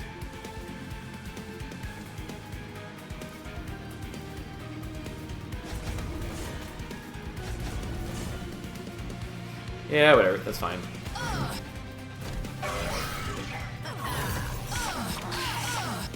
Yep.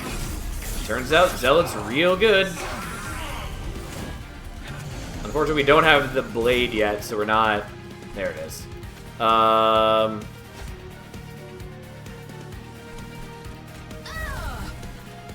So, now...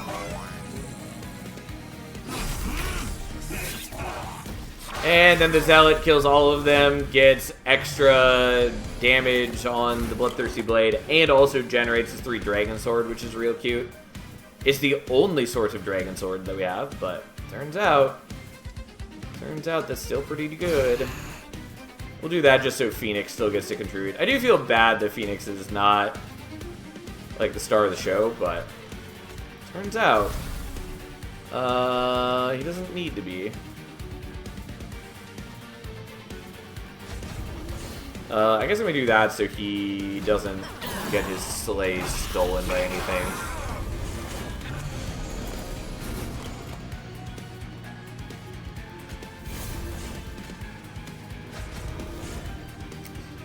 Okay.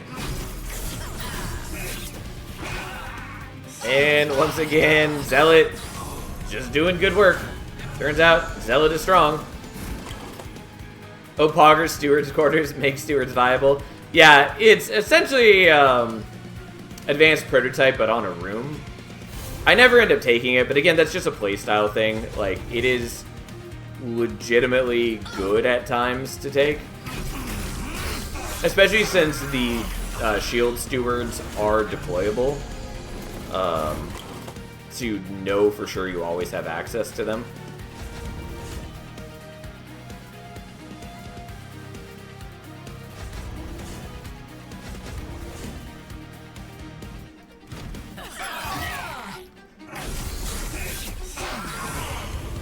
Yes. Yeah, we long surpassed the 8 Dragon Sword here.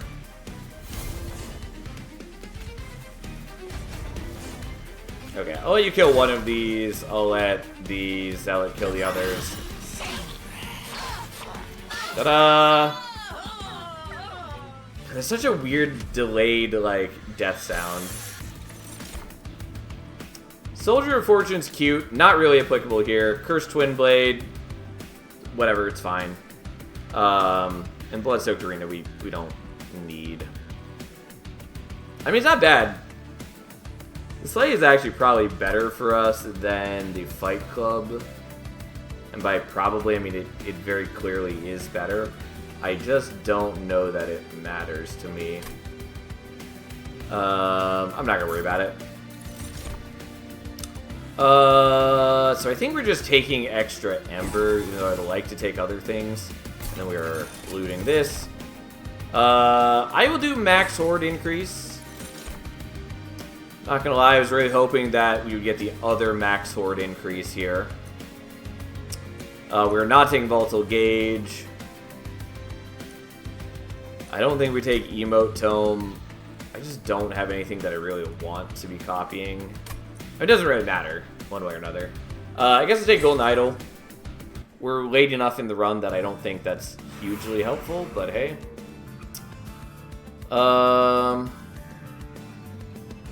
I could just dupe the equipment. It's fine. I don't know. I guess we're going here.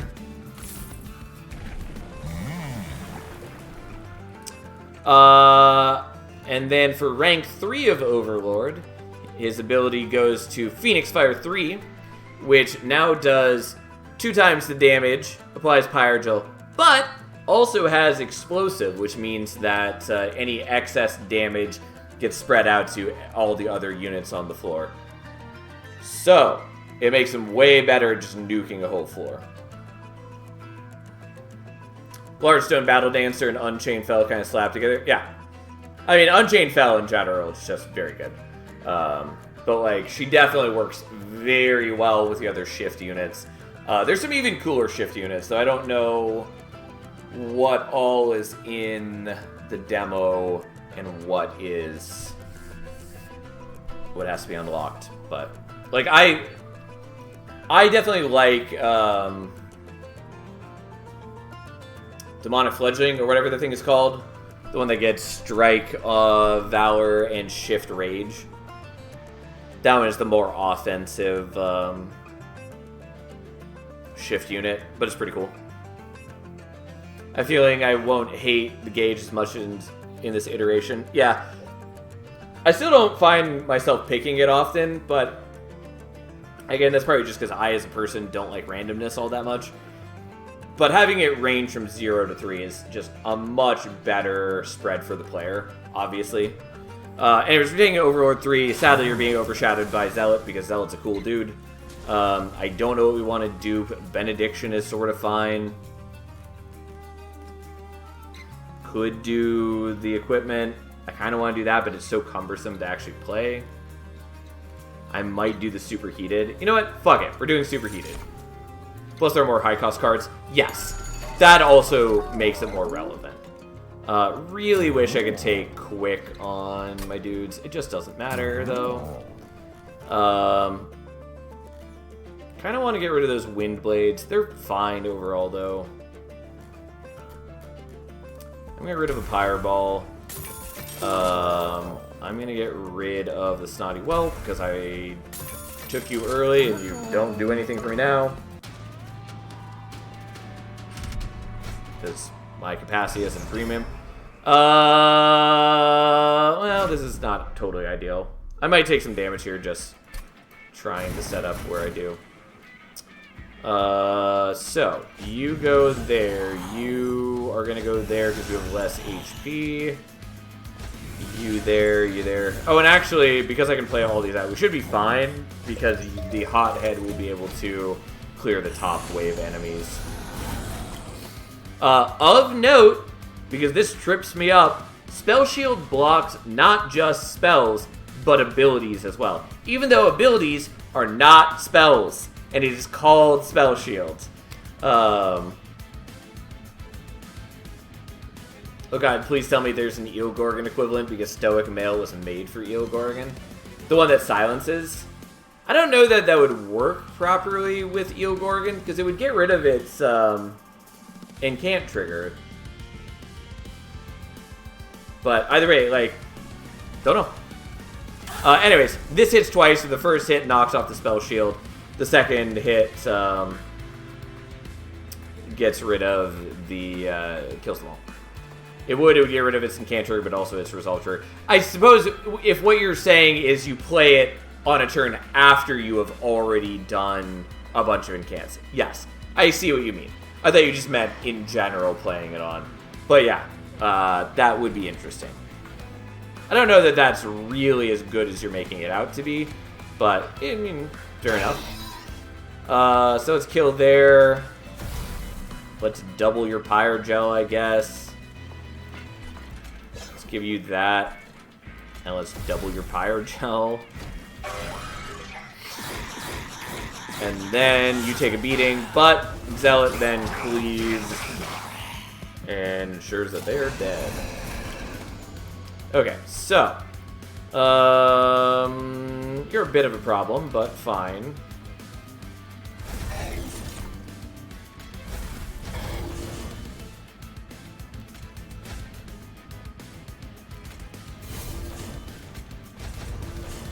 Okay, so I don't know that I'm killing you. I guess your cooldown does come back up in time, so that's going to help.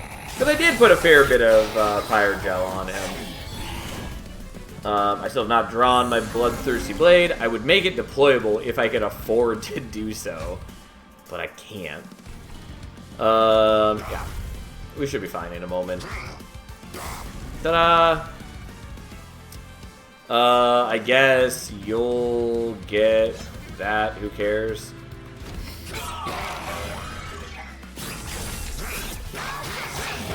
Yeah, some more power.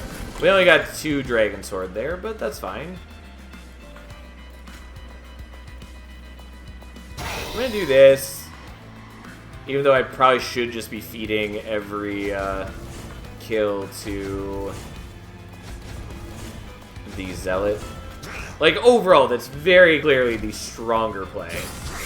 But I still like Phoenix getting to be involved. And then we just keep shifting. This guy gets a bunch of Valor, and so just able to block for us. Especially because he only takes half damage to begin with. Like, that armor goes a long way for him. Yeah, we're not quite hitting max Dragon's Horde, maybe. Hopefully there are 3 enemies here. There are! So as long as he kills all of them, then we hit max. Well, sadly the Pyre Gel duping doesn't matter a whole ton yet. Anyways, I'm not going to do the math, we're just going to hope that we get the kill on the right person. Even if we don't, we're going to still be up to 9. Okay, but we should be fine here. And there we go, we hit 10. How fucking exciting. And we get 50% more golds from the trial thanks to the golden idol, which means we get 600 instead of 400. Oh god, the units on all floors challenge is a lot worse when everything pops freaking corruption. Yeah, it's bad. It's real bad. Also, there are more units per floor on that trial than in Monster Train 1 because it's accounting for you having deployment phase. But yeah, the corruption is bad. Because it's similar to the Wilt Wings, except that corruption keeps happening. It doesn't go down at end of turn. So, yeah, it's bad. Greed would be good if things were ever surviving our bottom floor. Because we are applying a lot of Pyrogel with Phoenix and the Zealots. But also, who the fuck cares? We finally found a Hymnist. It's not important. I'm just going to skip these. I'm definitely going to loot this right now. Dragon's Whelps gain attack. Pyroborn Insignia is kind of cute. Not really important. I would normally take Flaming Talons, but I'm usually setting up on bottom floor now. I think we just take Sharpened Teeth. Flaming Talon's also quite good, and normally what I would snap pick there. Hellfire Bellows is definitely what we're taking. When a unit gains Pyrogel, gains +1 stack. So good. Like, it's a lot less good here since I am only getting Pyrogel from Phoenix and the Zealots. But, like, for instance, not last run, but the one before when we were doing insane Pyrogel stuff, like, pair this with Magma Cultist, and it's a lot of extra Pyrogel. I will happily take Dante's Footstool. It just draws a card for me and makes it free right off the bat. Turns out that's pretty good. I guess we're going here. I have a lot of gold. Turns out, A, we got a lot of gold off of Golden Idol, but also Dragon's Horde can get you a fair bit of extra gold. Like, it's not insane. It's only like 75 each time we're popping it, but it is fairly notable.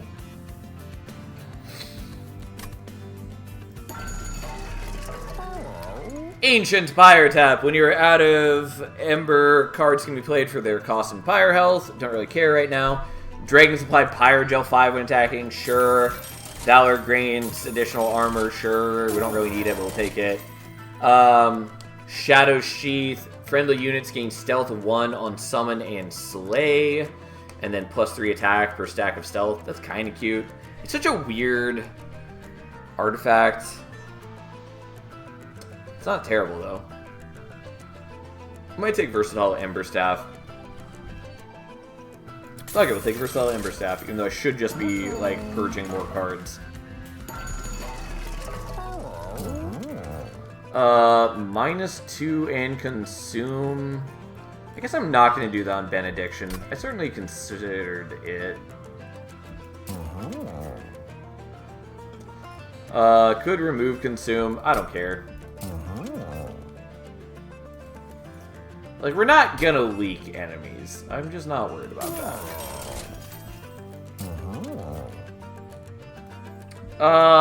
Fuck it, I don't care. We'll give you Spell Chain and -1. It doesn't matter to me.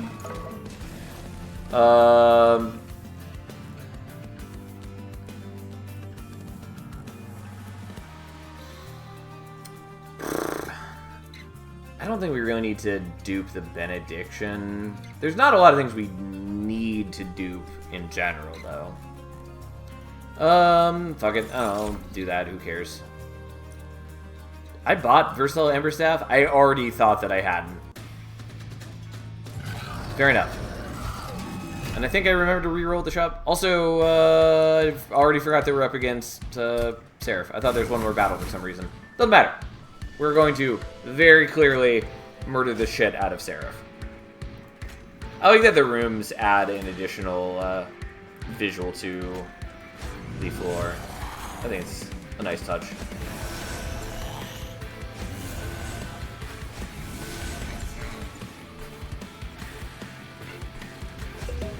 Alright, now hopefully we draw things on the right turn. Otherwise we do get bodied by Seraph. Okay. That helps.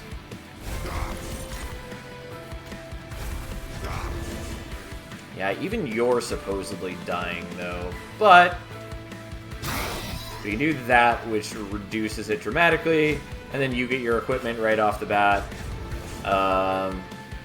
I could have done this a little bit better if I had realized I had enough Ember to shift him after descending them both. Whatever, that's fine. He doesn't die, that's the big thing. And then we just start beating on Seraph. And we apply way more Pyrogel, since we now have Fira's Inferno, which also... And, like, so the Zealots are applying Pyrogel on their turn, and then they're also doing it per attack, of which they both get 3. And so they apply Pyrogel 5 normally, but it's brought up to 6 with the Bellows. So, it's good. It's ultimately what I'm trying to say.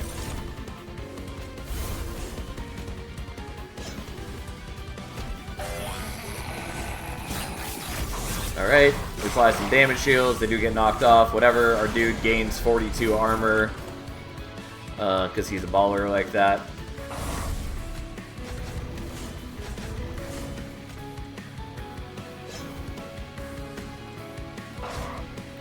$64 damage to Seraph with a single 1 damage spell. And then the Zealots get to work. Ideally, I should have the Zealots further up in the floor so that they are applying Pyrogel first. But I didn't, and also it doesn't matter.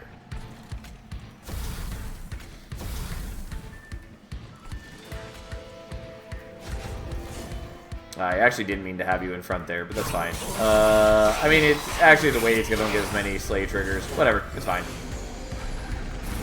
My hubris got the best of me.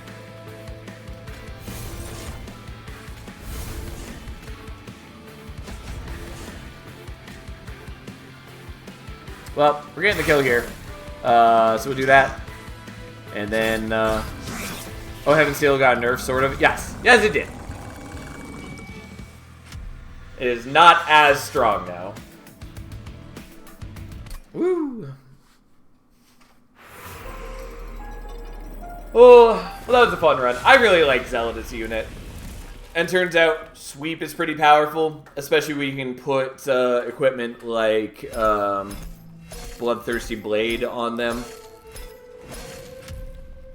And also when you can semi-easily get like 3 attacks off of getting multi-strike and dualism. I still don't think that should work, but whatever. We'll see if they ever change that. Yeah, anyways. Out of curiosity, how much did we get the Bloodthirsty Blade up to? God, I also want them to change this screen. I really dislike that you have to scroll down to see the entire deck. Especially because, like, if people ever are trying to show off their decks in, like, a screenshot, they're going to have to take multiple screenshots to show the entire deck. Like, we do not need all of this to be nearly so large when I can't see the entire deck. But anyways. So we got Phoenix up to 69. Nice. And then the equipment got up to 124 attack. Certainly done better than that, but that's nothing to sneeze at. And it's also really fun for this to give off Dragon Sword at the same time. Dragon Sword's good. It's real good. It's also just a fun mechanic. It's a fun minigame to play around. I like it a lot. Oh yeah, this is what the Lazarus League symbol looks like, Ashiok, if you wanted a better look. Also, I'll be back in a moment. I'll play another round or two, but I need to get a very quick snack and something to drink, and then I'll be right back. So give me like 2 to 5 minutes, and then we'll continue. Assuming you guys want to see more, which I assume you do. So we'll be back. They should make those sections collapsible on the final screen so you can have more room for deck and such. I mean, that's a good idea. I didn't even thought about like collapsible segments, but like I just want the deck to be more visible. Well, I did see Vines in the teaser video. All I can think of is an Awoken equivalent. Gotcha. Again, I can't say anything concrete on any of these, but I'm just very curious what all of you are are sort of expecting or speculating the clans might be capable of. Anyways, I'll be back in just a moment.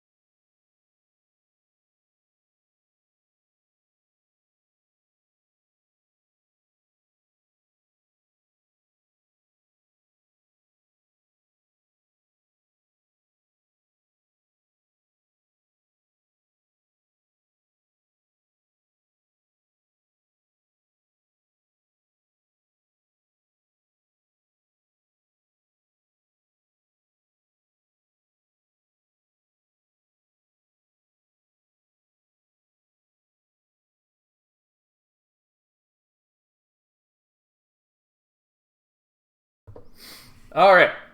I'm back. Looks like we lost a couple people during that time, but whatever. We all knew that was going to happen, but I need to eat. So, let's continue onwards. Let's get back to Fel and just keep swapping it around, I guess. I guess let's stay on Heart of the Pact. It's not my favorite Pyre Heart, but it's cooler than the just basic nothing Pyre Heart, so that's what we got. Yeah, we can't go any higher than Covenant 1. That's fine. Alright. Yeah, let's jump into it. Not like there's many other choices. It's lost a run because of the enemy and canned sap and me forgetting. It's gonna win it too, probably. Yeah, the sap is really rough. It really can fuck your floor very quickly. Eating is for the weak. I must jank it up 24/7. I mean, I used to eat way less than I should. These days I eat way more than I need to. Like, for a good long while, I did not eat as much as I used to, or I should have. Like, there was a whole year where I subsisted on about $1.50 a day of food, which is not good. It's technically more than that, but that's on average what I spend per day. I don't recommend it.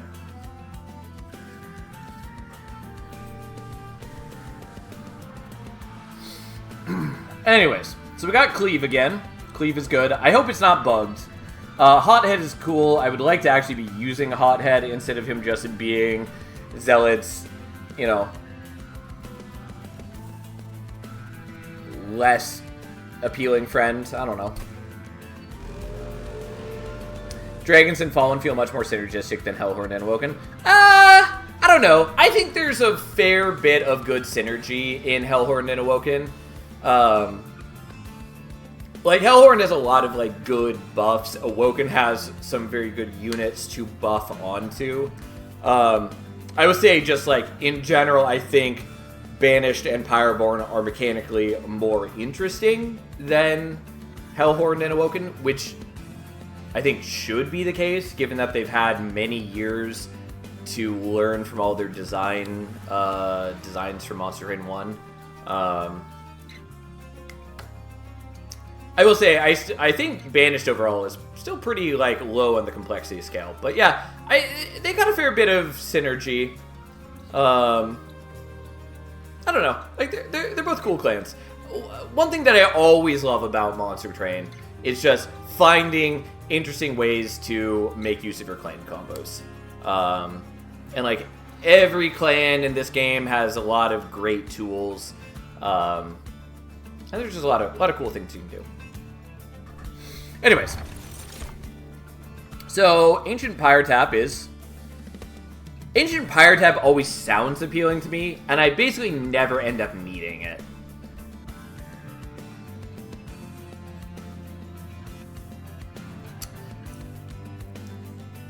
Looking at it kind of makes me wish that there were, like, more effects that triggered when you lose HP. Because, like, that's the sort of deck I would build if this were Magic. Because, like, Magic has tons of things that are like, lose HP, draw cards, whatever. And so seeing an artifact like this just makes me wish I could be building, like, that sort of tech. It's still good, like, just being able to, for sure, be able to play out your cards is, you know, not bad. I think we're probably taking Split Anvil, though, because, again, we've got, like, the Cleave that can just minus cost everything else in our hand, and it is also good. So we'll do that. Hopefully we get... Yeah, I was hoping we got Unchained, because that's the only Fel we haven't played yet. It is admittedly the Fel I was hoping to play the first time we played her, outside of the, like, startup run, which defaults you to Vanguardian. Still love the name Vanguardian, by the way. But Unchained is cool. This is the one that gets permanent Valor with every shift. I think I still want you here, but there is a world... Yeah, I think we do that. I was gonna say, there's a world where maybe we want that on not top floor, so we could use it to kill all these dudes mid floor. But we can do this, and then do that, and we clear them both, and everything's good. So, we're just gonna do some stance dancing to get Fel powered up. Our goal for this run is always be moving. Well, you die. We do that. And then I guess we play this, though putting the Pyre Gel would have been nice.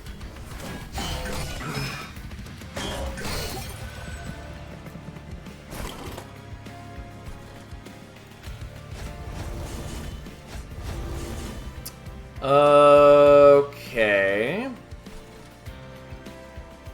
So I think we're doing that because that will get the kill there, and then we can put the Pyre Gel on him, which should let us get the kill next turn. I still really like the visual design of Uriel, the First Blessed. Like, for the first, like, just the first boss, the, like, generic kind of boss, I think he's got a really cool design. He does not need to look as cool as he does, is mostly my point. Yeah, let's do this. Let's kill your backliner. And then let's do some stance dance. Unfortunately, Fel's not the one ending up in front, so she's not getting the armor, but it is what it is. And we just do a bunch of damage. We should win this handily, because if he makes it top floor, we've got our ability on the hot head back. He's got a decent amount of Pyre Gel on him, and also we're just that cool. Okay, so he is killing us here, or we're killing him here. I kind of want to sandbag for a turn. You know what? Yeah. We get less score this way, but who cares? Because what I care about is permanent stats. Also, he's dead. We just blow them up. Okay. So, we're probably taking Windblade. It's not like the best equipment by any means, but it does work pretty well when we're already wanting to be shifting a lot. It's also low cost, which is nice. Also, it triggers her shift an additional time at the end of every turn, which is also nice. Like, in the long run, it's not that impressive, but it is nice, because just getting more permanent armor, or permanent valor is nice. Penitent's Bloodsuit is weird. I would like Penitent's Bloodsuit a lot more if it, like, came back to your hand the turn after that unit died. As is, it's okay. Like, you can do a lot of work with it. Like, you can slap it on a flying boss, and every time they move from floor to floor, they just take damage. You can use your starter cards on Fel to, like, shift enemies back and forth, and then have whatever unit has the Bloodsuit just taking a bunch of damage. Like, there are things you can do with it that are pretty decent, but it just feels a little weird to me. Lava Armor we haven't seen yet. Revenge, apply Pyre Gel to the attacker. It's not bad. I don't think I'd super want it, but not bad. Golden Touch I normally like a fair bit, but I think we're probably going to skip and just try to go like all shift all the time. I think we skip on Lava Armor. It's not bad though. All right, please give me a banished unit I care about.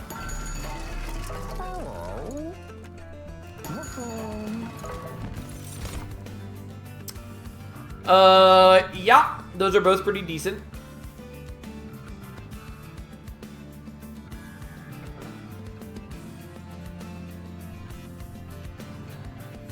Which do I want, though? I generally like Demonic Fledgling more, but he's also a lot more susceptible to things. If we can get the Cleave set up, it's not gonna matter. Yeah, fuck it. We'll take Demonic Fledgling. Also, if we hit Dualism, he's a lot more impressive than the Dancer is. I kind of want to take Smidgestone.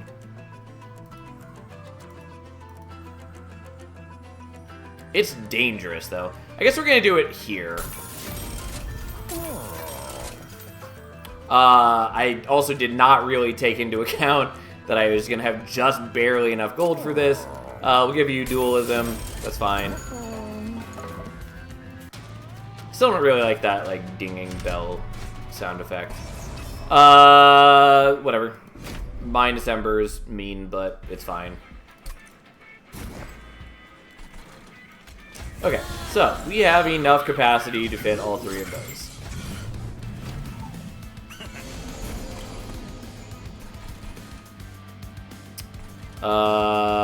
I can do this, which then allows me to play out the other things. Which is okay. I could have killed one of these guys, I guess. I don't know. I wanted it on the guy who might be surviving. Also, if these guys hit top floor, I can just kill them with the spell. Which is not the worst. Unfortunately, I don't get to do most of those cards this turn.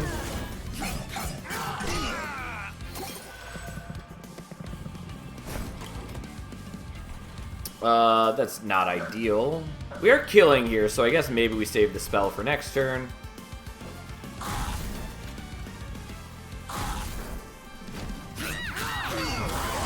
We do lose a fair bit of HP. He doesn't have much Valor on him.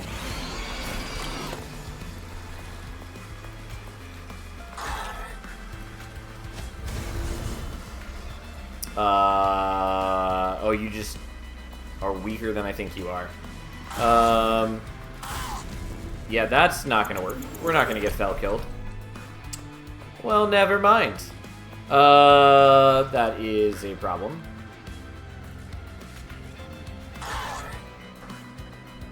And I can't move him up. Well, I guess you're the one getting Valor then. That makes me sad, but fine. Because if I move him up, then he dies because he is fragile, so if he takes the hit, he will die. If he had more armor, he would have been okay, but he did not. So, there we go.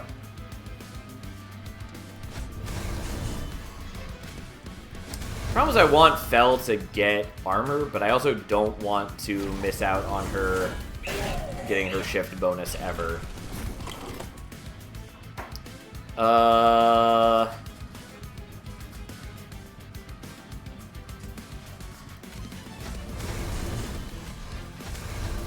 There we go. I wasn't sure if I was going to have to use the Pyrocask or not. The Pyrocask definitely would have made it easier to get the kill, but I also wanted to shift as much as possible. So, here we are. Let's go. Living the dream.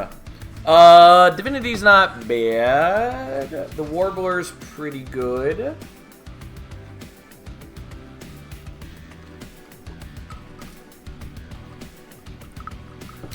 The shield is pretty solid. I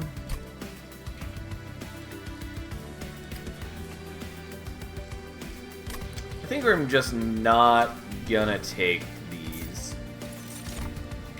And I'm not gonna take those. We're going to shift. And we're gonna shift well. There is a room card I would be happy to see. And getting deployable on the Windblade is fine. I think we're still going here, though. If we can get, like, Spell Chain or Holdover, that's nice. Okay.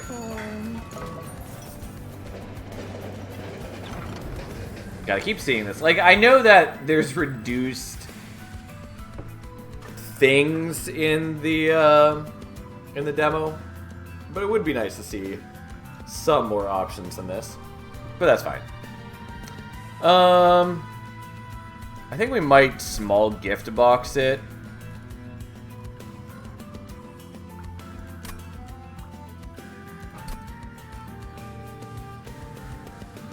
Yeah, we're gonna try this.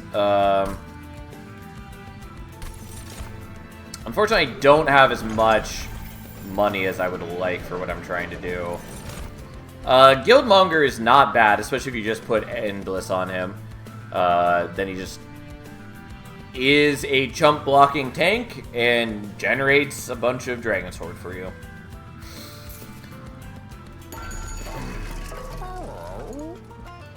Okay, so we're gonna spell chain the small gift box, so we can get a bunch of just causes. I'm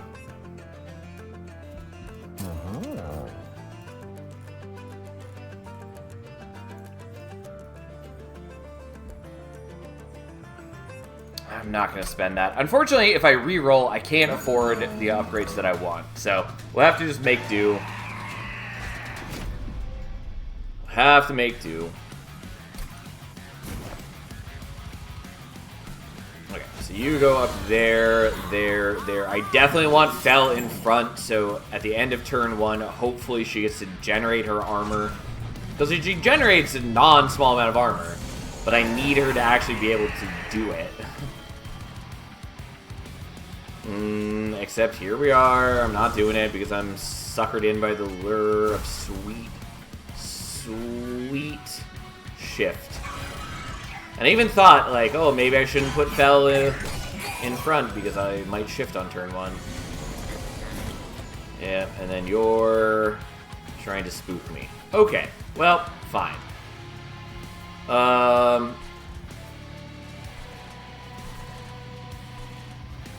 So here's the deal. We played this out to make space for this.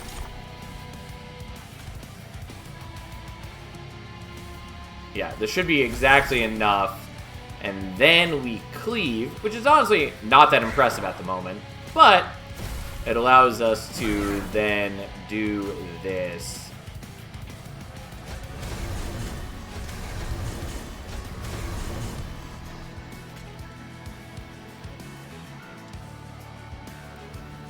So I have 3 more, so I go 1, 2, 3. Yeah, not what I want.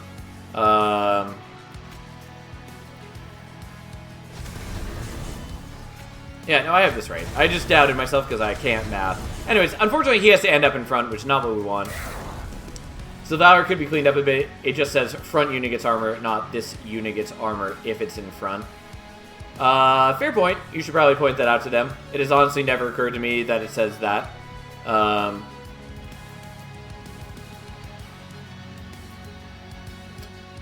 After combat, the front unit gains armor up to 6. Yeah, that definitely does read incorrectly. Hey, thanks for the subscription, by the way. I really appreciate that.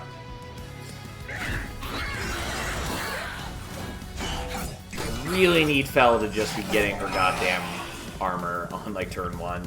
It's just a problem if I don't.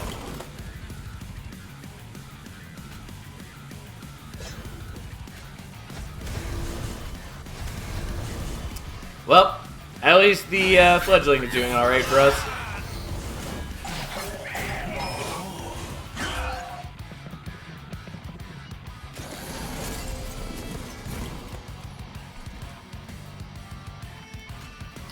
Okay. But I guess let's just give that to you, because Pyrogel's good.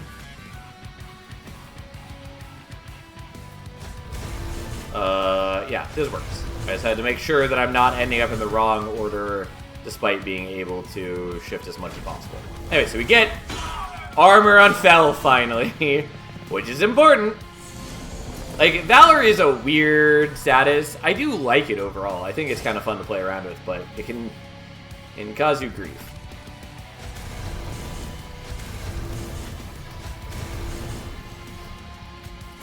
Alright, unsurprisingly, we get the kill here.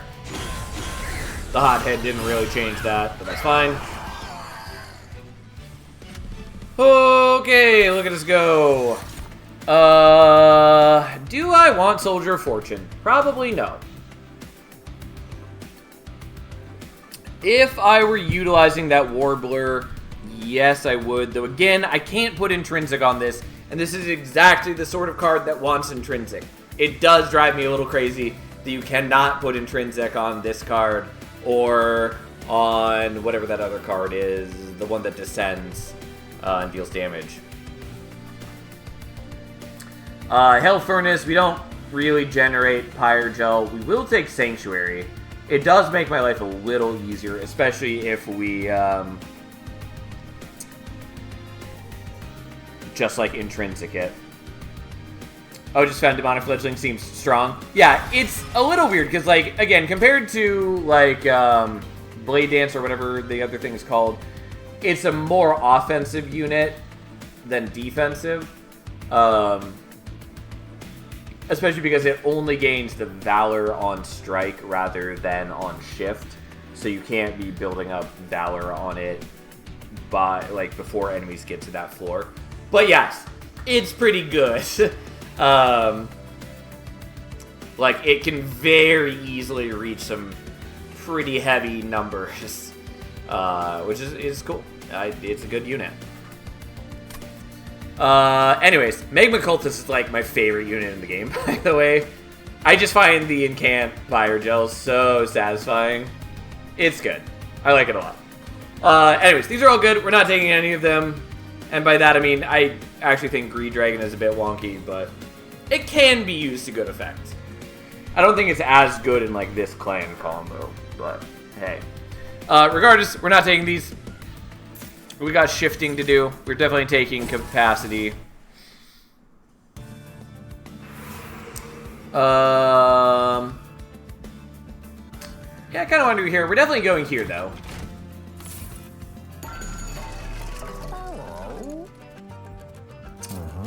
Don't mind if we give you multi-strike. So you now have 3 attacks.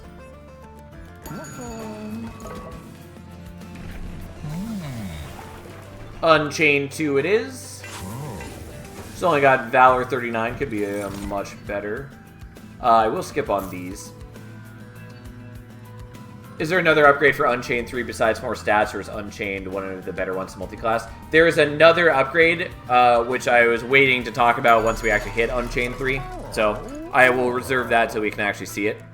But yeah, there is another change. Hive 6 more Valor. Yeah, I had a couple not great things earlier. If I can get to a Merchant of Magic and get some things rolling, it will look real nice, though.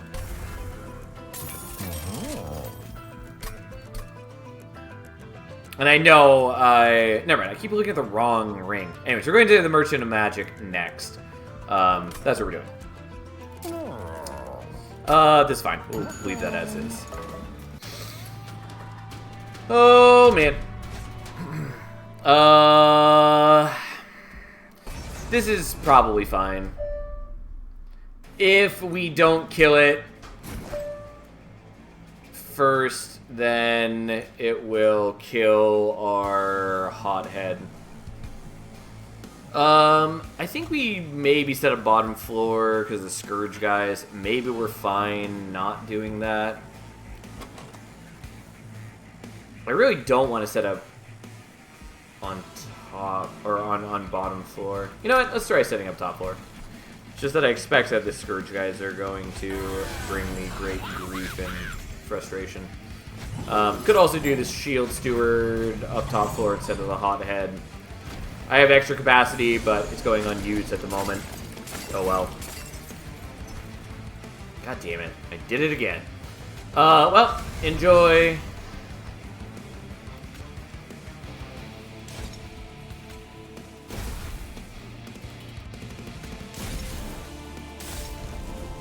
Okay, you don't quite die after investing all of that, instead of just letting Fel do the attack.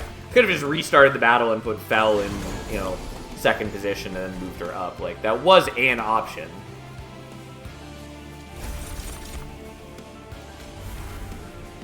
If you kill it, they will come.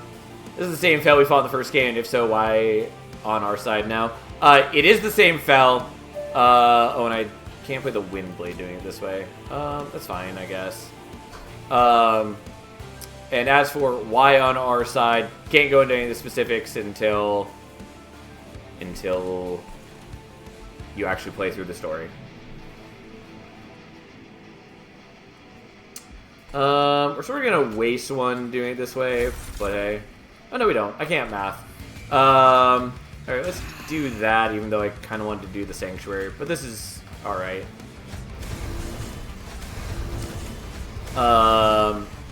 Not that it's, like, super involved or anything, but I'm not supposed to talk about anything that's not in the demo, so. Most of the story scenes are not in the demo, so I'm not going to talk about them. But it is the same film. And I think you missed it, but we also saw Talos with a new look as well on our side as Fel's, like, lieutenant or whatever. And then also it looks like Daedalus is the new Forge Master, rather than Hef. Though I don't know any of the details there. But you can see it whenever we're at the Champion Forge. Which I thought was a surprising and cool reveal. God, fucking hate the stupid sap dudes. It's so brutal. Oh, nice. Talos was my favorite art and one of my least favorite fights. Much respect for Talos. I like her new design a lot. I like Fel's new design too quite a bit. So you will survive if I do this, and you'll actually build up a bunch of armor. That's fine. It's worth the doing.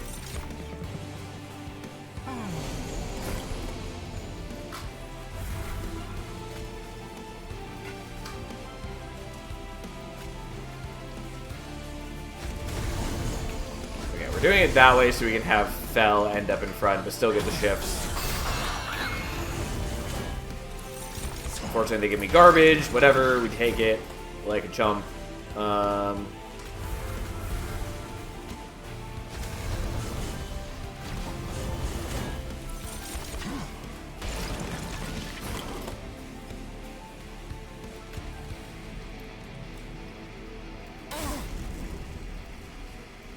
Oh, you're saps. You should do 0 damage. I was not expecting that. You know what? I'm willing to sacrifice some Pyre HP for more shifting. Who needs it, really? I mean, like, we lose score, but who cares? You know what the biggest flaw of pizza is? When it is all gone. Accurate, rip. Accurate statement. Benediction is good, but it's not shifting. And who wants a life without shifting? Mind Cage would be great if we had Savior. We don't have Savior. Sacrificial Chamber is not bad. It's not the one I want, though. I will skip. It's okay. But there's another room I would much prefer to have. We're going here. Oh, the eggs. I assume we're talking about Dragon Sword. So we're going to intrinsic this, I guess.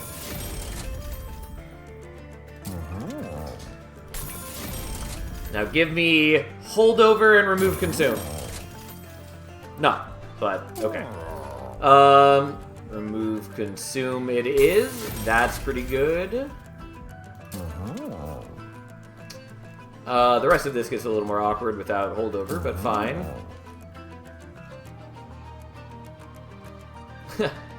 Yo, what the fuck, Ancient Fire Tap? Just like it was candy. This is eggs. The only reason I don't like calling it eggs, well, both because I don't like calling things not their real names, but it's because, like, if Wurmkin does return, then we have eggs in Wurmkin. It is not helpful to call them two things the same thing. Once Monster Train 2 fully comes out, Sal should do a new hat-trick challenge from hell to heaven, then back to hell again. Dear God. I mean, like, I'll happily do a hat-trick challenge in Monster Train 2 when I can do that. Like, I look forward to doing all these things. I normally call it Echoes, but I know people call it candy. Yes, I admittedly dislike people calling it candy, but I know that's very prevalent. God, I need to just remove more things from my deck. Again, need is perhaps strong, but I would like to remove more things from my deck. I was really hoping for holdover here, but hey. The historian has set up his carriage near the rail. Inside open crates, you cast glints of various artifacts, scavenged from remnants of trains long past. You possess artifacts I've yet to add to my collection. Could I take one? Of course, I'll trade you for it. Remove Split Anvil, gain 2 random artifacts. I have built my deck around Split Anvil, so we're not doing that. But we can take Historian's Razor. Friendly units get +10 attack, but -1 for every artifact you own. So currently we're getting +8. Yeah, that's fine. I doubt we're going to get 10+ artifacts. Anyways, Demonic Fledgling number 2 enters the team. And we get dramatically stronger. Although with the Invasion Trial, we badly need to not die on turn 1. And more particularly, we need Fel to be generating armor. I guess we've got the Hothead, so we're not going to aggregate kills no matter what, basically. Turns out, Hothead's a good unit. Fuck these guys, by the way, and their stupid corruption.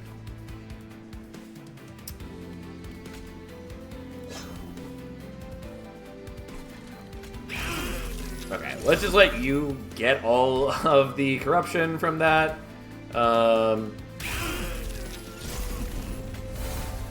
And have some damage shields, so you're going to lose yours to the corruption over time. That's fine. You're getting your armor from Valor. That's all we can ask, really.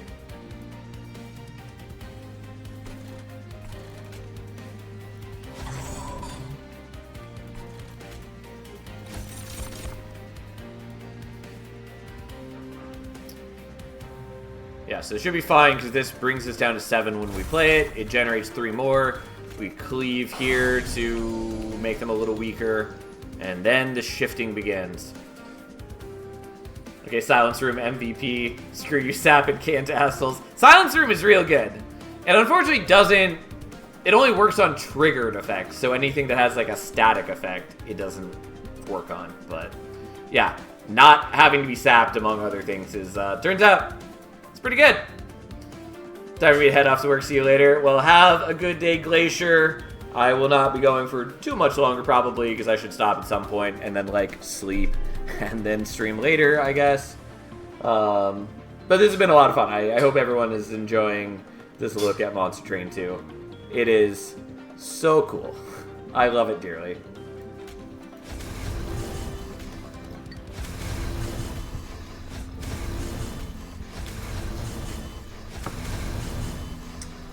I kind of wanted not Fel to end up in front, but I didn't plan that out very well, so that's okay.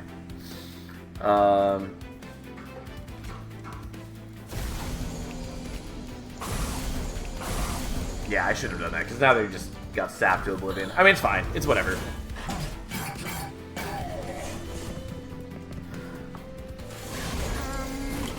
I would like that collector. Also, is this enough to kill you? Yeah, it is, so I don't have to worry about being sapped there. That's nice. God, we're gonna do this, even though it means that I'm not playing out all these.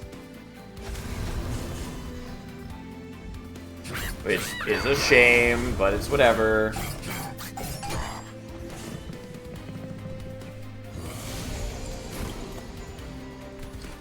Okay.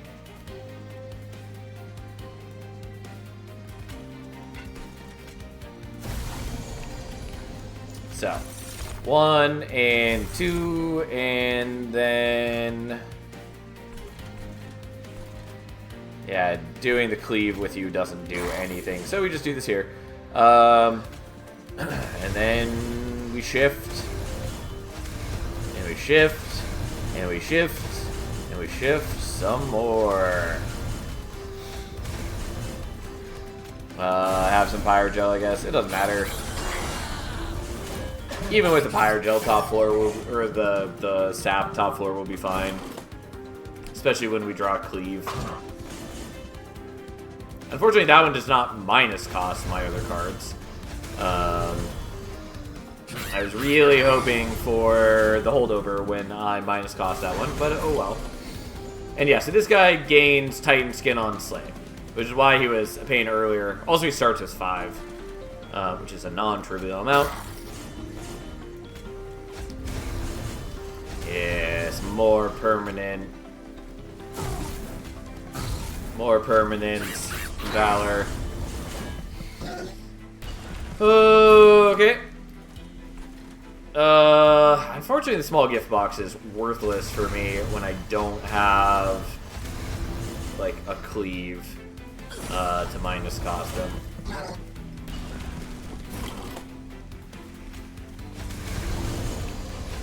Yeah, you affect Muthian can't. It's not a big deal. Our dudes are strong. They are bold and beautiful.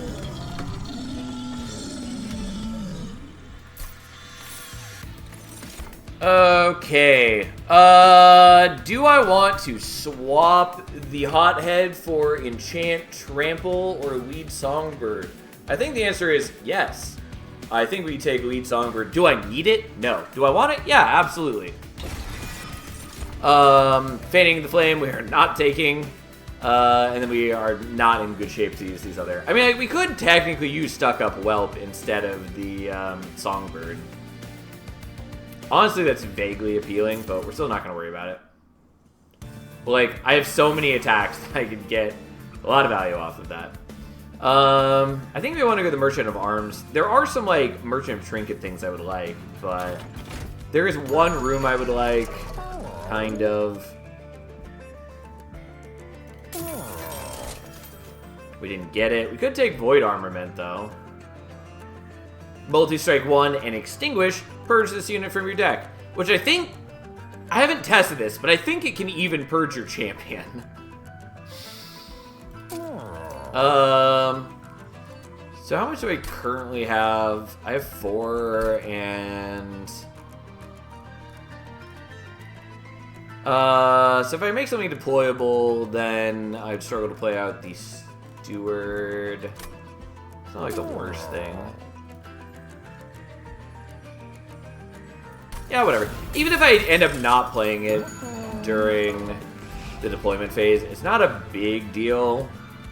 Because it just gets shuffled back into the deck. Ooh, I heal for 3 that I basically self-inflicted. Yeah, let's get rid of that. Do we have a Merchant of Magic next ring? We do. Okay.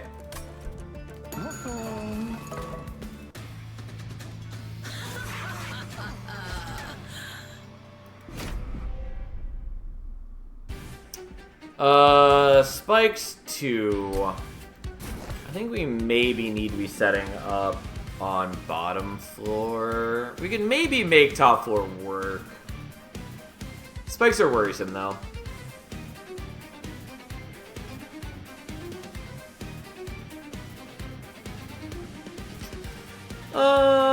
I think we probably just want to do this, though. I think it's just too scary him getting all of the spikes. They're pretty bad. Obviously, we've only got the 1 unit with Fragile, but still.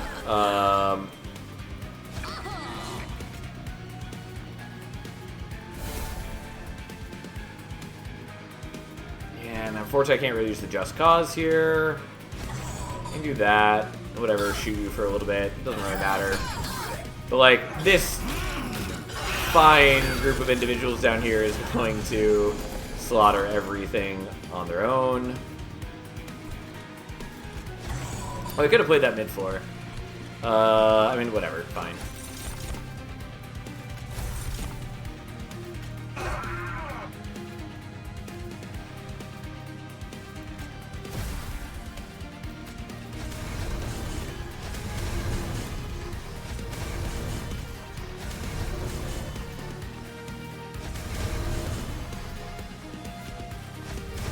Okay, we cleave now because you have dramatically higher attack.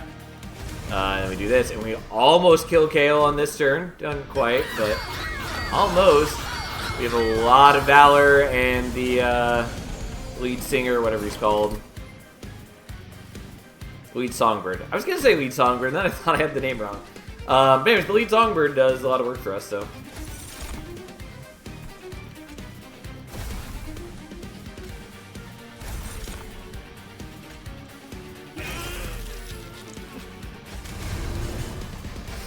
Alright, and then we continue shifting real good and strong.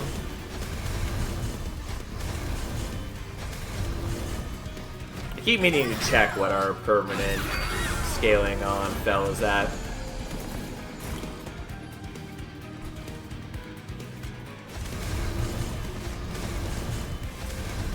Alright.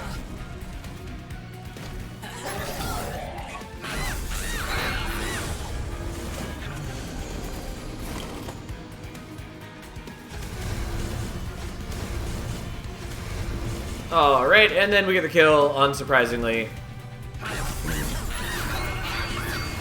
Ta-da! Such an extended death sound, it is just weird to me. I kind of want Soldier of Fortune just for drawing the lead Songbird, but again, I can't intrinsic it, and I'm also just getting my deck pretty thin anyways, so it probably doesn't matter. So what do I actually want here? I might take Capacity so that we can make another Demonic Fledgling. And by that I mean, I'll take another Demonic Fledgling.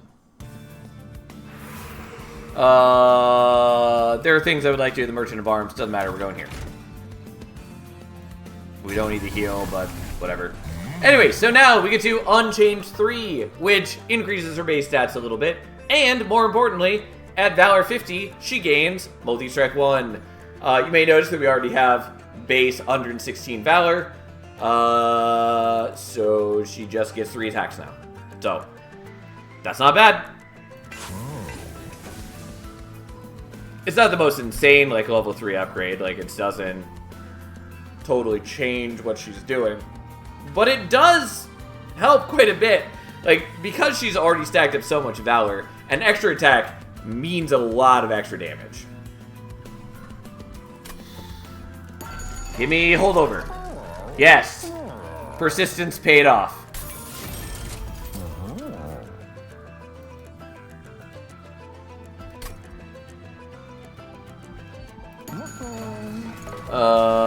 Okay, let's dupe you. Let's get rid of you. Let's get rid of you. And let's go all in on that sweet, sweet shift ability. I don't care about Heaven's Seal. Unfortunately, I'm going to set up lower. I could just afford to take a bunch of damage. I don't want to take a bunch of damage, though, because it feels wrong.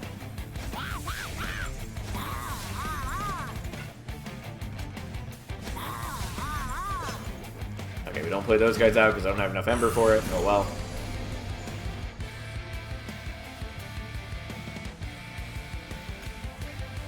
Okay, we will give the damage shields because these guys are actually a problem.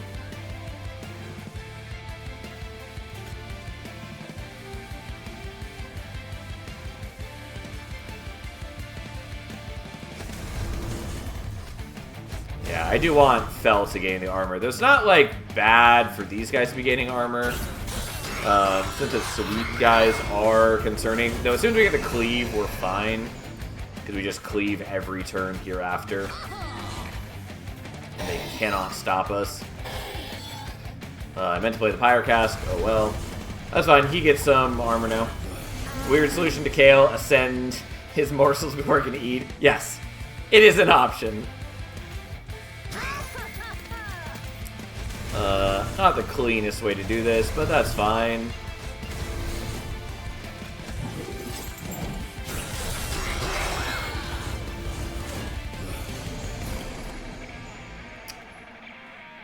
Okay.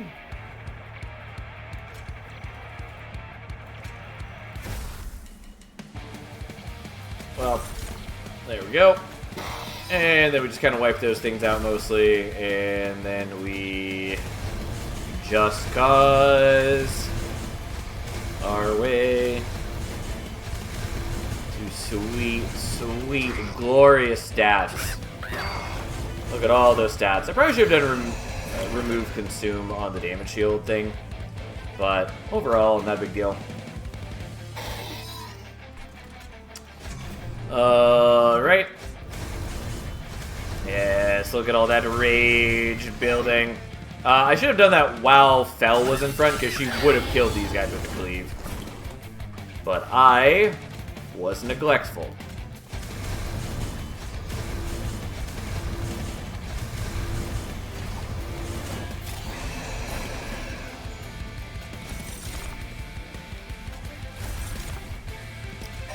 Alright, so look at us go.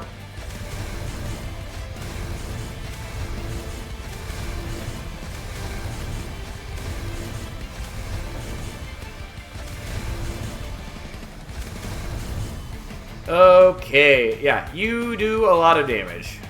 Probably because this also makes the Valor give 2 attack per stack instead of 1. It literally doubles its damage. Though, mostly my fledglings are getting Rage, not Valor. So they're not benefiting as strongly as they could be. It's fine. They're still very powerful units overall. I don't need Blood-Soaked Arena. I will take Blood-Soaked Arena. Kind of want to take Eagle Heart, though, but we're not going to. Dragon's Breath is quite good. We're not taking it. Although we do have Split Anvil, so like we could use it. Even on turns where we draw other things. I don't know. I don't know what I want. I mean, we're going here. And what is on offer? Into that upgrades cost less. Way too late for that. I guess we'll take Sky Song Trumpet. We have a Hymnist. It's not amazing, but it's fine. I would normally take Emote Tome, but it's not great here. And also taking extra artifacts does actually weaken me.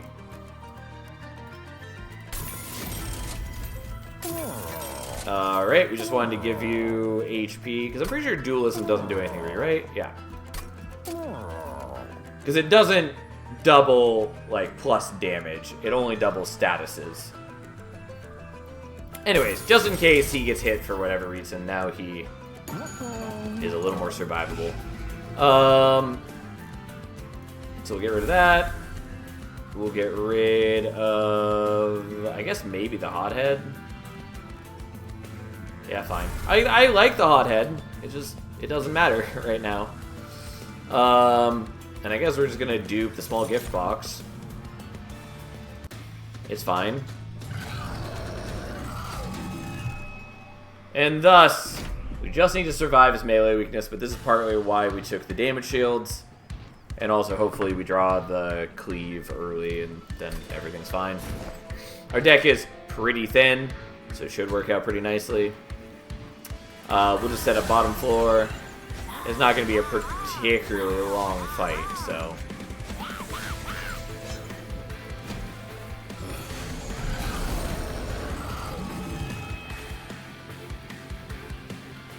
Alright, come on. It just, like, weirdly doesn't display properly sometimes.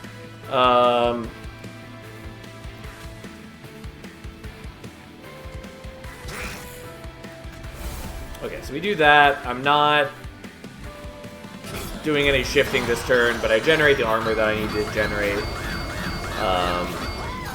And I do a lot of damage.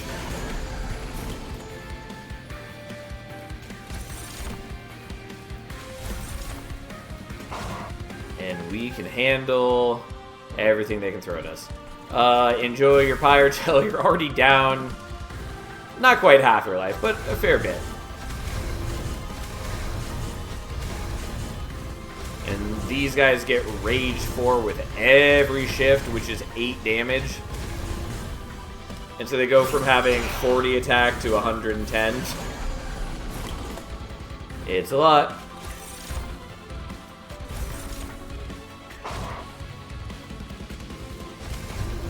And then he very quickly gets to damage range.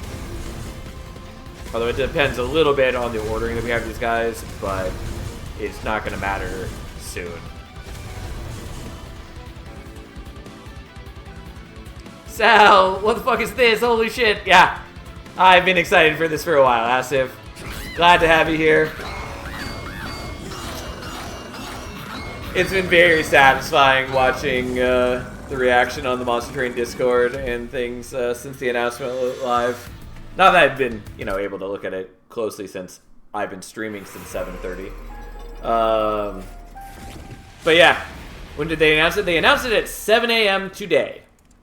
So, like 6 hours ago, something like that. The demo is you're fine. No need to apologize for all caps. The demo is up on Steam. That's what we're playing right now. It's free for everyone. As far as I'm aware, they're going to keep the demo up until release. We don't know when release is, other than I think they said soon. Did they balance Umbra? Well, currently in the demo, it's only 2 new clans. New clans are cool, though.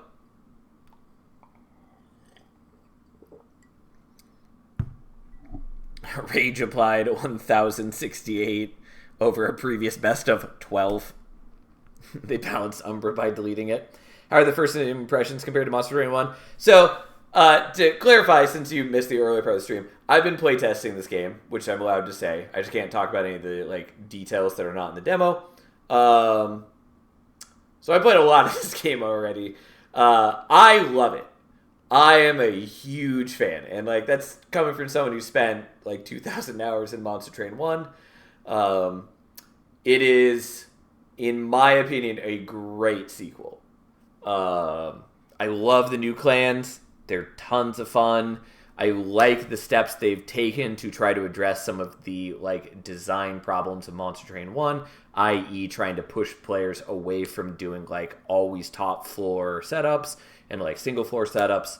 I still do end up doing single floor setups very often, but there are a lot of good reasons not to do it still. Oh my god, Sal is totally doing the my uncle works in Nintendo all over here.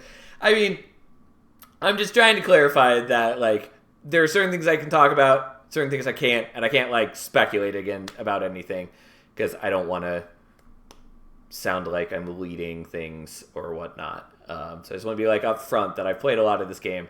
But I think it's important to say that because I think it makes the fact that I say how much I love this game more sincere. Legitimately, the first week that I had access to the playtest, I played too much. I played an irresponsible amount. I played 60 or some hours in the first week. That was not what I should have done with that week. I had a very good time with it, though. Okay, Athane's design is awesome. Yeah, I knew you would love her. I like her design, too. It's very cool. Hey, if you love it, that's good enough for me. We'll have lots of fun with this. Yeah, it's great. It's been a blast. Every day, literally, they're making the game better. The devs are very attentive to feedback. I mean, no surprise there. They've been that way ever since Monster Train 1 and through Inkbound. But, legitimately, they are very active, asking for feedback and trying to address balance concerns. It's very clear they want this game to be as good as it can be and to be pleasing both for newcomers to Monster Train, and especially they want it to be as fun as Monster Train 1 for veterans while still having plenty of new things to explore and essentially fixing design problems from the first game. It's the same devs. Yeah, same company, same devs. I mean obviously I don't know how much of their staff is changed internally since Monster Train 1. I know the main people are still working on the game. I assume that in the 6 years since Monster Train released, 5 years, something. I assume they probably added more people to their team because I'm pretty sure they added a bunch of people for Inkbound. So I assume at least some of those people still were. I don't know. Anyways, point is same company, same devs. I just hope this game allows as many broken builds as the previous one. Yeah, again, I can't talk in great detail about anything that's not in the demo. I will say that that is. It's a tricky line because I do think it would be better if this game ends up being more difficult than Monster Train 1 at the highest difficulty. But it's especially important to me that there's heavy build diversity. And that has been something I've been very vocal about since I joined the playtest, And I know that the like lead devs are like care very strongly about that too, and like that is great to hear, because that matters tons to me. Because like obviously I do want it to be a well balanced experience. I do want it to be fairly difficult, so you're not just steamrolling everything. But I also want the same ability to do wonky, weird builds and like push decks in different directions that I was able to do in Monster Train 1. So, so far, I think they've done a really good job. All the clans are fun to play. They have new mechanics. Each clan obviously has a number of different kind of like intended build paths that you can take it. Like Banished has like Shift, which is a new mechanic, which is what we're using this time, where you get bonuses for moving things around. There's also sort of a focus on Revenge, of which they have a couple powerful tools. There's also ways to like shift enemies around rather than shifting your own units around for good effect. Like there's just a lot of good things. Pyreborn has like a minor focus on Incant. They have Pyrogel as their new status effect. They have a lot of activated abilities, which are really cool. Like there's a lot of different cool things you can build into. I never could figure it out, but Inkbound was interesting. I do not think I got quite the reception they'd hoped for, though. It definitely didn't, and I think people were overall like too harsh on Inkbound. And like it's hard because like they're most like their audience that's going to pay the most attention to the game are the people who are coming from Monster Train, and it is a very different game from Monster Train. So just like inherently, a lot of the people who like Monster Train are not going to like Inkbound. But beyond that, they got like I think a sort of undue level of criticism about wanting to do like battle passes and like cosmetics and microtransactions. Like we talked about this a bit the other day. Well, like it is a tricky subject. Like there are legitimate concerns around like microtransactions, all that. But I think the way that people got on them about it, I think was a little unfair. And overall, like Inkbound was and is still a very fun game. I like it a lot. That said, selfishly, I'm really happy they're working on Monster Train 2 now. Makes me so happy. It's great. It's fabulous. Yeah, broad build diversity would be awesome regarding broken builds. I love that Monster Train 1 rewards you properly for your skill, unlike Slay the Spire, where you usually barely scrape by, at least in my experience. Yeah, and like, people want different things. And like, those are just... I don't think those are inherently one is better than the other. That's definitely like a personal preference sort of thing. I definitely prefer the level of control that Monster Train and other things like Vault of the Void give me compared to Slay the Spire. I don't like cobbling together kind of a mishmash deck in Slay the Spire. I like being able to build something cohesive and interesting and powerful that feels like it comes together, rather than a deck where you have to be hedging your bets all the time and whatever. Also, there's just a lot of like things I hate about Slay the Spire. Like I really hate the stupid boss relics that give you a curse with a boon. I'm so sick of people trying to tell me that Slay the Spire is perfect balance. And then I know I complain about this all the time, but like nothing feels more annoyingly hypocritical than saying it is perfect balance, except the Watcher is better than all the other characters. Also, you should never take this artifact. Also, you should never take this card, etc., etc., etc. That's not perfect balance. That is balance you enjoy. That's not perfect balance. And it's fine if you prefer the balance of Slay the Spire, but stop trying to shit on every other game because it takes a different approach to balance. Also, I should have been waiting on this screen the whole time so you can see the, here's coming in the full game screen Asif. So anyways, 5 totally new clans. We've seen in the demo Banished, which is Rebel Angels, Pyreborn, which is dragons, greedy dragons. The others are Luna Coven, Under Legion, and Lazarus League. I can't say anything about them, but they are named in the demo, so I can say their names. Covenant, Daily Challenge, Dimensional Challenges, Endless Mode, which I know a lot of people wanted in Monster Train 1 and want in basically every deck builder ever. Totally new events, Logbook, Pyre Hearts, which are cool, story, and yada yada yada. Oh, what was your fill at the end? Oh yeah, let me see if I can see the run summary. Yeah, if you're back so soon, found some more parts for the train, found something even better. Come on, you're gonna want to see this yourself. Is that Herzl? It can't be. It's him, all right, former leader of hell in the flesh, or ice. Found him frozen solid, deep within some cavern. Is he alive? Probably, but if ice ain't enough to do my old man in, once he thaws out, he'll be up and running soon enough. Hef, this is incredible. I don't know what to say. Thought your father died in the invasion. I blame myself for his death. Now that he's alive, I wonder what he'll think. Knowing him, he'll probably just be glad to see you. I suppose you're right. Ursula did always believe the best in people, even to a fault. Come on, let's bring him closer to the pyre. They'll give him a warm welcome home. Ta-da! Run history. Fell ended at... That seems incorrect. Was that the right one? I guess maybe it was. I thought for some reason it was much higher. Anyways, 170. I guess I was thinking it was higher because the lead Songbird was amping the damage quite a bit. Yeah, 170.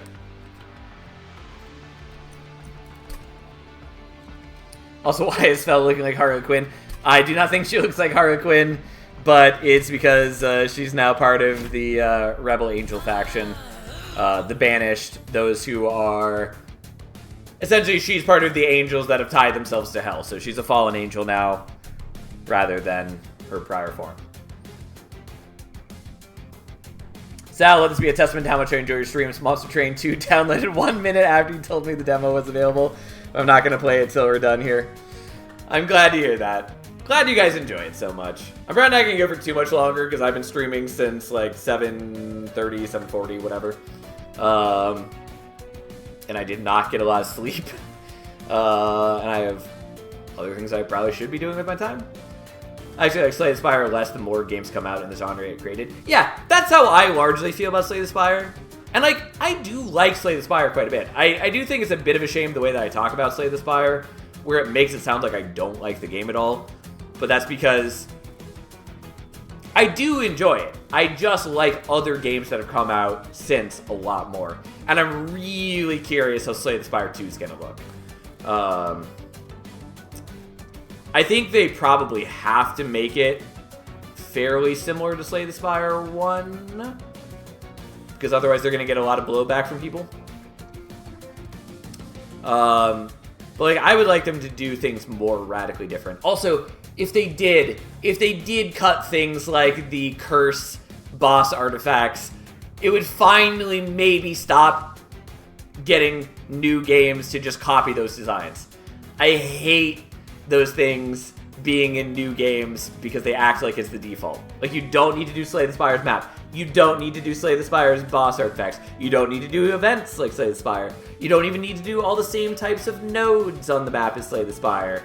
Like, you can do your own thing and it leads to a better game. And like, it's fine if you want to copy a few things from Slay the Spire, but they should not be the default. You should not be one for one doing, here's Slay the Spire, except for my minor twist to make the game unique. My fella ended with 205. Well, to be fair, Ashoka, I got the flying kill and you didn't. Mine absolutely would have had a lot more had I not gotten the flying kill. Regardless, nicely done. 205 is good. I really like Unchained Fell. It's just very satisfying to watch the numbers stack up. Anyways, let us do Pyreborn. I'm actually going to re-roll until we get whatever the gold one is called, Golden Crown, if we don't get it right here. Okay, we did. It's just that's the only of his paths we haven't done yet, so I feel we may as well make sure that we go to rank 3 on that. So what are we actually working with? A Firebrand is a good blocker for Phoenix. actually do really like Chrono Arc since it's pretty unique, even if I think the penultimate boss is the most bullshit thing ever. I love Chrono Arc. I think it's great. And I think that's a good example of a game that, rather than copying Slay the Spire and its mechanics, is much stronger because it starts without copying like any of the mechanics, basically. Like, obviously there's some similarities, but for the most part, like, it just does so many different things, and it leads to a much better, more interesting, more satisfying experience in so many cool ways. Like, Chrono Arc is one of my favorite deck builders, which means a lot given how many deck builders I play. And it was definitely one of my favorite games I played that year. I really should do, like, a retrospective at the end of each year, just like, here are my favorite games of the year. I keep meaning to, and then I don't because I'm a lazy, terrible person. Whatever. Oh, snap, the train is going upwards, mind blown. Yes, it is surprising. Anyways, I kind of want to do start of turn fully healed champions, except that I don't really need that if the Firebrand is just going to block through us. So I guess we're taking Dante's Footstool. The only thing is, like, this might be nice to take.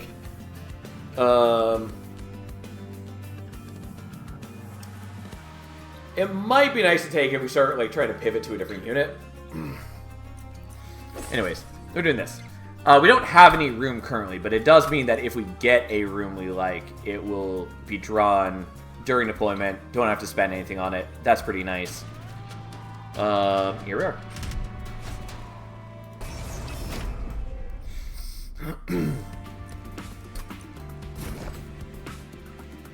Alright, Firebrand goes out, Phoenix behind.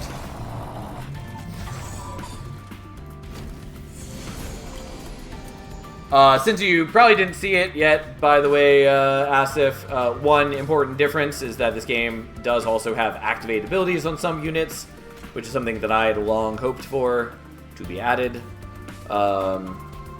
So certain units have activated abilities. They don't cost anything to use. I kind of wish there were some that took Ember to use, but whatever. Yes, I hoped for those two. Yeah, it's a great addition. It's like, they basically hit all the things that I personally wanted in the game. Not that I'm going to claim anything like they were listening to my feedback or anything like that, but it's just so cool that, like, all of these things that I personally had wished for are in the game, and they're great. I really hope Fel's Clan isn't the only Angel Clan. Yep. Oh shit, COD lives. Yeah, I haven't checked anyone else. I haven't checked to see who else is streaming yet, because I've been doing this since the morning. But, like, you know, beyond all of my excitement for this game, it's also just, like, so cool that, like, the game that I love so much is going to have a revitalization of its community. Like, there's still plenty of us who, like, hang out on the Monster Train Discord, talk about the game every day, whatever. But it's so cool that, like, you know, a lot of people moved on, obviously, because they have other shit to do and they've played Monster Train to death. And so it's cool. I'm so happy that we're going to have, you know, a lot of people returning to the fold and getting to geek out together, and it's great. I love it. Anyways, I guess let's do that. I guess let's just kill that so you don't heal, and then I guess let's just have you stack up with the Wind Blade a little bit. Any idea about the release date? I do not know. As far as I know, unless they said it on their stream earlier, the answer is soon. I don't know. But yeah, I have no idea when it is actually coming out. Well, I'd like to do other things, but I want to get that collector, so we're getting the collector.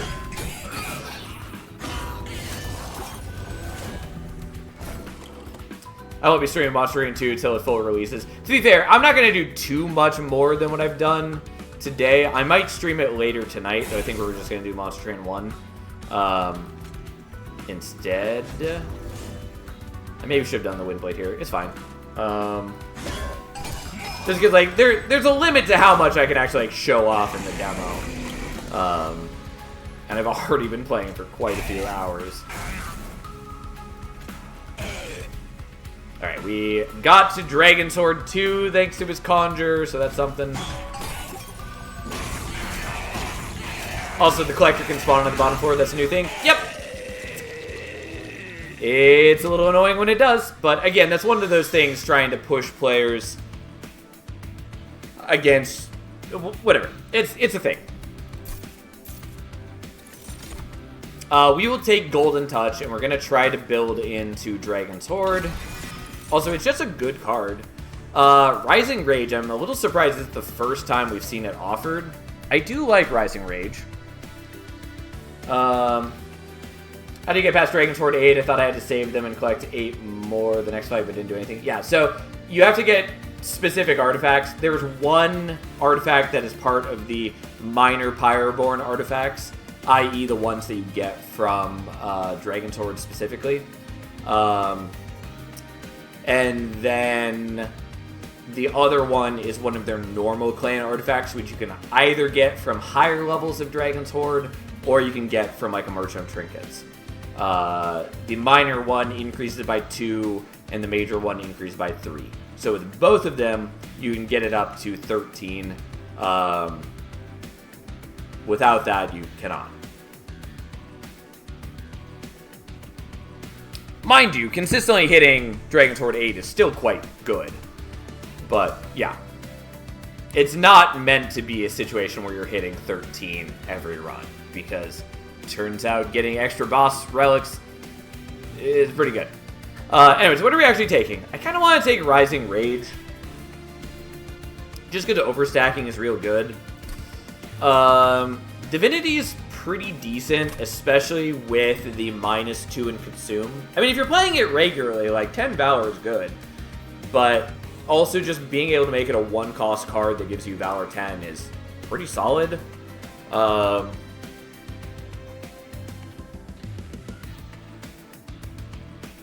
Fel run I was doing would have hit 13 like 3 rings in a row if I'd seen those. Yeah, I've definitely had a couple runs like that. But yeah, it's intentionally hard to get both of the Enabler relics is more what I was saying. Anyways, what are we actually taking here? I kind of want to take Rising Rage. I think it's good. I think that's probably worth taking. Okay, I go sleep now, been up too long. Alright, have a nice night, Ashiaka. Enjoy your rest. I'm not going to be streaming for too much longer. I've been going for a while, and also we're starting to dip on numbers anyways, so it would not be bad to get some rest. God, I wish I could check the logbook in the demo, because I'm trying to think what all units we could be seeing. I kind of want to go here looking for Intrinsic on Rising Rage. Also, just like minus costing things not bad. Getting Holdover on Golden Touch is not bad. I kind of want to go here, though. I'm trying to think of, like, what Pyroborn unit we'd want to see. Like, Goldtooth, seeing that again would be good. I can maybe do something with, like, Greed Dragon. Don't know. I don't know. Let's go here. Let's get a Pyroborn unit.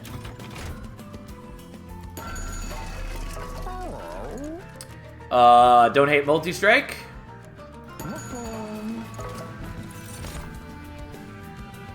Those are not my favorite options.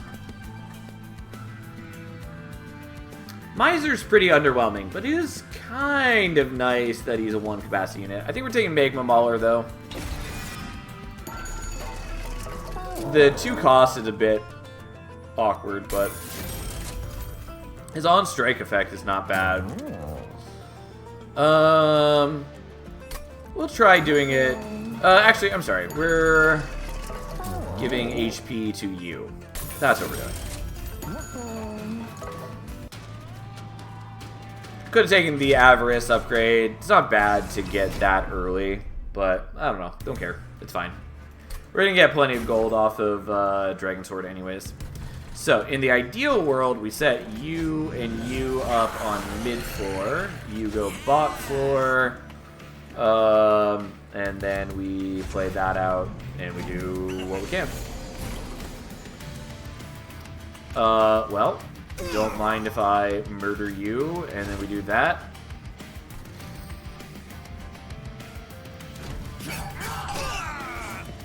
I would very much like to get things to support faster cooldowns for Phoenix. I mean, it doesn't matter as much here as when doing like Overlord Phoenix, but it'd still be nice. Kind of want to do that, but we are not going to. We'll just kill the healer, I guess. Titan Skin is the opposite of Pyre Gel. Yes. Titan Skin reduces damage, incoming damage by X amount. There's also a upgrade you can get from the Steel Shop that is Titanite, which just halves damage incoming.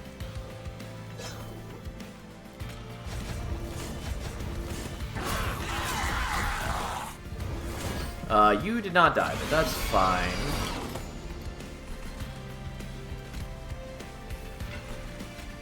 Yeah, let's kill you and then Pyre Gel you. And then we're only going to get up to 6 on this, but that's still good. I mean, we can kill you. It doesn't really matter. We don't have to slay with his ability to get the Dragon Sword. We just have to use the ability. And thus he dies. Alright. God, I kind of want to take Fanning the Flame. It's not reliable. But I do kind of want to use it. I think we're probably better served by Golden Touch, but we're going to take Fanning the Flame. It'd be much better if we were doing a Pyre Gel heavy setup, but I'll see what I can do. Selfless Sacrifice is not bad. Turns out damage shields are pretty good. I'm going to take Divinity. I don't know that we're actually going to get good value out of it, but we'll try. And then we're definitely looting this. Ooh. Unfortunately, I want all of these. We're going to take Hidden Coffers, though. And Sketches, which does work very differently now. I think we're taking that.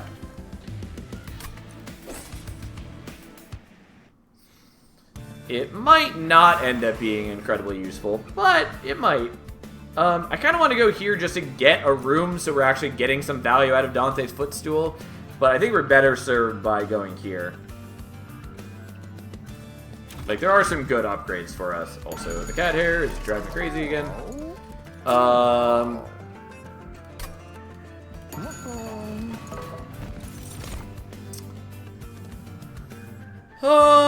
We could take a Demonic Fledgling. I'm not going to. I will take a Steadfast Crusader.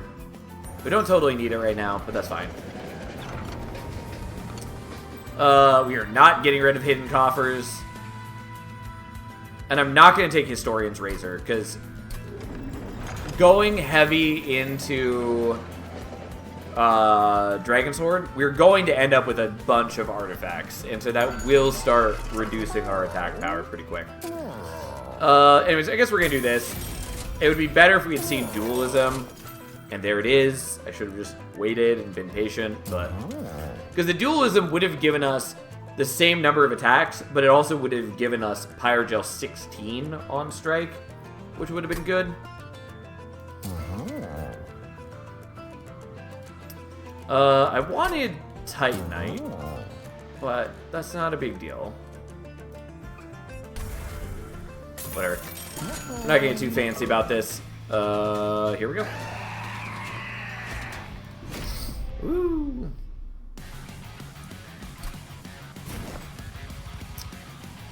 Alright, so you go there, you go there, you there, and then afterwards we get an extra unit on multiple floors, and that's fine.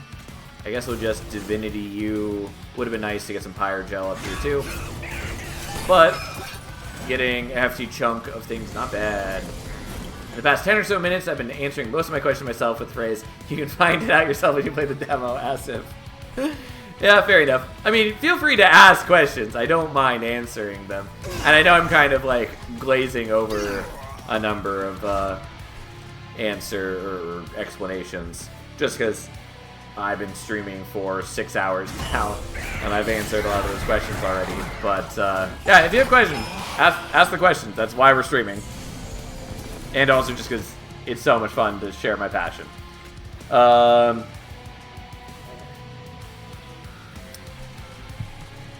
You know what? Fuck it. Hopefully this kills our steward. It didn't. What a waste. I had dreams. Again, I do think Fanning the Flames is going to be bad for us because it only really matters if we're stacking Pyrogel. Which we will get some artifacts that will generate Pyrogel and stuff, so it's not going to be like totally a waste, but it's certainly not going to be as useful as we might otherwise enjoy. Also, random means really random ally or enemy. Yes, specifically, Fanning in Flames says deal 3 damage to a random unit twice. It does not say deal 3 damage to a random enemy, which is what normal things like Ice Tornado and Ice Storm say in Monster Train 1. But no, it just says unit. It can hit anything.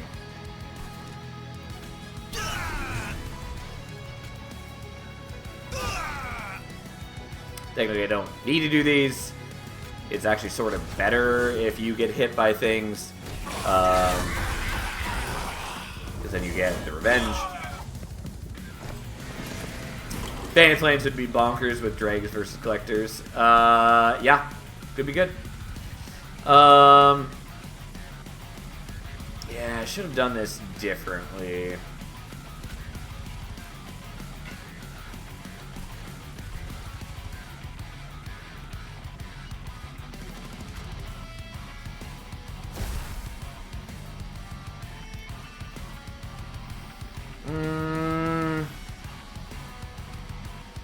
There's no way I can kill this with this. I just wanted to generate more Dragon's Horde, sadly.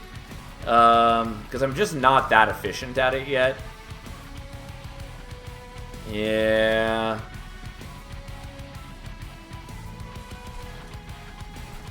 If I wanted to try to, like, sandbag it, I could maybe, like, ascend Phoenix.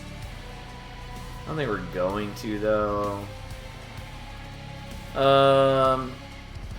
And, like, I can do a fair bit of damage to him. Because I can use the ability here, which will do 40 plus the 8 from Pyrogel, which is so 48. And then this would do another 16, but that's just not enough. So, whatever, we'll just suck it up. I would kill one of my own units if I could, but I can't. That's about the art style. Is the current style a template or close enough to the final version? I mean, as far as I understand, it's probably close to the final version. I don't know specifics. I think the game looks perfectly good as is. I have no complaints about the art. I like a lot of the designs. I mean, I'm sure there's like, I don't know. I have no problems with it. I like the way that it looks. So, I have no issues. Bloodsoaked Arena is fine. Pyroclasm is nice. Soldier of Fortune is a card that I want to like, but I don't.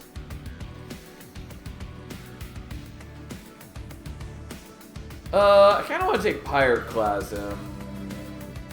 I don't know that we can actually make good use of it, though.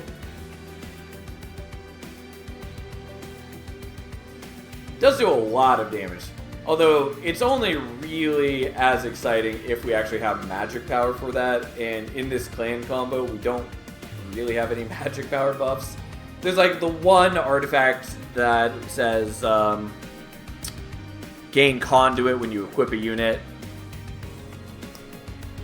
Oh, sweet, room enchantments. Yeah, there's two new types of card. There's rooms and equipment. You already saw me equipping equipment. And then, yeah, rooms are the other one.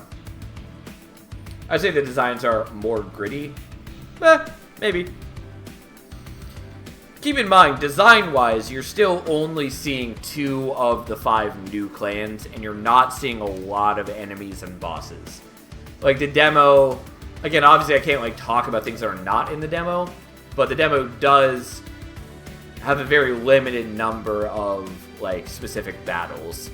So there's a ton of things you're not seeing.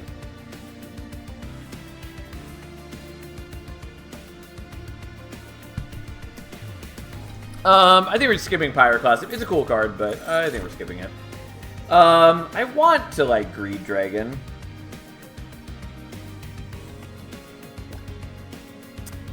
The problem is, like, what I really want to do with Greed Dragon is I want to kill it and have Endless and bring it back. And if we had, like, not Soul Crushing Guild, Crushing Demise from Remnant, like, we could do that. That would be cute. Or if we could just, like, apply Burnout to it, but obviously these are not things we can do in this clan combo, so... I don't know. I mean, I could also just, like, not spend my, Dragon's Horde. And then just, like, have it come out... Because, like, with 10 Dragon's Horde, which is my current cap, it would come out as 60, and then 125. Like, that's a pretty chunky unit. Like, that's not bad stat-wise. I don't think we really want to leave our Horde unspent, though. Anyways, we'll skip these. Then maybe we could take, like, a Miser. I have sketches out, after all, so, like, I just get free units placed out.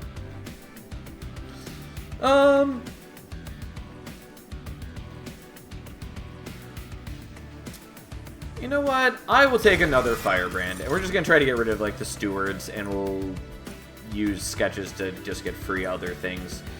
Do I care about extra Ember? Kind of. It is nice. I think we probably want Draw, though. Yeah, I think we take Draw.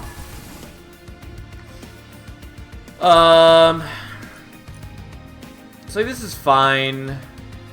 There are some artifacts that would help us get Horde faster. I think we just wait.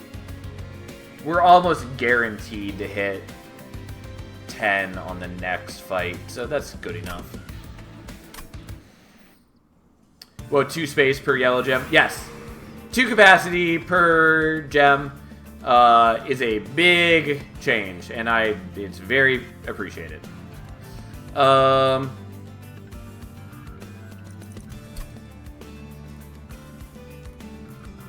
I should probably go to the Merchant Magic. I admittedly kind of want to go for the Merchant of Trinkets, so looking for the other Dragon Sword thing. Chances that we see that are pretty low, though. I think this is just the better choice.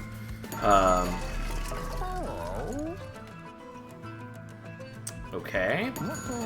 So first off, we're going to Golden Crown 2. We now gain 2 Horde and 25 gold every time we cast a spell, or use this ability. So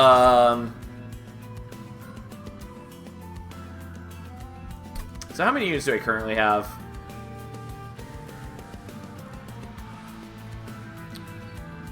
So I've got 7. So I've got 7, and I can play out with my current Ember. So you can play 1, 2, 3... And then I could play, like, the other Firebrand for 4. Besides, work time. Have fun, Sal. Alright. Good luck at work, Fury. Have a nice day. I'm going to stop after this run, so we're not going to go much further. Anyway, so I can play out the other Firebrand. I'm not sure that I really want to, but I could. And so currently, that would leave us just with these 4 for sketches. Yeah, that's fine. We'll take another Magma Mauler, I guess. I'm not, like, too invested in the sketches situation at the moment. We're going to -2 and consume that, because as a 1-cost card, it's pretty good. We are going to intrinsic this. I would love to spell chain it, but I can't.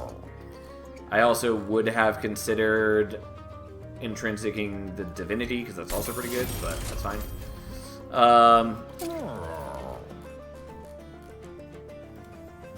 Okay, we'll get rid of one of those. That's fine.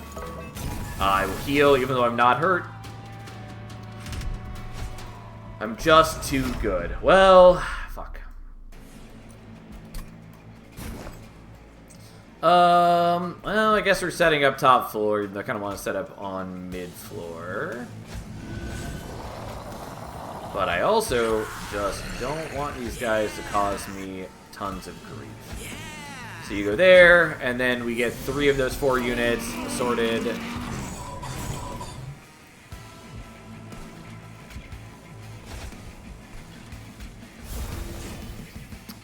And then we'll use our ability, because we are definitely going to use that ability every time we can. And so we can't kill you this turn. I can use your ability and just do 40 damage, which is not bad. And I guess we just kill one of these guys so we don't have to get the corruption on top floor. And that's something.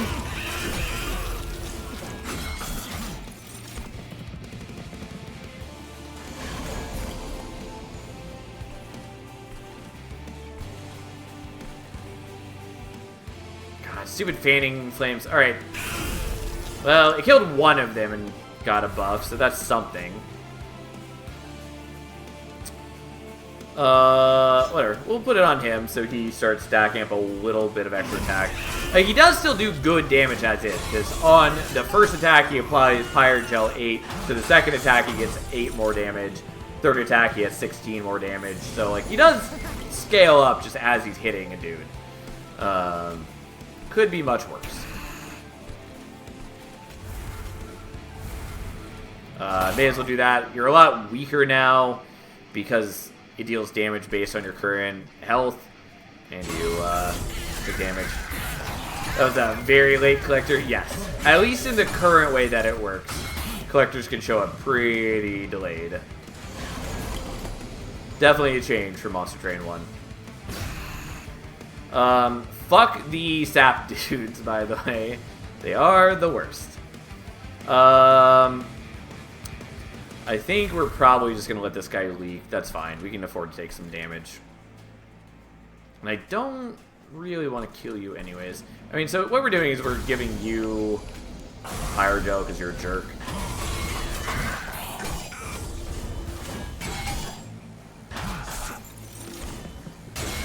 Yeah, we take 1 hit.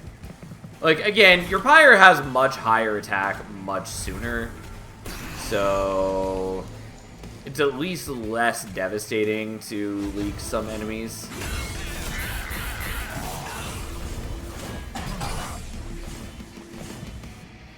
At least at low coming in.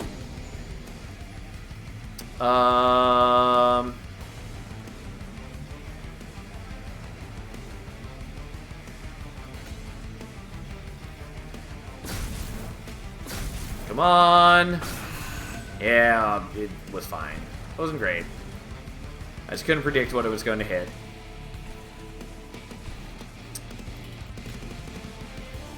I'm already at max horde, so I don't need to like be picky about things. So we'll just do that, so you're going to die here. It also deprives this boss of a harvest stack, which is good. Whatever, enjoy, fight it out.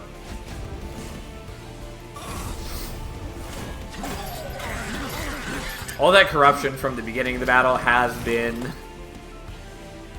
I mean, it's not too bad. Like, once we got enough Valor, we stopped really taking damage, but it's vaguely concerning. But Valor is nice that once you get enough, it kind of self-sustains.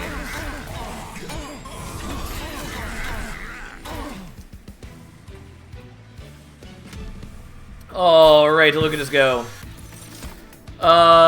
Yeah, we'll take Mind Cage. Although Sacrificial Chamber would finally work with Dante's Footstool. But we'll take Mind Cage. Lower cooldown is very nice.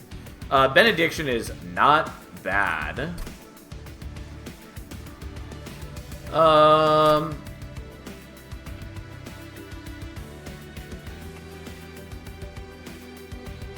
Everlasting Light is fine. I don't know.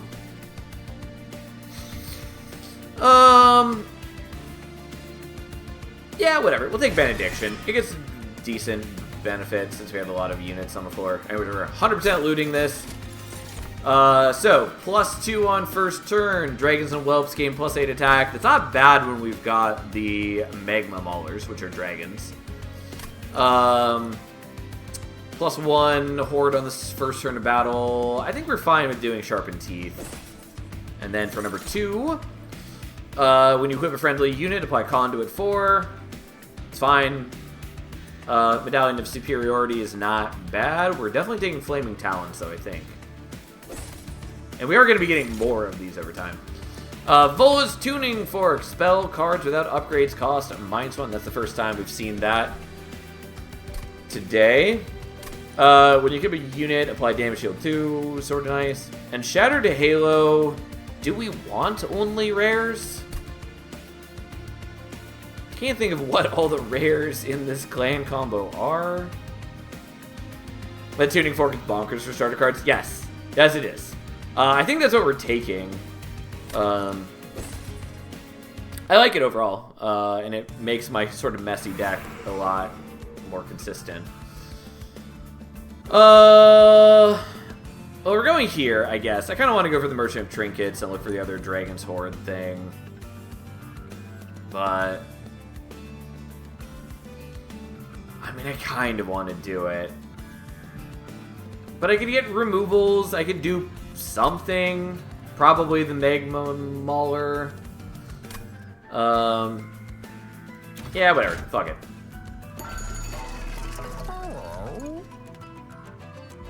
Could silence enemies.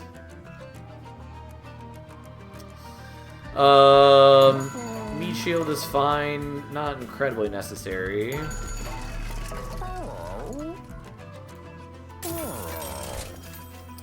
Plus magic power is not particularly what I want.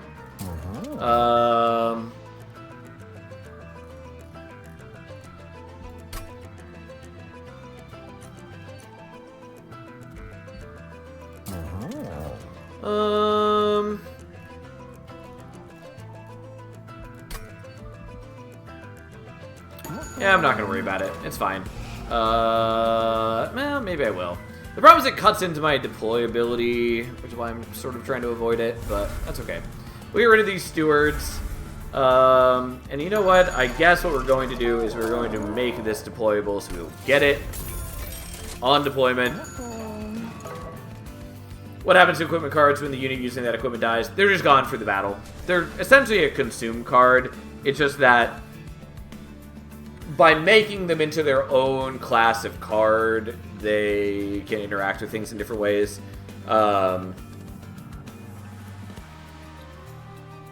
Also, every unit can only equip one equipment at a time. So if you use a new equipment, it will overwrite the other one for the rest of the battle. So basically, they were telling us if they can give stats, etc. Yeah, they're largely something like that. Similar idea. They seem like, at least in part, they're designed so that the new clans will have less repeatable, like, buff spells. So that it will kind of push players away from doing as much, like, stack all your power on a single powerful unit and have to, like, spread out your power a little bit more. So you have to be using more units, which I think is good design for the game. Anyways, we're making another enhanced Magma Mauler.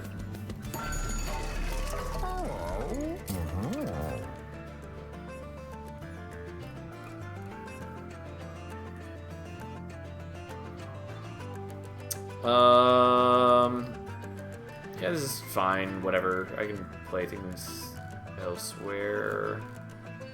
Kind of have a messy deck. I don't super care about that, though.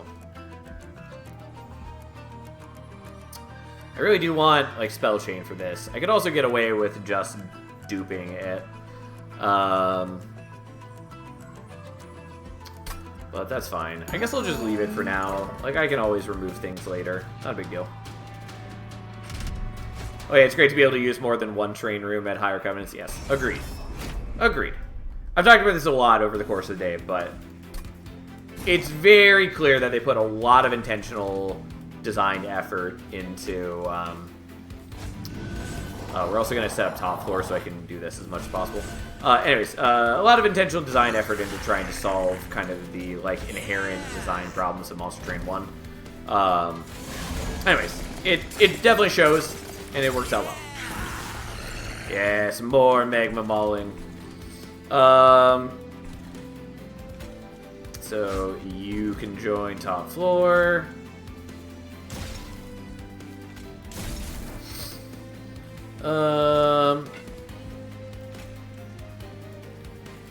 Whatever. Enjoy.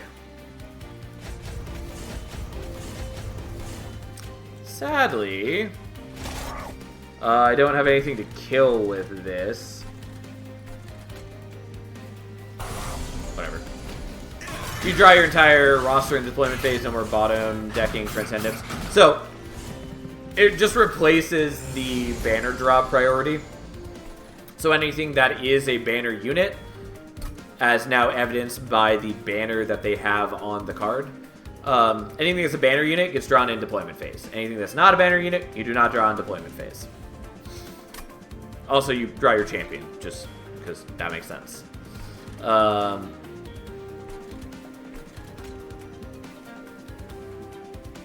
Yeah, we'll do this. You're going to get sapped to oblivion, which is annoying, but whatever.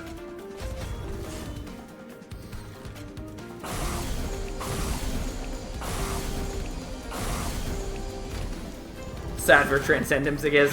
I mean, A, we don't know if Hellhorn is even going to be in the game. Because they haven't said anything about the original clans. B, it's fine for the imps to not be drawn immediately. Anyways, whatever. You take some hits, you lose some armor, it's fine. Stupid sap encounters. We fell statues in this battle, Sal. Of course Transcendence is going to be in this game. Fair enough. Fair enough. Okay, this is going to look silly, but we're going to shoot our own dude, so when we use Fanning the Flames, it has a higher chance of getting the bonus. We don't, like, need it, and my insistence on trying to make that work right now, not going great. But still.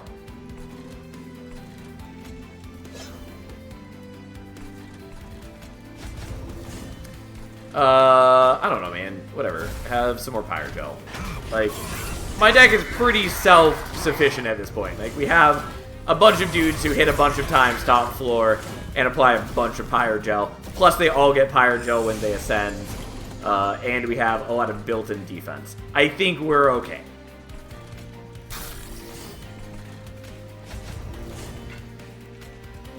Like, even with me not buffing the strength of my dudes, I'm pretty sure we'll be fine.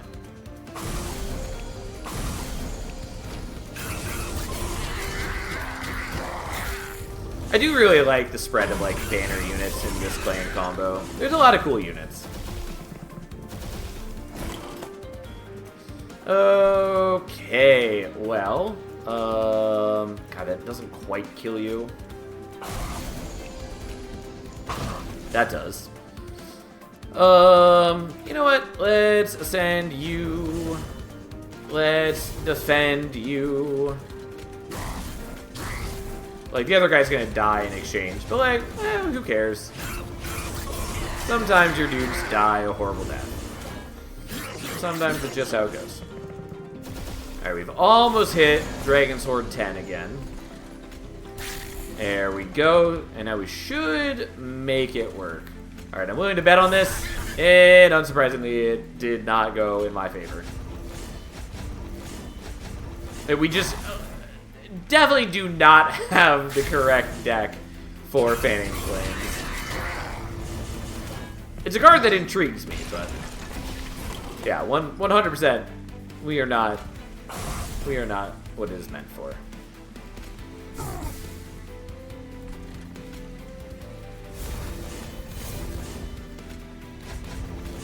Alright, I will tell you right now, this boss does not stand a chance against me. And now that we have a target on this floor, there we go. Enjoy your damage in Pyrogel.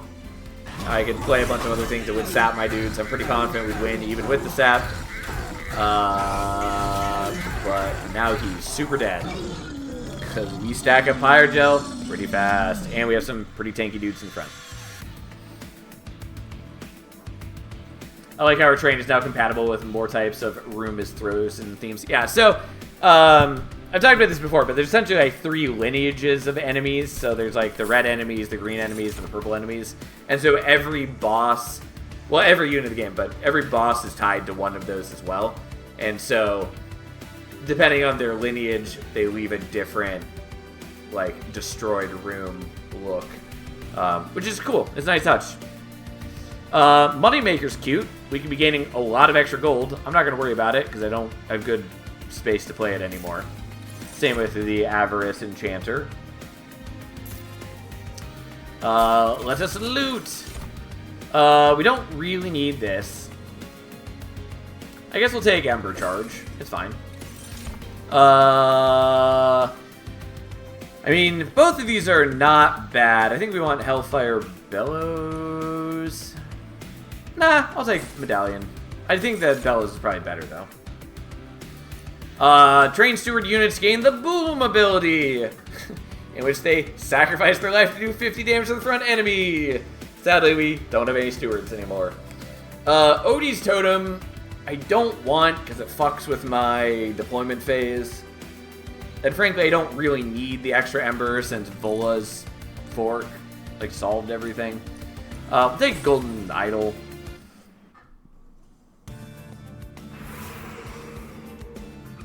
Like, we've got one more trial, which is worth 400, so it's an extra 200 gold going into the final ring. Which is not bad. I don't know, I guess we go to the Merchant of Magic, probably? I honestly don't know what I care about. Oh, I guess I want, like, Spell Chain for this.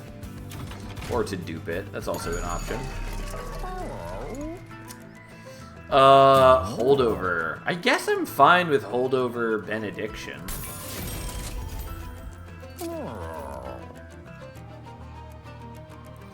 Oh yeah, and it now costs 3 because that's an upgrade. That's fine. We can get back down to 2. I was just confused for a second. Totally forgot. I guess I'll Intrinsic this. It's fine. It's not exactly what I wanted, but it works.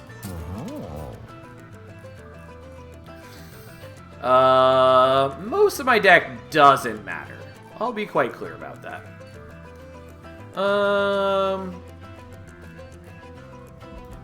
I'll leave it for now. Just go into, like, the final ring with a ton of cash.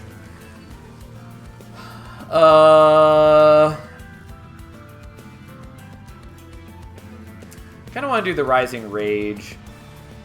Remove Consume doesn't increase Ember cost. Yeah, Remove Consume doesn't increase Ember cost, neither does Spell Chain. Neither does Double Stack. They did make minus costing a little less prevalent, though. Kind of. But that's, like, the trade-off that they wanted to do. We'll see if that holds true for the final release. Obviously, some things are still in the works. What about Large Stone? Does it increase unit size? Yes, it does. But, like, Large Stone is also more valuable when you are not trying to cram everything onto a single floor, and when just, like, some raw stats matter more. That makes sense, and I hate it. I mean, like, legitimately, Large Stone's pretty okay in this. I still don't take it a ton, but it is nice, especially just getting the big bump of HP. I also think it maybe has different stats than the MT1. I don't remember for sure, but I think it maybe has, like, slightly higher attack and slightly higher HP. Anyways, what are we duping? I might do the Divinity. I sort of lean towards this, so I don't really need 2 Rising Rages later, but fuck it. It just lets us get, like, 6 units on top floor right up at the beginning. Yeah, and then there's Kale. Well, I think we want to set up mid-floor or bottom floor, which is say we're setting up mid-floor. So we definitely want that, and then you go there, and then we just see what the assortment is. Okay, well, I definitely would have preferred to get Magma Mauler on mid-floor, but okay. That's fine, we'll retreat these guys.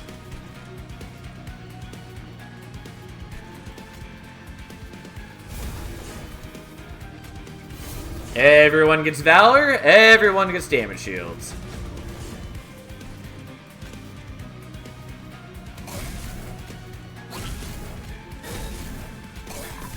Well, it killed something. And honestly, it's not bad to kill the cherubs. They are not great. Anyways, let's start gaining sweet, sweet power. I should have done this differently. That's fine. I'll eat the Scourge card. I don't care. I could redo the turn. I'm not going to worry about it. Because what I could have done is I could have done the Pyre Cask first and then done the 1 damage thing, and it would have had the Pyro Gel enough to kill it. Overall, not worried about it. We can just do this anyways. And yes, I know it was dying, and I could have used that on a different enemy. That's fine. I didn't play Benediction this turn. Oh well.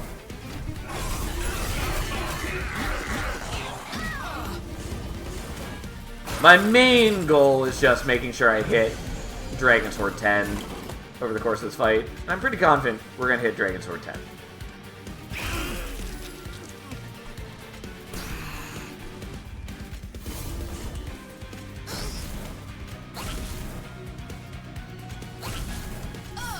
Nope.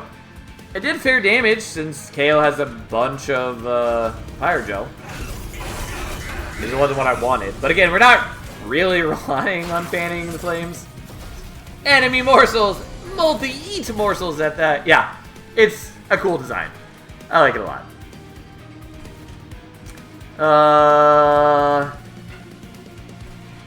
Okay.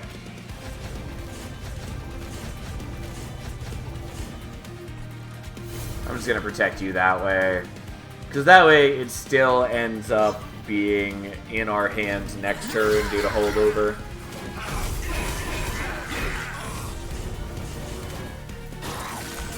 Yeah, you and your Scourge cards.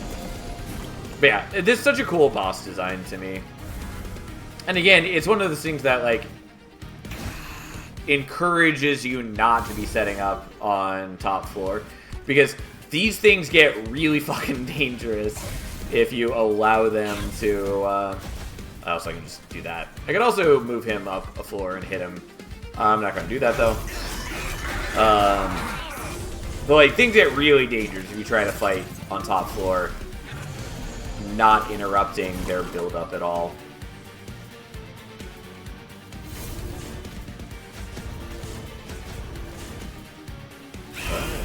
We're not going to let you do your thing. You know, we'll just move you there so then you don't interrupt my ability to kill things. I could also move the Crusader up front, but I would like these guys to still be in front so that they're getting the revenge. Obviously, only one of them is getting the revenge, because that's how it works, but that's fine.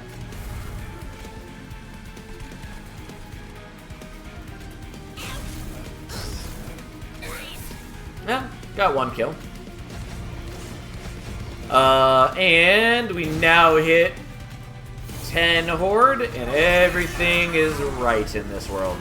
And he eats his goddamn morsel and gains spikes, which is scary shit.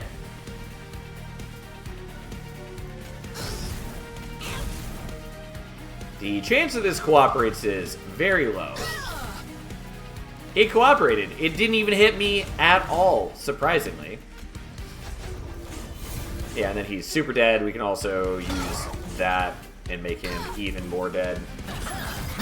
But yeah, this is part of what I meant about having different, like, destroyed room things. So this is the green room with all the eyes everywhere.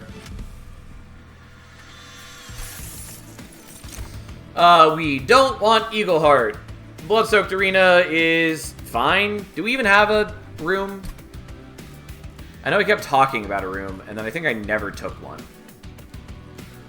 Sure. Fine. It's not my favorite, but we'll take it. Because it was the first artifact we got, and we have not used it at all. I will take Ember. We will loot this. We will take Hellfire Bellows. I would love to use Taskmaster's Lash, but the only way I can hurt my own unit right now is with Firestarter, or I guess Fanning the Flame. But like Firestarter applies Pyrogel, and I don't want to put Pyrogel on my own units. Even if, like, realistically, Phoenix is going to be so far in the back that he'll probably be okay. And then Fanning the Flame, I can't target.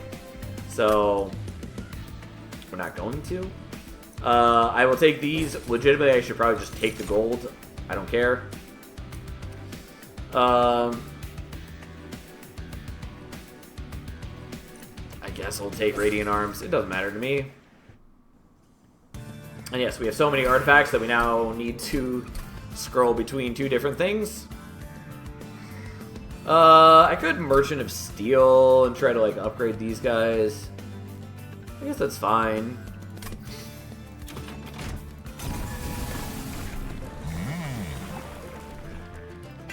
Golden Crown 3, in which case we now gain 3 Horde and some gold. Dualism and see if you get some multi-strike, I guess.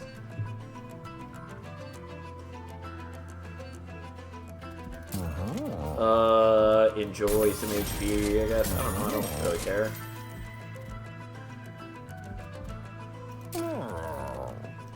Yeah, none of this really matters to me. I was looking for Titanite, but again, it just doesn't matter. Dualism is double stack for units? Correct! That is indeed what it does, which I think is such a cool addition. Currently, it even doubles multi-strike, which I don't think should work. But overall, like, it feels like it was designed to... It feels like it was designed to be used for, like, Monster Train 1 has a lot of units that have cool triggers, but there's no way to make those triggers better outside of, like, self-infusing. But especially with no longer having unit fusing, those do get a lot weaker compared to, you know, like, raw stat units. So Dualism allows you to make triggers better. And I think it's a really cool addition. And I think it's healthy and cool and good for the game for there to be more strong, like, large upgrades that unit slots are competing for, rather than always chasing, like, multi-strike and or, like, quick. So, I think it's a really cool addition. Anyways, we're skipping these. Meat Shield is fine. It doesn't matter. We don't need them.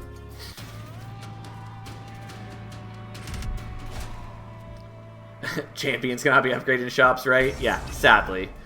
Like, oh, how I would love to do that. Well, fuck. Also, that's clearly glitched. Well, so be it. We are maybe going to take some damage. But I'm still going to try to set up on mid-floor.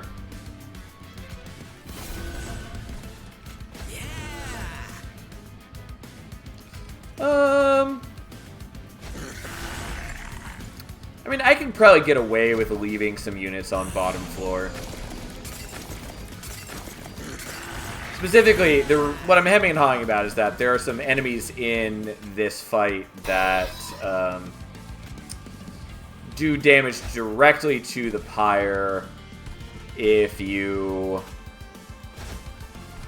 don't have any units on the floor. So that is what we would like to avoid. And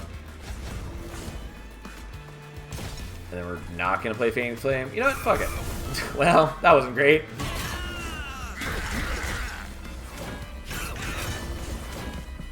Yeah, I was going to say, the problem is I don't have a tank unit up here anymore, but that's not true. I can just bring him to the front, which is kind of what he's designed for. And then we'll just kill that guy. Turns out getting extra Pyre Gel per application is pretty good. Yeah, I have a lot of power. I am just kind of cruising at this point. Which, again, to be fair, we're also on Covenant 1. So it's not expected to be overly difficult. Also, I've played a lot of this game so far. Like, a not small amount. Probably should have put Pyre Gel in the front one. Who cares? It's fine. Our dudes are pretty strong. Those are some pretty high HP values for regular waves. Yep. They are. But again, they're... Comparing it to Monster Train 1 is not quite the same, though. Because you have to also understand, deployment phase means you are coming in with way more power on the board immediately.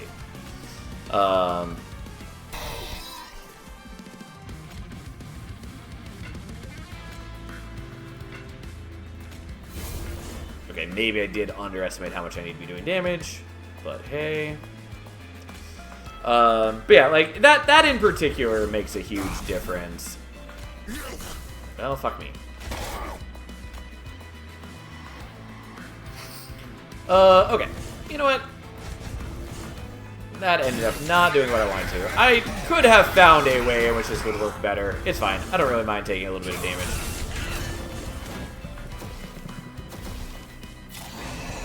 But yes, they do have a lot of damage. Or a lot of HP. But I probably should wait for later.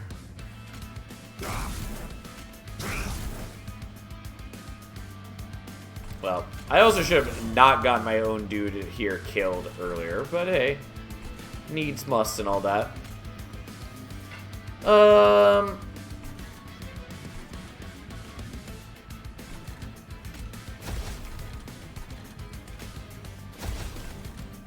guess let's do that, and we'll move you up front here as well. Yeah, we lose a lot of damage shields across our dudes. I think that's fine. We are going to take some Pyre damage, so be it. He only takes one hit because he has so much Pyre Gel on him that it doesn't matter. There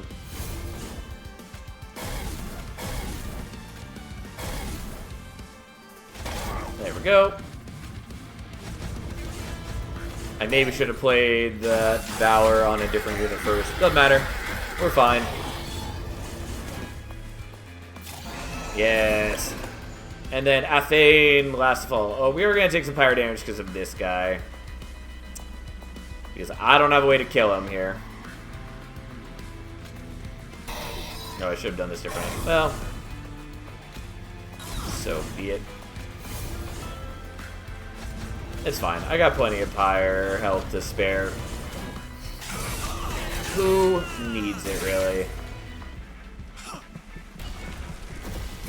It wasn't clear because I'm kind of breezing through it. This guy deals damage.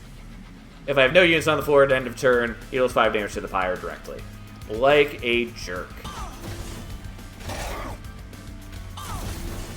I could even ascend this guy out of the way if we really wanted. I'm not going to. As long as we don't ascend the boss, we're in good shape. Sadly, we didn't get the other Horde Max Relic, so we couldn't do more than that. Make it rain. I guess I will take that. Demonize is not bad. Melee weakness 3. If you like double stack it or if you spell chain it, you can easily make that melee weakness 6 or better. Which turns out is quite a lot of damage. Nonetheless, I'll skip. We're definitely looting this. Yeah, none of this really matters. I guess we'll take Taskmaster's Lash, even though I suspect it will never matter. We'll take the Conduit. And there it is. There's the other one.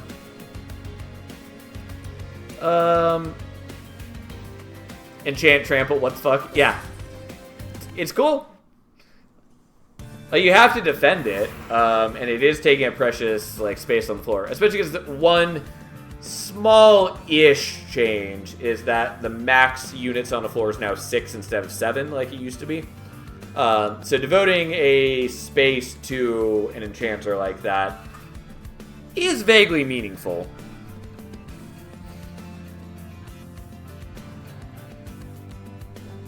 I guess we'll go here. I don't know. I don't really care. Our deck is pretty straightforward at this point. The shield is not bad. That's maybe worth taking. God, I wanted Hall of Mirrors so much earlier to show off. Hall of Mirrors is cool. So, -2 capacity on the floor. But, whenever you play a unit on that floor, create a copy of it. Turns out, you can even do that with champions. So that's pretty cool. Especially with, I don't know, things like permanent scaling Fel, or Overlord Phoenix, who gains permanent power on Slay and has an AoE damaging attack, basically. Turns out there's some cool things you can do with Hall of Mirrors. Avoid armament for Malika-ing the Stewards. I mean, fair enough. I've honestly never thought of using it that way, just because the multi-strike is so valuable that you usually want to be using it to actually help win something. As far as I'm aware, I think you can get rid of your own champion with that too. I haven't tried it, but I think it's possible. Yeah, we'll take Hellheart. Pyrogel 10 to enemies that enter the top floor of the train. And you equip an Angel, apply Valor 3, Rage 3, Regen 3. I mean, that's fine. You know what? I'm just going to take all of these because I can. Because I have so much gold, and all it's doing for me is score, which does not matter in the demo.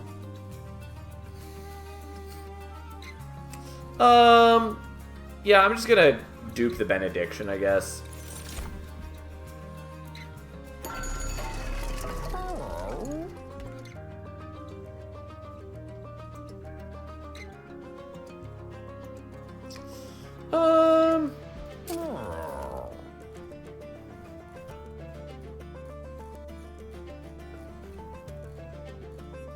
None of this really matters to me. I'm just gonna get rid of these.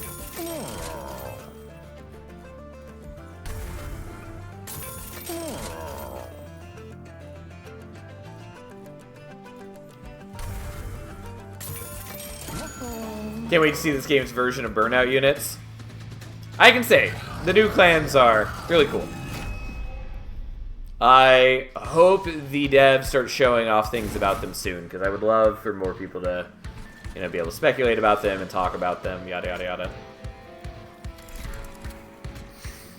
Okay, so you go there, you go there. We want that. That one. And that one. Okay. So everyone has melee weakness, which is a bit of a problem, but won't be a big issue in mere moments. God, I keep ending up with stupid Crusader, which is not the unit that I strongly care about. I could save you. I'm not going to.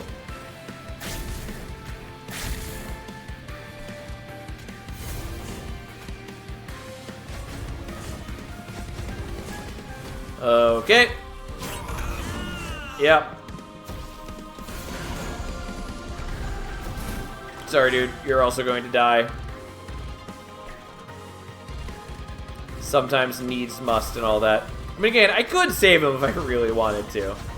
I don't care that much. Nope. Did not cooperate. But we will just keep giving Valor and damage shields to our whole top 4 crew. Because that's pretty good. Okay, we can finally... Come on. If I start my turn hovering over a unit, I can't use its ability. I have to move off and then back on.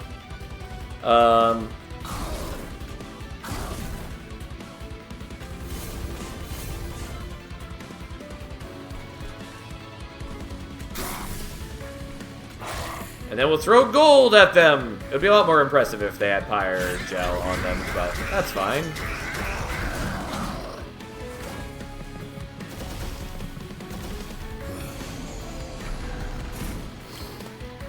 Okay. Well, if Seraph were on mid-floor, I would ascend him, because that would be cute. I may as well have my revenge unit actually blocking for me. I'll leave it. I don't know if I can kill all of these on the same floor if I ascend one of these guys, so we're not going to worry about it. We do get a lot of Pyre Gel just for them ascending, which is cute.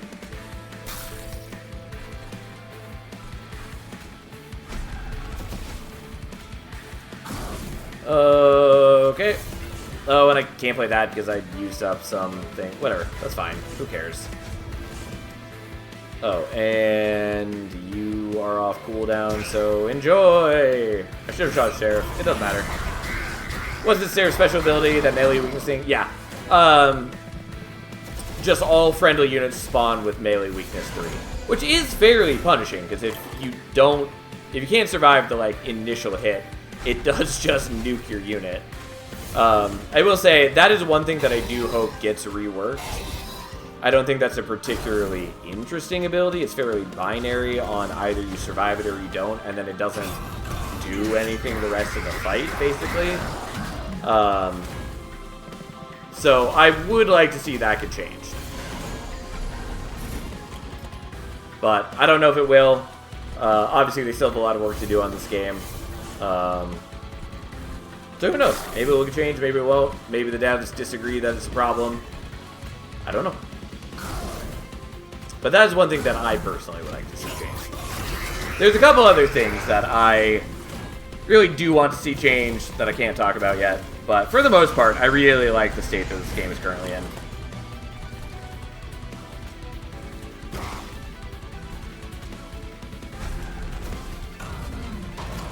You know what? You can abandon all your buddies, Seraph. And take some gold to the face. I could have done Firestarter first and given even more Pyre Gel. It's fine. Pyre Gel is nuts for starter damaging cards. Yeah, sort of. It is quite good. But you also have to keep in mind that, like,